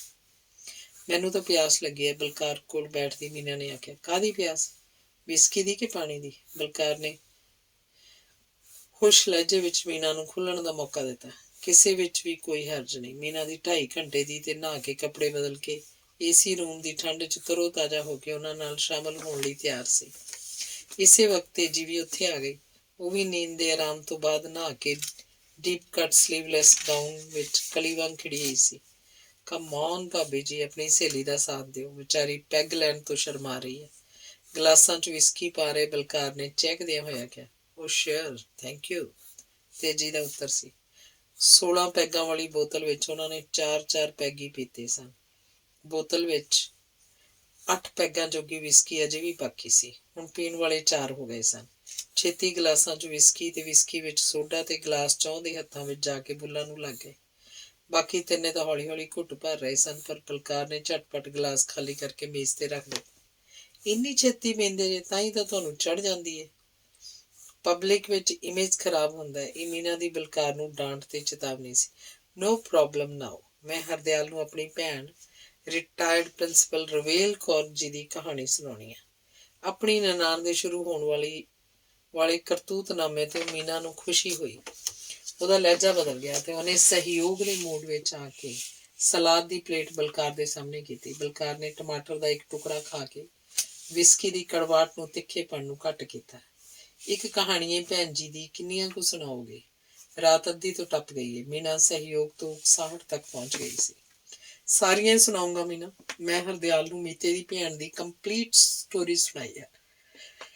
ਆਪਣੀ ਭੈਣ ਬੀਬੀ ਰਵੇਲ ਕੌਰ ਜੀ ਦੇ ਵੀ ਸਾਰੇ ਐਡਵੈਂਚਰ ਪੂਰੇ ਹੀ ਬਿਆਨ ਕਰਾਂਗਾ। ਉੱਚ ਪਦਵੀਆਂ, ਆਰਥਿਕ ਖੁਸ਼ਹਾਲੀ, ਉੱਚੀ ਵਿੱਦਿਆ, ਆਧੁਨਿਕਤਾ ਦੇ ਬਾਵਜੂਦ ਵੀ ਮੀਨਾ ਭਰਜਾਈ ਤੇ ਰਵੇਲ ਕੌਰ ਨਨਾਣ 'ਚ ਰਵਾਇਤੀ ਟਕਰਾਰ, ਨੁਕਸ ਲੱਭਣੇ, ਭਾਰੂ ਹੋਣ ਦੀ ਪ੍ਰਵਿਰਤੀ ਸੀ। ਬਲਕਾਰ ਜਦੋਂ ਵੀ ਆਪਣੀ ਭੈਣ ਦੀਆਂ ਕਮੀਆਂ ਦਾ ਜ਼ਿਕਰ ਕਰਦਾ, ਮੀਨਾ ਲਈ ਉਹ ਪਲ ਬੜੀ ਤਸੱਲੀ ਦੇਣ ਵਾਲੇ ਹੁੰਦੇ ਸਨ। ਅੱਜ ਫੇਰ ਇਹ ਮਨਪਸੰਦ ਮੌਕਾ ਆਉਣ ਹੀ ਵਾਲਾ ਸੀ। ਮੀਨਾ ਨੇ ਆਪਣੀ ਗਲਾਸ ਦੇ ਕੰਢੇ ਚੂਸਦੀ ਹੋਈ ਨੇ ਕੁਝ ਘੁੱਟ ਲੰਘਾਏ ਤੇ ਪ੍ਰਸ਼ੰਸਾ ਵਾਲੀਆਂ ਨਜ਼ਰਾਂ ਨਾਲ ਬਲਕਾਰ ਵੱਲ ਵੇਖਿਆ। ਬਲਕਾਰ ਨੇ ਟਮਾਟਰ ਦਾ ਕੱਟਿਆ ਟੁਕੜਾ ਖਾਣ ਤੋਂ ਬਾਅਦ ਹੌਟ ਕੇਸ ਚੋਂ ਕਲੇਜੀ ਦਾ ਛੋਟਾ ਜਿਹਾ ਪੀਸ ਕੱਢ ਕੇ ਖਾਣਾ ਸ਼ੁਰੂ ਕਰ ਦਿੱਤਾ। ਅਜੇ ਤੱਕ ਚੁੱਪ ਤੇਜੀ ਨੂੰ ਵੀ ਰਵੇਲ ਕੌਰ ਦੀ ਹੋਣ ਦਾ ਅਹਿਸਾਸ ਹੋਇਆ। ਸਵੇਰੇ ਰਵੇਲ ਭੈਣ ਜੀ ਆਉਣਗੇ ਨਾ? ਤੇਜੀ ਨੇ ਵੀ ਵਾਰਤਾਲਾਪ 'ਚ ਹਿੱਸੇਦਾਰੀ ਕੀਤੀ। ਆਉਣਗੇ ਨਹੀਂ, ਪਧਾਰਨਗੇ। ਤੇਜੀ ਮੈਡਮ ਆ ਕੇ ਸ਼ੋਭਾ ਵਧਾਉਣਗੇ। ਇਹ ਬਲਕਾਰ ਸੀ, ਗੱਲ ਤੋਰਨ ਤੋਂ ਪਹਿਲਾਂ ਭੂਮਿਕਾ ਬੰਨਣ ਦੀ ਕੋਸ਼ਿਸ਼ 'ਚ ਸੀ। Why don't you drink? Balkar ਫਿਰ ਬੋਲਿਆ ਸੀ। ਉਹਨੂੰ ਤੇਜੀ ਤੇ ਮੇਜ਼ ਉੱਤੇ ਗਲਾਸ ਰੱਖ ਦੇਣ ਕਰਕੇ ਕਹਿਣਾ ਪਿਆ ਸੀ। ਅਸਲ 'ਚ ਬਲਕਾਰ ਭਰਾ ਜੀ, ਮੈਨੂੰ ਠੰਡ ਲੱਗ ਰਹੀ ਹੈ। ਇੱਕ ਤਾਂ ਗਾਊਨ ਬਹੁਤ ਪਤਲਾ ਹੈ ਤੇ ਦੂਜਾ ਮੈਂ ਹੁਣੇ ਨਹਾ ਕੇ ਆਈ ਹਾਂ। ਨਾਲੇ ਮੈਨੂੰ ਰਵੇਲ ਭੈਣ ਜੀ ਦੀ ਯਾਦ ਆ ਗਈ। ਚਿਰ ਹੋ ਗਿਆ ਮਿਲਿਆ ਨੂੰ। ਕਮਰੇ ਦੇ ਵਧੀਆ ਏਸੀ ਨੇ ਵਾਕਈ ਠੰਡ ਕੀਤੀ ਹੋਈ ਸੀ। ਦੋਹਾਂ ਇਸਤਰੀਆਂ ਦੇ ਅਤਮਹੀਨ ਗਾਊਨ ਨਿੱਘ ਕਾਇਮ ਰੱਖਣ ਦੇ ਸਮਰੱਥ ਵੀ ਨਹੀਂ ਸਨ। ਵੇਖ ਬਲਕਾਰ ਨਖਰੇ।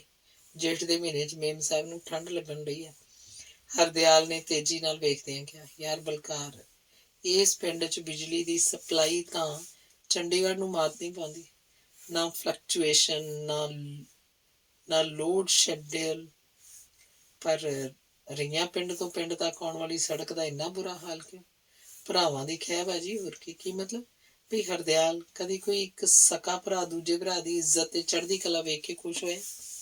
ਗਿੱਲ ਸਾਹਿਬ ਦਾ ਵੱਡਾ ਭਰਾ ਨਾ ਕਰਨਲ ਹਰਜੀਤ ਸਿੰਘ, ਉਹ ਪਿੰਡ ਦਾ ਸਰਪੰਚ ਤੇ ਬਲਾਕ ਸੰਮਤੀ ਦਾ ਚੇਅਰਮੈਨ ਵੀ ਹੈ। ਉਹ 3 ਸਾਲਾਂ ਤੋਂ ਸੜਕ ਦੀ ਮੁਰੰਮਤ ਲਈ ਭੱਜਾ ਫਿਰਦਾ। ਪਰ ਮੈਨੂੰ ਹੁਕਮ ਆ ਗਿੱਲ ਸਾਹਿਬ ਦਾ ਵੀ ਸੜਕ ਨਹੀਂ ਬਣਨ ਦੇਣੀ। ਵੱਡਾ ਭਰਾ ਛੋਟੇ ਭਰਾ ਅੱਗੇ ਨਿਵੇਂ ਤਾਂ ਸੜਕ ਬਣੂਗੀ। ਬਿਜਲੀ ਦੀ ਤਾਂ ਅੱਜ ਗਿੱਲ ਸਾਹਿਬ ਨੂੰ ਬਹੁਤ ਲੋੜ ਸੀ, ਨਹੀਂ ਤਾਂ ਖਬਰੇ। ਤੁਸੀਂ ਤਾਂ ਭਰਾਵਾਂ ਦੀ ਕਹਾਣੀ ਸ਼ੁਰੂ ਕਰਤੀ। ਕਰਨੀ ਸੀ ਭੈਣ ਜੀ ਦੀ। ਨਿਰਾਸ਼ ਹੋ ਰਹੀ ਮੀਨਾ ਨੇ ਉਤਾਵਲੀ ਹੋ ਕੇ ਬਲਕਾਰ ਨੂੰ ਟੋਕਿਆ ਸੀ। ਹਾਂ ਹਰਦਿਆਲ, ਮੈਂ ਸਬਜੈਕਟ ਤੋਂ ਪਰਾਂ ਚਲਾ ਗਿਆ। ਮੇਰੇ ਸਤਿਕਾਰਯੋਗ ਭੈਣ ਜੀ ਰਿਟਾਇਰਡ ਪ੍ਰਿੰਸੀਪਲ ਸਰਕਾਰੀ ਸੀਨੀਅਰ ਸੈਕੰਡਰੀ ਸਕੂਲ ਚੰਡੀਗੜ੍ਹ ਕੱਲ ਮੌਕੇ ਦੀ ਸ਼ੋਭਾ ਵਧਾਉਣ ਲਈ ਪਧਾਰਨਗੇ। ਉਹਨਾਂ ਦੀ ਮੀਨਾ ਨਾਲ ਲੜਾਈ ਹੋਏਗੀ ਤੇ ਜਿਸ ਨਾਲ ਮੌਕਾ ਕੁਝ ਕੁ ਹਫ਼ਤਿਆਂ ਲਈ ਜ਼ਰੂਰ ਹੀ ਯਾਦ ਰਹੇਗਾ। ਅਸਲ 'ਚ ਮੈਡਮ ਮੀਨਾ ਭੈਣ ਜੀ ਨੂੰ ਬਹੁਤ ਹੀ ਨਾਪਸੰਦ ਹਨ। ਬਲਕਾਰ ਨੇ ਝਟਕਾਰੇ ਵਾਲਾ ਅੰਦਾਜ਼ ਅਪਣਾਇਆ। ਮੈਂ ਉਹਨਾਂ ਦਾ ਕੀ ਵਿਗਾੜਿਆ? ਮੇਰੇ 'ਚ ਕੀ ਕਮੀ ਹੈ? ਮੀਨਾ ਨੇ ਰੁੱਸਣ ਵਾਲੇ ਅੰਦਾਜ਼ 'ਚ ਭਰਵੱਟੇ ਸਕੂੜ ਕੇ ਕਿਹਾ। Cool madam, cool. ਜਦੋਂ ਵੀ ਤੁਸੀਂ ਭੈਣ ਜੀ ਦਾ ਕੁਝ ਵਿਗਾੜਨਾ ਚਾਹਿਆ, ਤੁਹਾਡੇ ਕੋਲੋਂ ਵਿਗੜਿਆ ਹੀ ਨਾ ਗਿਆ, ਵਿਗਾੜਿਆ ਹੀ ਨਾ ਗਿਆ। ਇਹ ਤੁਹਾਡੀ ਸ਼ਰਾਫਤ ਨਹੀਂ, ਅਸਫਲਤਾ ਹੈ। ਰਹੀ ਦੂਜੀ ਗੱਲ ਕਮੀ ਦੀ, ਇੱਥੋਂ ਮੈਂ ਸਹਿਮਤ ਹਾਂ। ਤੁਹਾਡੇ 'ਚ ਕੋਈ ਕਮੀ ਨਹੀਂ। ਰੰਗ ਤੁਹਾਡਾ ਗੋਰਾ, ਕੱਦ ਲੰਮਾ, ਨੈਣ ਨਕਸ਼ ਵਾਹਵਾ। ਕੌਣ ਕਹਿੰਦਾ ਤੁਹਾਡੇ 'ਚ ਕਮੀ ਹੈ ਕੋਈ? ਵੇਖ ਲਓ ਹਰਦਿਆਲ ਭਰਾ ਜੀ, ਨਾਲੇ ਤਾਂ ਮੈਨੂੰ ਡਾਂਟ ਕਰਦੇ ਆ, ਨਾਲੇ ਜੋਕ ਮਾਰ ਰਹੇ ਆ। ਕਹਾਣੀ ਸੁਣਾਉਣੀ ਸੀ ਭੈਣ ਜੀ ਦੀ। ਪਹਿਲਾਂ ਕਰਨਲ ਸਾਹਿਬ ਦੀ ਸ਼ੁਰੂ ਕਰ ਲਈ, ਹੁਣ ਜੋਕ ਮਾਰੀ ਜਾ ਰਹੇ ਹੈਗੇ ਆ। ਉਹ ਉੱਤੋਂ ਮੈਨੂੰ ਵੀ ਠੰਡ ਲੱਗ ਰਹੀ ਹੈ ਤੇਜੀ ਵਾਂਗ। ਮੀਨਾ ਫਿਰ ਚਲਾਈ, ਏਸੀ ਬੰਦ ਕਰ ਦੇਵਾਂ ਜੇ ਠੰਡ ਲੱਗਦੀ ਆ ਤਾਂ? ਬਲਕਾਰ ਨੇ ਕਿਹਾ। ਨੋ ਨੋ, ਏਸੀ ਨਹੀਂ ਬੰਦ ਕਰਨਾ। ਮੀਨਾ ਨੇ ਤੇਜੀ ਇਕੱਠੀਆਂ ਚਲਾਈਆਂ। ਚਲੋ ਠੀਕ ਹੈ। ਕਹਾਣੀ ਸ਼ੁਰੂ ਹੋਣ ਤੋਂ ਪਹਿਲਾਂ ਇੱਕ ਗਰਮ ਜਿਹਾ ਜੋਕ। ਹਰਦਿਆਲ, ਇੱਕ ਵਾਰ ਭੈਣ ਜੀ ਸਾਡੇ ਕੋਲ ਆਏ ਤੇ ਆਉਂਦਿਆਂ ਹੀ ਹੁਕਮ ਕਰਤਾ ਵੀ ਐਤਵਾਰ ਨੂੰ ਉਹਨਾਂ ਦੇ ਸਹੁਰੇ ਘਰ ਕੋਈ ਫੰਕਸ਼ਨ ਆ ਤੇ ਉੱਥੇ ਜ਼ਰੂਰ ਪਹੁੰਚਣਾ। ਅੱਗੋਂ ਇਹ ਸ਼੍ਰੀਮਤੀ ਮੀਨਾ ਕਹਿੰਦੀ ਹੈ ਕਿ ਐਤਵਾਰ ਦਾ ਅਸੀਂ ਕਿਸੇ ਦਾ ਇਨਵੀਟੇਸ਼ਨ ਐਕਸੈਪਟ ਕੀਤਾ ਹੋਇਆ ਤੇ ਅਸੀਂ ਨਹੀਂ ਆ ਸਕਦੇ। ਫਿਰ ਪਤਾ ਕੀ ਹੋਇਆ? ਕੀ ਹੋਇਆ? ਤੇਜੀ ਨੇ ਪੁੱਛਿਆ। ਹੋਇਆ ਕੀ? ਭੈਣ ਜੀ ਕਹਿੰਦੇ ਮੀਨਾ ਨੂੰ ਚੁੱਪ ਕਰ ਕੰਜਰੀਏ, ਜੇ ਮੇਰੀ ਗੱਲ 'ਚ ਬੋਲੀ ਤਾਂ ਗੁੱਤ ਮੁੰਨ ਦਊਂ ਤੇਰੀ। ਹਾ ਹਾ ਹਾ, ਬਲਕਾਰ ਹੱਸਣ ਲੱਗ ਪਿਆ। ਹਰਦਿਆਲ ਭਰਾ ਜੀ, ਇਹ ਜੋਕ ਆ ਕਿ ਨੌਨਸੈਂਸ? ਰੋਣ ਹੱਕੀ ਮੀਨਾ ਬੋਲੀ ਸੀ। ਨਹੀਂ ਨਹੀਂ, ਜੋਕ ਤਾਂ ਜੇ ਸੁਣਾਣਾ ਵਾ ਮੈਂ। ਹੋਇਆ ਕਿ ਇਸ ਗੱਲ ਤੋਂ ਹਫ਼ਤਾ ਕੁ ਬਾਅਦ ਇਹਨੇ, ਮੀਨਾ ਨੇ, ਆਪਣੀ ਗੁੱਤ ਆਪੇ ਹੀ ਮੁਨਾ ਦਿੱਤੀ ਤੇ ਹੁਣ ਭੈਣ ਜੀ ਇਹਨੂੰ ਸਿਰ ਮੁੰਨੀ ਕਹਿੰਦੇ ਆ। ਬਲਕਾਰ ਫਿਰ ਹੱਸਣ ਲੱਗ ਪਿਆ। ਵੇਖਿਆ ਇਹਨਾਂ ਦੇ ਜੋਕਸ ਦਾ ਟੇਸਟ ਤੇ ਨਾਲੇ ਭੈਣ ਜੀ ਦਾ ਸਟੈਂਡਰਡ। ਉਹ ਗੱਲ ਕਿਉਂ ਨਹੀਂ ਦੱਸਦੇ ਜਿਹੜੀ ਤੁਸੀਂ ਆਪ ਕਹੀ ਸੀ ਭੈਣ ਜੀ ਨੂੰ? ਮੀਨਾ ਨੇ ਤੇਜੀ ਤੇ ਹਰਦਿਆਲ ਵੱਲ ਵੇਖ ਕੇ ਕਿਹਾ। ਮੈਨੂੰ ਨਹੀਂ ਯਾਦ, ਤੂੰ ਹੀ ਦੱਸ ਦੇ, ਕਹਿ ਕੇ ਬਲਕਾਰ ਨੇ ਗਲਾਸ ਚੁੱਕ ਲਿਆ। ਜਦੋਂ ਭੈਣ ਜੀ ਨੇ ਇਹ ਕਿਹਾ ਸੀ ਤਾਂ ਤੁਸੀਂ ਕਿਹਾ ਸੀ ਕਿ ਇਹੋ ਜਿਹੀਆਂ ਗੱਲਾਂ ਜੇ ਕਿਸੇ ਨੇ ਸੁਣ ਲਈਆਂ ਤਾਂ ਲੋਕ ਕਹਿਣਗੇ ਕਿ ਐਡੇ ਵੱਡੇ ਅਫਸਰ ਹੋ ਕੇ ਵੀ ਆਪਣੀ ਜਾਤ ਦੀਆਂ ਆਦਤਾਂ ਨਹੀਂ ਛੱਡੀਆਂ।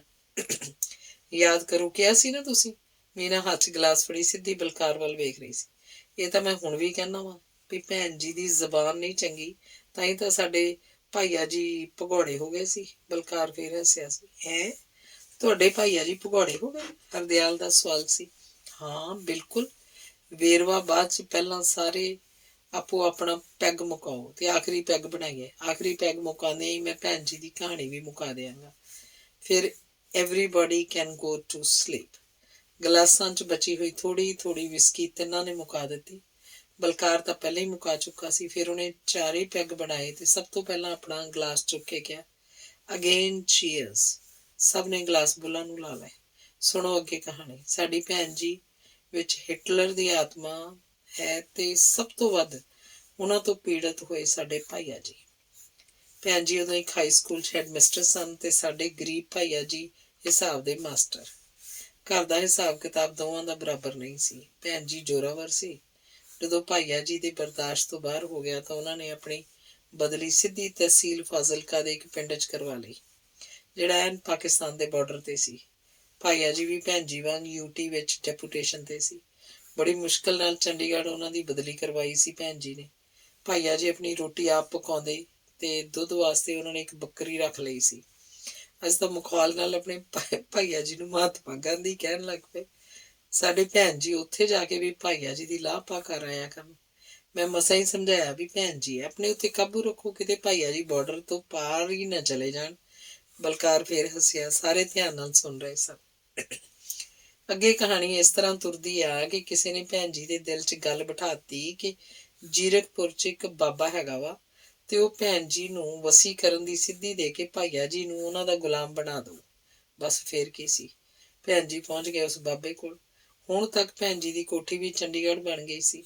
ਬਸ ਬਾਬੇ ਦੀ ਮਿਹਰ ਹੋ ਜਾਏ ਤੇ ਭਾਈਆ ਜੀ ਦੀ ਗੁਲਾਮੀ ਸ਼ੁਰੂ ਹੋ ਜਾਏ।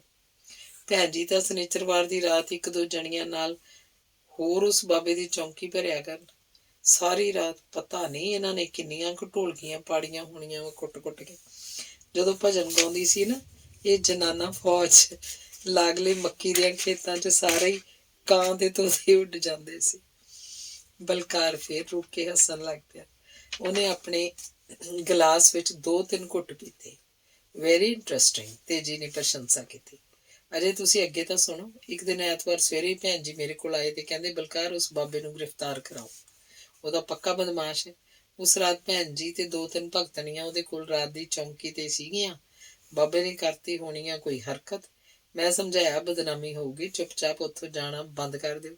ਉਹ ਮੰਨ ਤਾਂ ਗਏ ਪਰ ਬਾਬਿਆਂ ਤੋਂ ਬਾਜ਼ ਨਾ ਆਏ। ਕਦੀ ਕੋਈ ਬਾਬਾ ਉਹਨਾਂ ਨੂੰ ਲੱਭ ਲੈਂਦਾ, ਕਦੀ ਉਹ ਕਿਸੇ ਬਾਬੇ ਨੂੰ ਲੱਭ ਲੈਂਦੇ। ਹੁਣ ਉਹ ਵੀ ਰਿਟਾਇਰ ਹੋ ਗਏ ਤੇ ਭਾਈਆ ਜੀ ਵੀ। ਭਾਈਆ ਜੀ ਨੇ ਬੱਕਰੀ ਛੱਡ ਕੇ ਹੁਣ ਇੱਕ ਮੱਝ ਰੱਖ ਲਈ ਆ, ਪਰ ਭੈਣ ਜੀ ਨੇ ਪੱਕਾ ਬਾਬਾ ਜੀ ਰੱਖ ਲਿਆ ਵਾ ਤੇ ਉਹਦਾ ਆਸ਼ਰਮ ਸਾਡੇ ਪਿੰਡ ਮਤਲਬ ਭੈਣ ਜੀ ਦੇ ਪੇਕੇ ਬਣਵਾਉਣ 'ਚ ਰੁੱਝੇ ਹੋਏ ਆ। ਨਾਲੇ ਮੈਨੂੰ ਕਹਿੰਦੇ ਆ ਵੀ ਮੈਂ ਭਾਈਆ ਜੀ ਨੂੰ ਸਮਝਾਵਾਂ ਕਿ ਉਹ ਵੀ ਬਾਬਾ ਜੀ ਦੇ ਚਰਨਾਂ 'ਚ ਹੀ ਬਾਕੀ ਦੀ ਉਮਰ ਗੁਜ਼ਾਰ ਕੇ ਜਨਮ ਸਫਲਾ ਕਰਨ। ਜਵਾਬ 'ਚ ਮੈਂ ਕਹਿੰਦਾ ਬਈ ਇਸਤਰੀ ਦਾ ਜਨਮ ਤਾਂ ਹੀ ਸਫਲ ਹੋਊ ਜੇ ਉਹ ਆਪਣੇ ਪਤੀ ਪਰਮੇਸ਼ਰ ਦੀ ਸੇਵਾ ਕਰੂ। ਭੈਣ ਜੀ ਕਹਿਣਗੇ ਕਿ ਇਹ ਪੁਰਾਣੇ ਜ਼ਮਾਨੇ ਦੀਆਂ ਗੱਲਾਂ ਵਾ, ਬਸ ਉਹ ਤਾਂ ਉਸ ਦੁੱਧਾਧਾਰੀ ਢਿੱਡੜ ਬੁੱਢੜੇ ਬਾਬੇ ਦੀ ਸੇਵਾ ਤੇ ਹੀ ਤੁਲੇ ਹੋਏ ਆ, ਜਿਹੜਾ ਹਰ ਰੋਜ਼ 5 ਕਿਲੋ ਦੁੱਧ ਪੀਂਦਾ ਵਾ ਤੇ ਅੱਧਾ ਕਿਲੋ ਘਿਓ ਵਿੱਚ ਮਿਸ਼ਰੀ ਪਾ ਕੇ ਖਾਂਦਾ ਵਾ। ਤੇ ਕਾਲਾ ਨੂੰ ਇਹ ਸਾਰੀਆਂ ਮੂਰਖ ਭਗਤਣੀਆਂ ਢਿੱਡੜ ਬਾਬੇ ਲਈ ਬਦਾਮ ਭੰਨ ਕੇ ਗਿਰੀਆਂ ਨੂੰ ਬੱਕਰੀ ਦੇ ਦੁੱਧ 'ਚ ਭਿਓ ਕੇ ਆਹਾਰ 'ਚ ਲੱਗੀਆਂ ਰਹਿੰਦੀਆਂ ਤੇ ਸਵੇਰੇ ਉਹ ਗਿਰੀਆਂ ਛਿੱਲ ਕੇ ਘੱਟੋ ਘੱਟ 300 ਗ੍ਰਾਮ ਹੁੰਦੀਆਂ ਵਾ। ਉਹ ਗਿਰੀਆਂ ਮੈਂ ਆਪ ਵੇਖਿਆ ਵਾ ਬਾਬੇ ਨੂੰ ਖਵਾਲਦੀਆਂ। ਬਾਬੇ ਦਾ ਬਲੱਡ ਪ੍ਰੈਸ਼ਰ, ਸ਼ੂਗਰ ਤੇ ਹੋਰ ਕਈ ਕੁਝ ਬਹੁਤ ਹੀ ਬੁਰੀ ਹਾਲਤ ਵਿੱਚ ਆ ਉਹਦੀ। ਹੋਰ ਤੇ ਹੋਰ ਕੌਲੀਆਂ ਭਰ ਕੇ ਗੁਲਕੰਦ ਖਾਂਦਾ ਵਾ, ਫੇਰ ਵੀ ਉਹਦੀ ਕਬਜ਼ੀ ਦੂਰ ਨਹੀਂ ਹੁੰਦੀ। ਇੱਕ ਵਾਰ ਮੈਂ ਆਖਿਆ ਭੈਣ ਜੀ ਜੇ ਬਾਬਾ ਐਡੀ ਸ਼ਕਤੀ ਵਾਲਾ ਆ ਤਾਂ ਆਪਣੇ ਹੀ ਰੋਗ ਕੱਟ ਲਵੇ। ਤਾਂ ਪਤਾ ਭੈਣ ਜੀ ਕਹਿੰਦੇ, ਬਲਕਾਰ ਨੇ ਸਵਾਲ ਪੁੱਛ ਕੇ ਸਾਹਮਣੇ ਬੈਠੇ ਤਿੰਨਾਂ ਵੱਲ ਵੇਖਿਆ ਤੇ ਜਵਾਬ ਉਡੀਕਦਿਆਂ ਨੂੰ ਸਾਹ ਲੈਣ ਦਾ ਮੌਕਾ ਵੀ ਮਿਲ ਗਿਆ। ਕੀ ਕਹਿੰਦੇ ਭੈਣ ਜੀ? ਹਰਦਿਆਲ ਨੇ ਪੁੱਛਿਆ। ਤੇਜੀ ਤੇ ਮੀਨਾ ਟੱਡੀਆਂ ਅੱਖਾਂ ਨਾਲ ਉਤਸੁਕਤਾ 'ਚ ਹੋਰ ਸਵਾਦਲੀ ਵਾਰਤਾ ਲਈ ਇੱਛਕ ਸਨ। ਕਹਿਣਾ ਕੀ ਸੀ, ਪਹਿਲਾਂ ਤਾਂ ਸੰਤਾਂ ਸਾਧਾਂ ਦੀ ਨਿੰਦਿਆ ਦੇ ਨੁਕਸਾਨਾਂ ਉੱਤੇ ਇੱਕ ਲੈਕਚਰ ਦਿੱਤਾ, ਖੂਬ ਲੰਮਾ ਤੇ ਬੋਰਿੰਗ, ਤੇ ਫਿਰ ਕਹਿੰਦੇ ਆ ਕਿ ਬਾਬਾ ਜੀ ਦੀ ਦੇਹੀ ਨੂੰ ਤਾਂ ਇੰਨੇ ਰੋਗ ਲੱਗੇ ਹੋਏ ਆ ਵੀ ਉਹਨਾਂ ਨੇ ਆਪਣੇ ਸੇਵਕਾਂ ਦੇ ਦੁੱਖ ਕਸ਼ਟ ਆਪਣੇ ਤੇ ਪਾ ਲਏ। ਕੌਣ ਅਕਲ ਦਊ ਇਸ ਇਸਤਰੀ ਜਾਤੀ ਨੂੰ? ਬਲਕਾਰ ਨੇ ਫੇਰ ਚਾਰ ਚੁਫੇਰੇ ਵੱਲ ਵੇਖਿਆ।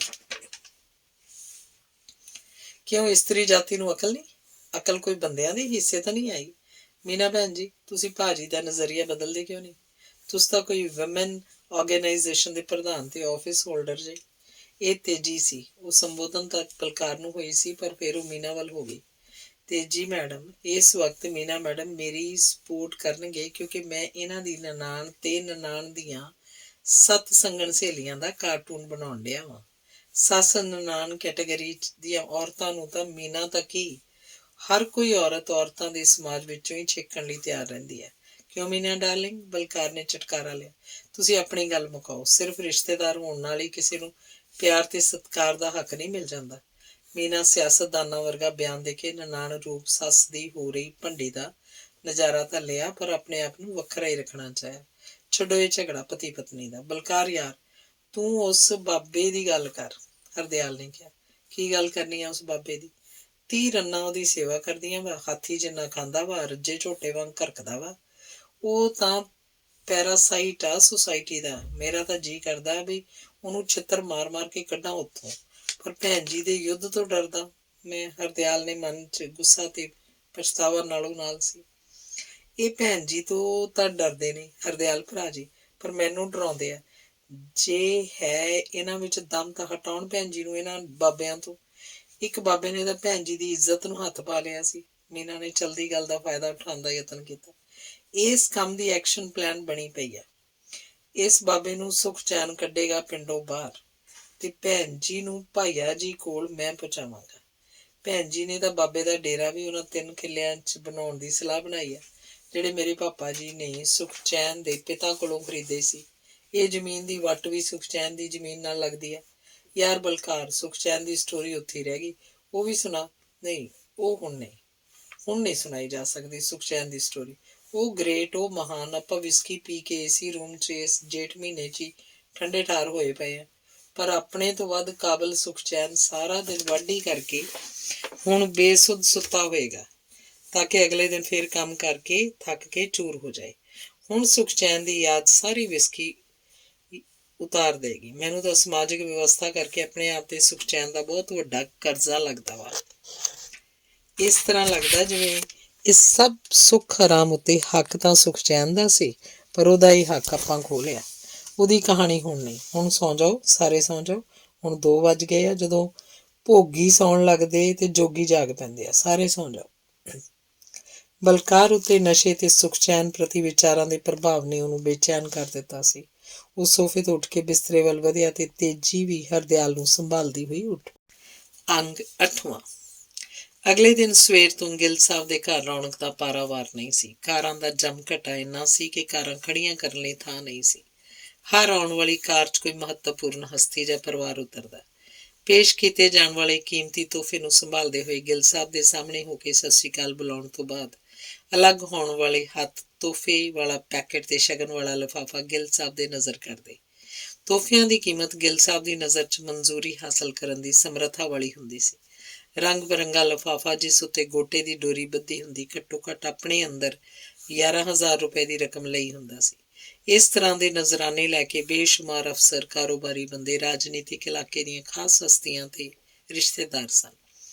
ਛਾਬੜੇ ਨੇ ਅੰਮ੍ਰਿਤਸਰ ਸ਼ਹਿਰ 'ਚ ਬਹੁਤ ਸਾਰੇ ਸੱਦਾ ਪੱਤਰ ਵੰਡ ਦਿੱਤੇ ਸਨ। ਕੁਝ ਇਹੋ ਜਿਹੇ ਬੰਦਿਆਂ ਨੂੰ ਵੀ ਸੱਦਾ ਪੱਤਰ ਦਿੱਤੇ ਜਿਨ੍ਹਾਂ ਦਾ ਗਿੱਲ ਸਾਹਿਬ ਨਾਲ ਕੋਈ ਵੀ ਪਰਿਚੈ ਜਾਂ ਸੰਬੰਧ ਨਹੀਂ ਸੀ, ਪਰ ਇਸ ਤਰ੍ਹਾਂ ਦੇ ਬੰਦੇ ਵੀ ਹੁਮ ਹੁਮਾ ਕੇ ਇਸ ਵਿਆਹ 'ਚ ਸ਼ਾਮਲ ਹੋਣ ਲਈ ਆਏ। ਇਹਦਾ ਉਦੇਸ਼ ਸਿਰਫ ਸ਼ਗਨ ਦੇਣ ਵਕਤ ਗਿੱਲ ਸਾਹਿਬ ਨਾਲ ਫੋਟੋ ਖਿਚਵਾਉਣੀ ਸੀ, ਤਾਂ ਕਿ ਬਾਅਦ 'ਚ ਇਹ ਫੋਟੋ ਆਪਣੇ ਡਰਾਇੰਗ ਰੂਮ 'ਚ ਲਾ ਕੇ ਗੱਪ ਮਾਰੀ ਜਾ ਸਕੇ ਕਿ ਉਸ ਬੰਦੇ ਦਾ ਤਾਂ ਚੀਫ ਸੈਕਟਰੀ ਸਾਹਿਬ ਦੇ ਨਾਲ ਵਿਆਹ ਸ਼ਾਦੀਆਂ ਤੱਕ ਆਉਣ ਜਾਣਾ ਹੈ। ਇਸ ਸਭ ਤੋਂ ਗਿੱਲ ਸਾਹਿਬ ਨੂੰ ਵੀ ਤਕੜਾ ਲਾਭ ਸੀ। ਅਸਲ 'ਚ ਉਹਨਾਂ ਦਾ ਇਸ ਬਹੁਤ ਵੱਡੇ ਵਿਆਹ ਤੇ ਨਾ ਮਾਤਰ ਹੀ ਖਰਚ ਹੋਇਆ ਸੀ, ਪਰ ਨੇਂਦੇ ਤੇ ਸ਼ਗਨਾਂ ਤੋਂ ਆਮਦਨ ਵੱਧ ਹੋ ਗਈ ਸੀ।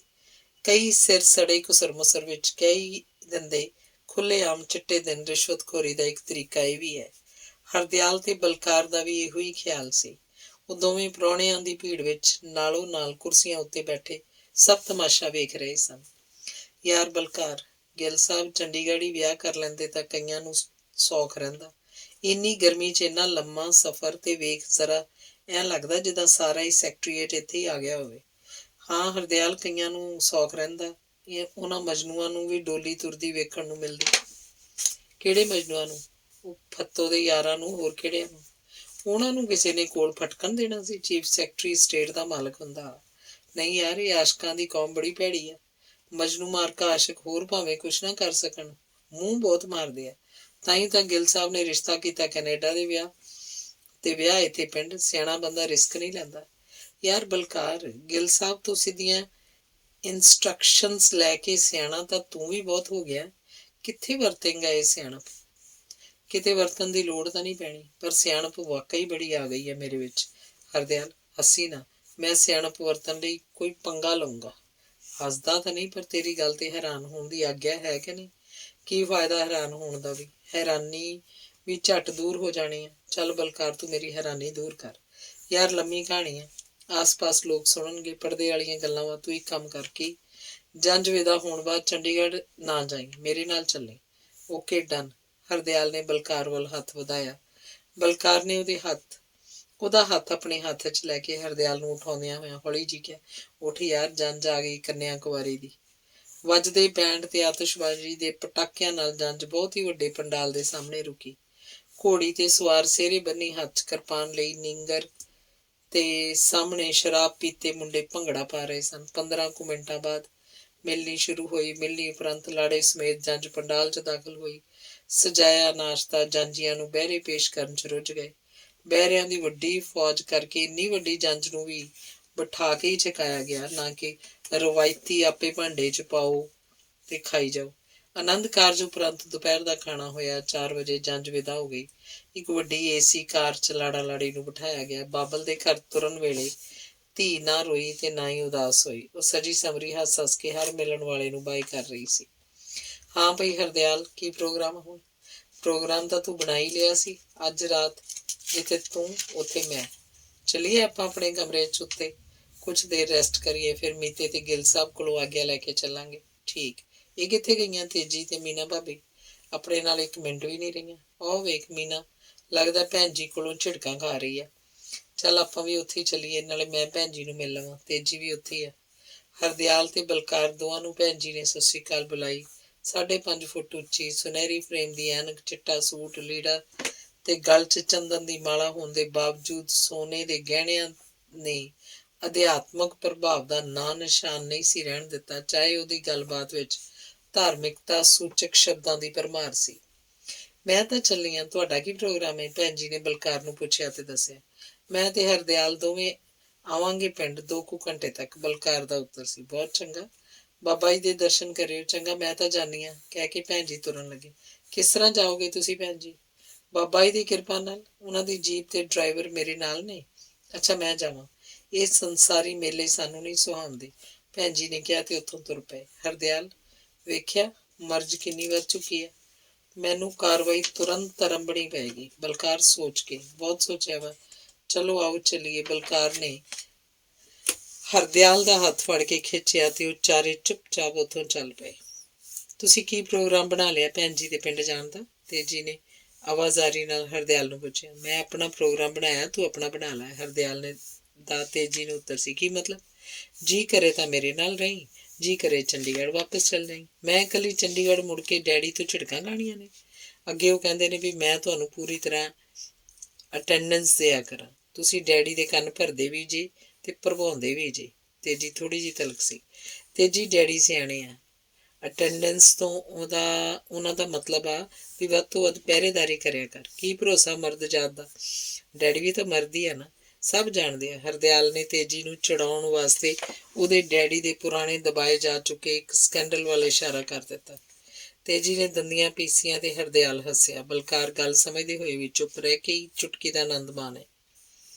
ਮੇਰਾ ਇੱਕ ਸੁਜੈਸ਼ਨ ਹੈ, ਕਹੋ ਤਾਂ ਦੱਸਾਂ? ਇਹ ਮੀਨਾ ਸੀ, ਤੇਜੀ ਦੀ ਸ਼ਰਮਿੰਦਗੀ ਨੂੰ ਦੂਰ ਕਰਨਾ ਚਾਹੁੰਦੀ ਸੀ। ਤੁਸੀਂ ਦੱਸੋ ਨਾ ਜੀ, ਤੁਸੀਂ ਫਰਮਾਉਣ ਦੀ ਕਿਰਪਾ ਕਰੋ। ਬਲਕਾਰ ਵੀ ਮੁਖੌਲੀਆ ਹੋ ਕੇ ਤੇਜੀ ਦਾ ਤਣਾਅ ਮਿਟਾਉਣਾ ਚਾਹੁੰਦਾ ਸੀ।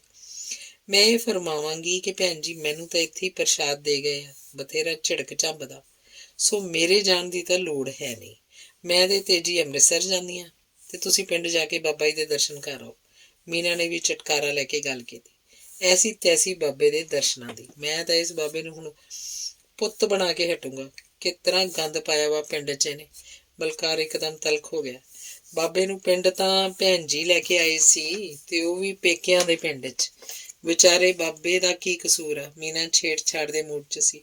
ਉਹਨੂੰ ਹਾਸਾ ਆ ਗਿਆ। ਬਲਕਾਰ ਲਈ ਗੁੱਸਾ ਸੰਭਾਲਣਾ ਔਖਾ ਹੋ ਗਿਆ ਸੀ। ਠੀਕ ਆ ਹਰਦਿਆਲ, ਤੇਜੀ ਤੇ ਮੀਨਾ ਚੱਲਣ ਅੰਮ੍ਰਿਤਸਰ। ਆਪਾਂ ਵੀ ਪਿੰਡ ਹੋ ਕੇ 9 ਵਜੇ ਅੰਮ੍ਰਿਤਸਰ ਪਹੁੰਚ ਜਾਵਾਂਗੇ। 9 ਵਜੇ? ਇੰਨਾ ਚਿਰ? ਹਰਦਿਆਲ ਨੇ ਹੈਰਾਨੀ ਨਾਲ ਬਲਕਾਰ ਵੱਲ ਦੇਖਿਆ। ਹਰਦਿਆਲ ਵੀਰ ਜੀ, ਬਾਬਿਆਂ ਦੇ ਸਤਸੰਗ ਨੂੰ ਵਕਤ ਤਾਂ ਲੱਗ ਹੀ ਜਾਂਦਾ। ਕੀ ਪਤਾ ਸਾਰੀ ਰਾਤ ਹੀ ਲੱਗ ਜਾਏ, ਉੱਥੇ ਤਾਂ ਜਗਰਾਤੇ ਵੀ ਹੁੰਦੇ ਆ। ਹੱਸਦੀ ਹੋਈ ਮੀਨਾ ਨੇ ਇੱਕ ਹੋਰ ਵਾਰ ਫੇਰ ਝਟਕਾਰਾ ਲਿਆ। ਮੀਨਾ ਚੁੱਪ। ਬਲਕਾਰ ਉੱਚੀ ਆਵਾਜ਼ 'ਚ ਜਿਵੇਂ ਚੀਕਿਆ ਹੋਵੇ, ਖਿਮਾ ਖਿਮਾ, ਖਤਾ ਮਾਫ, ਮੈਂ ਚੁੱਪ ਰਹੂੰਗੀ।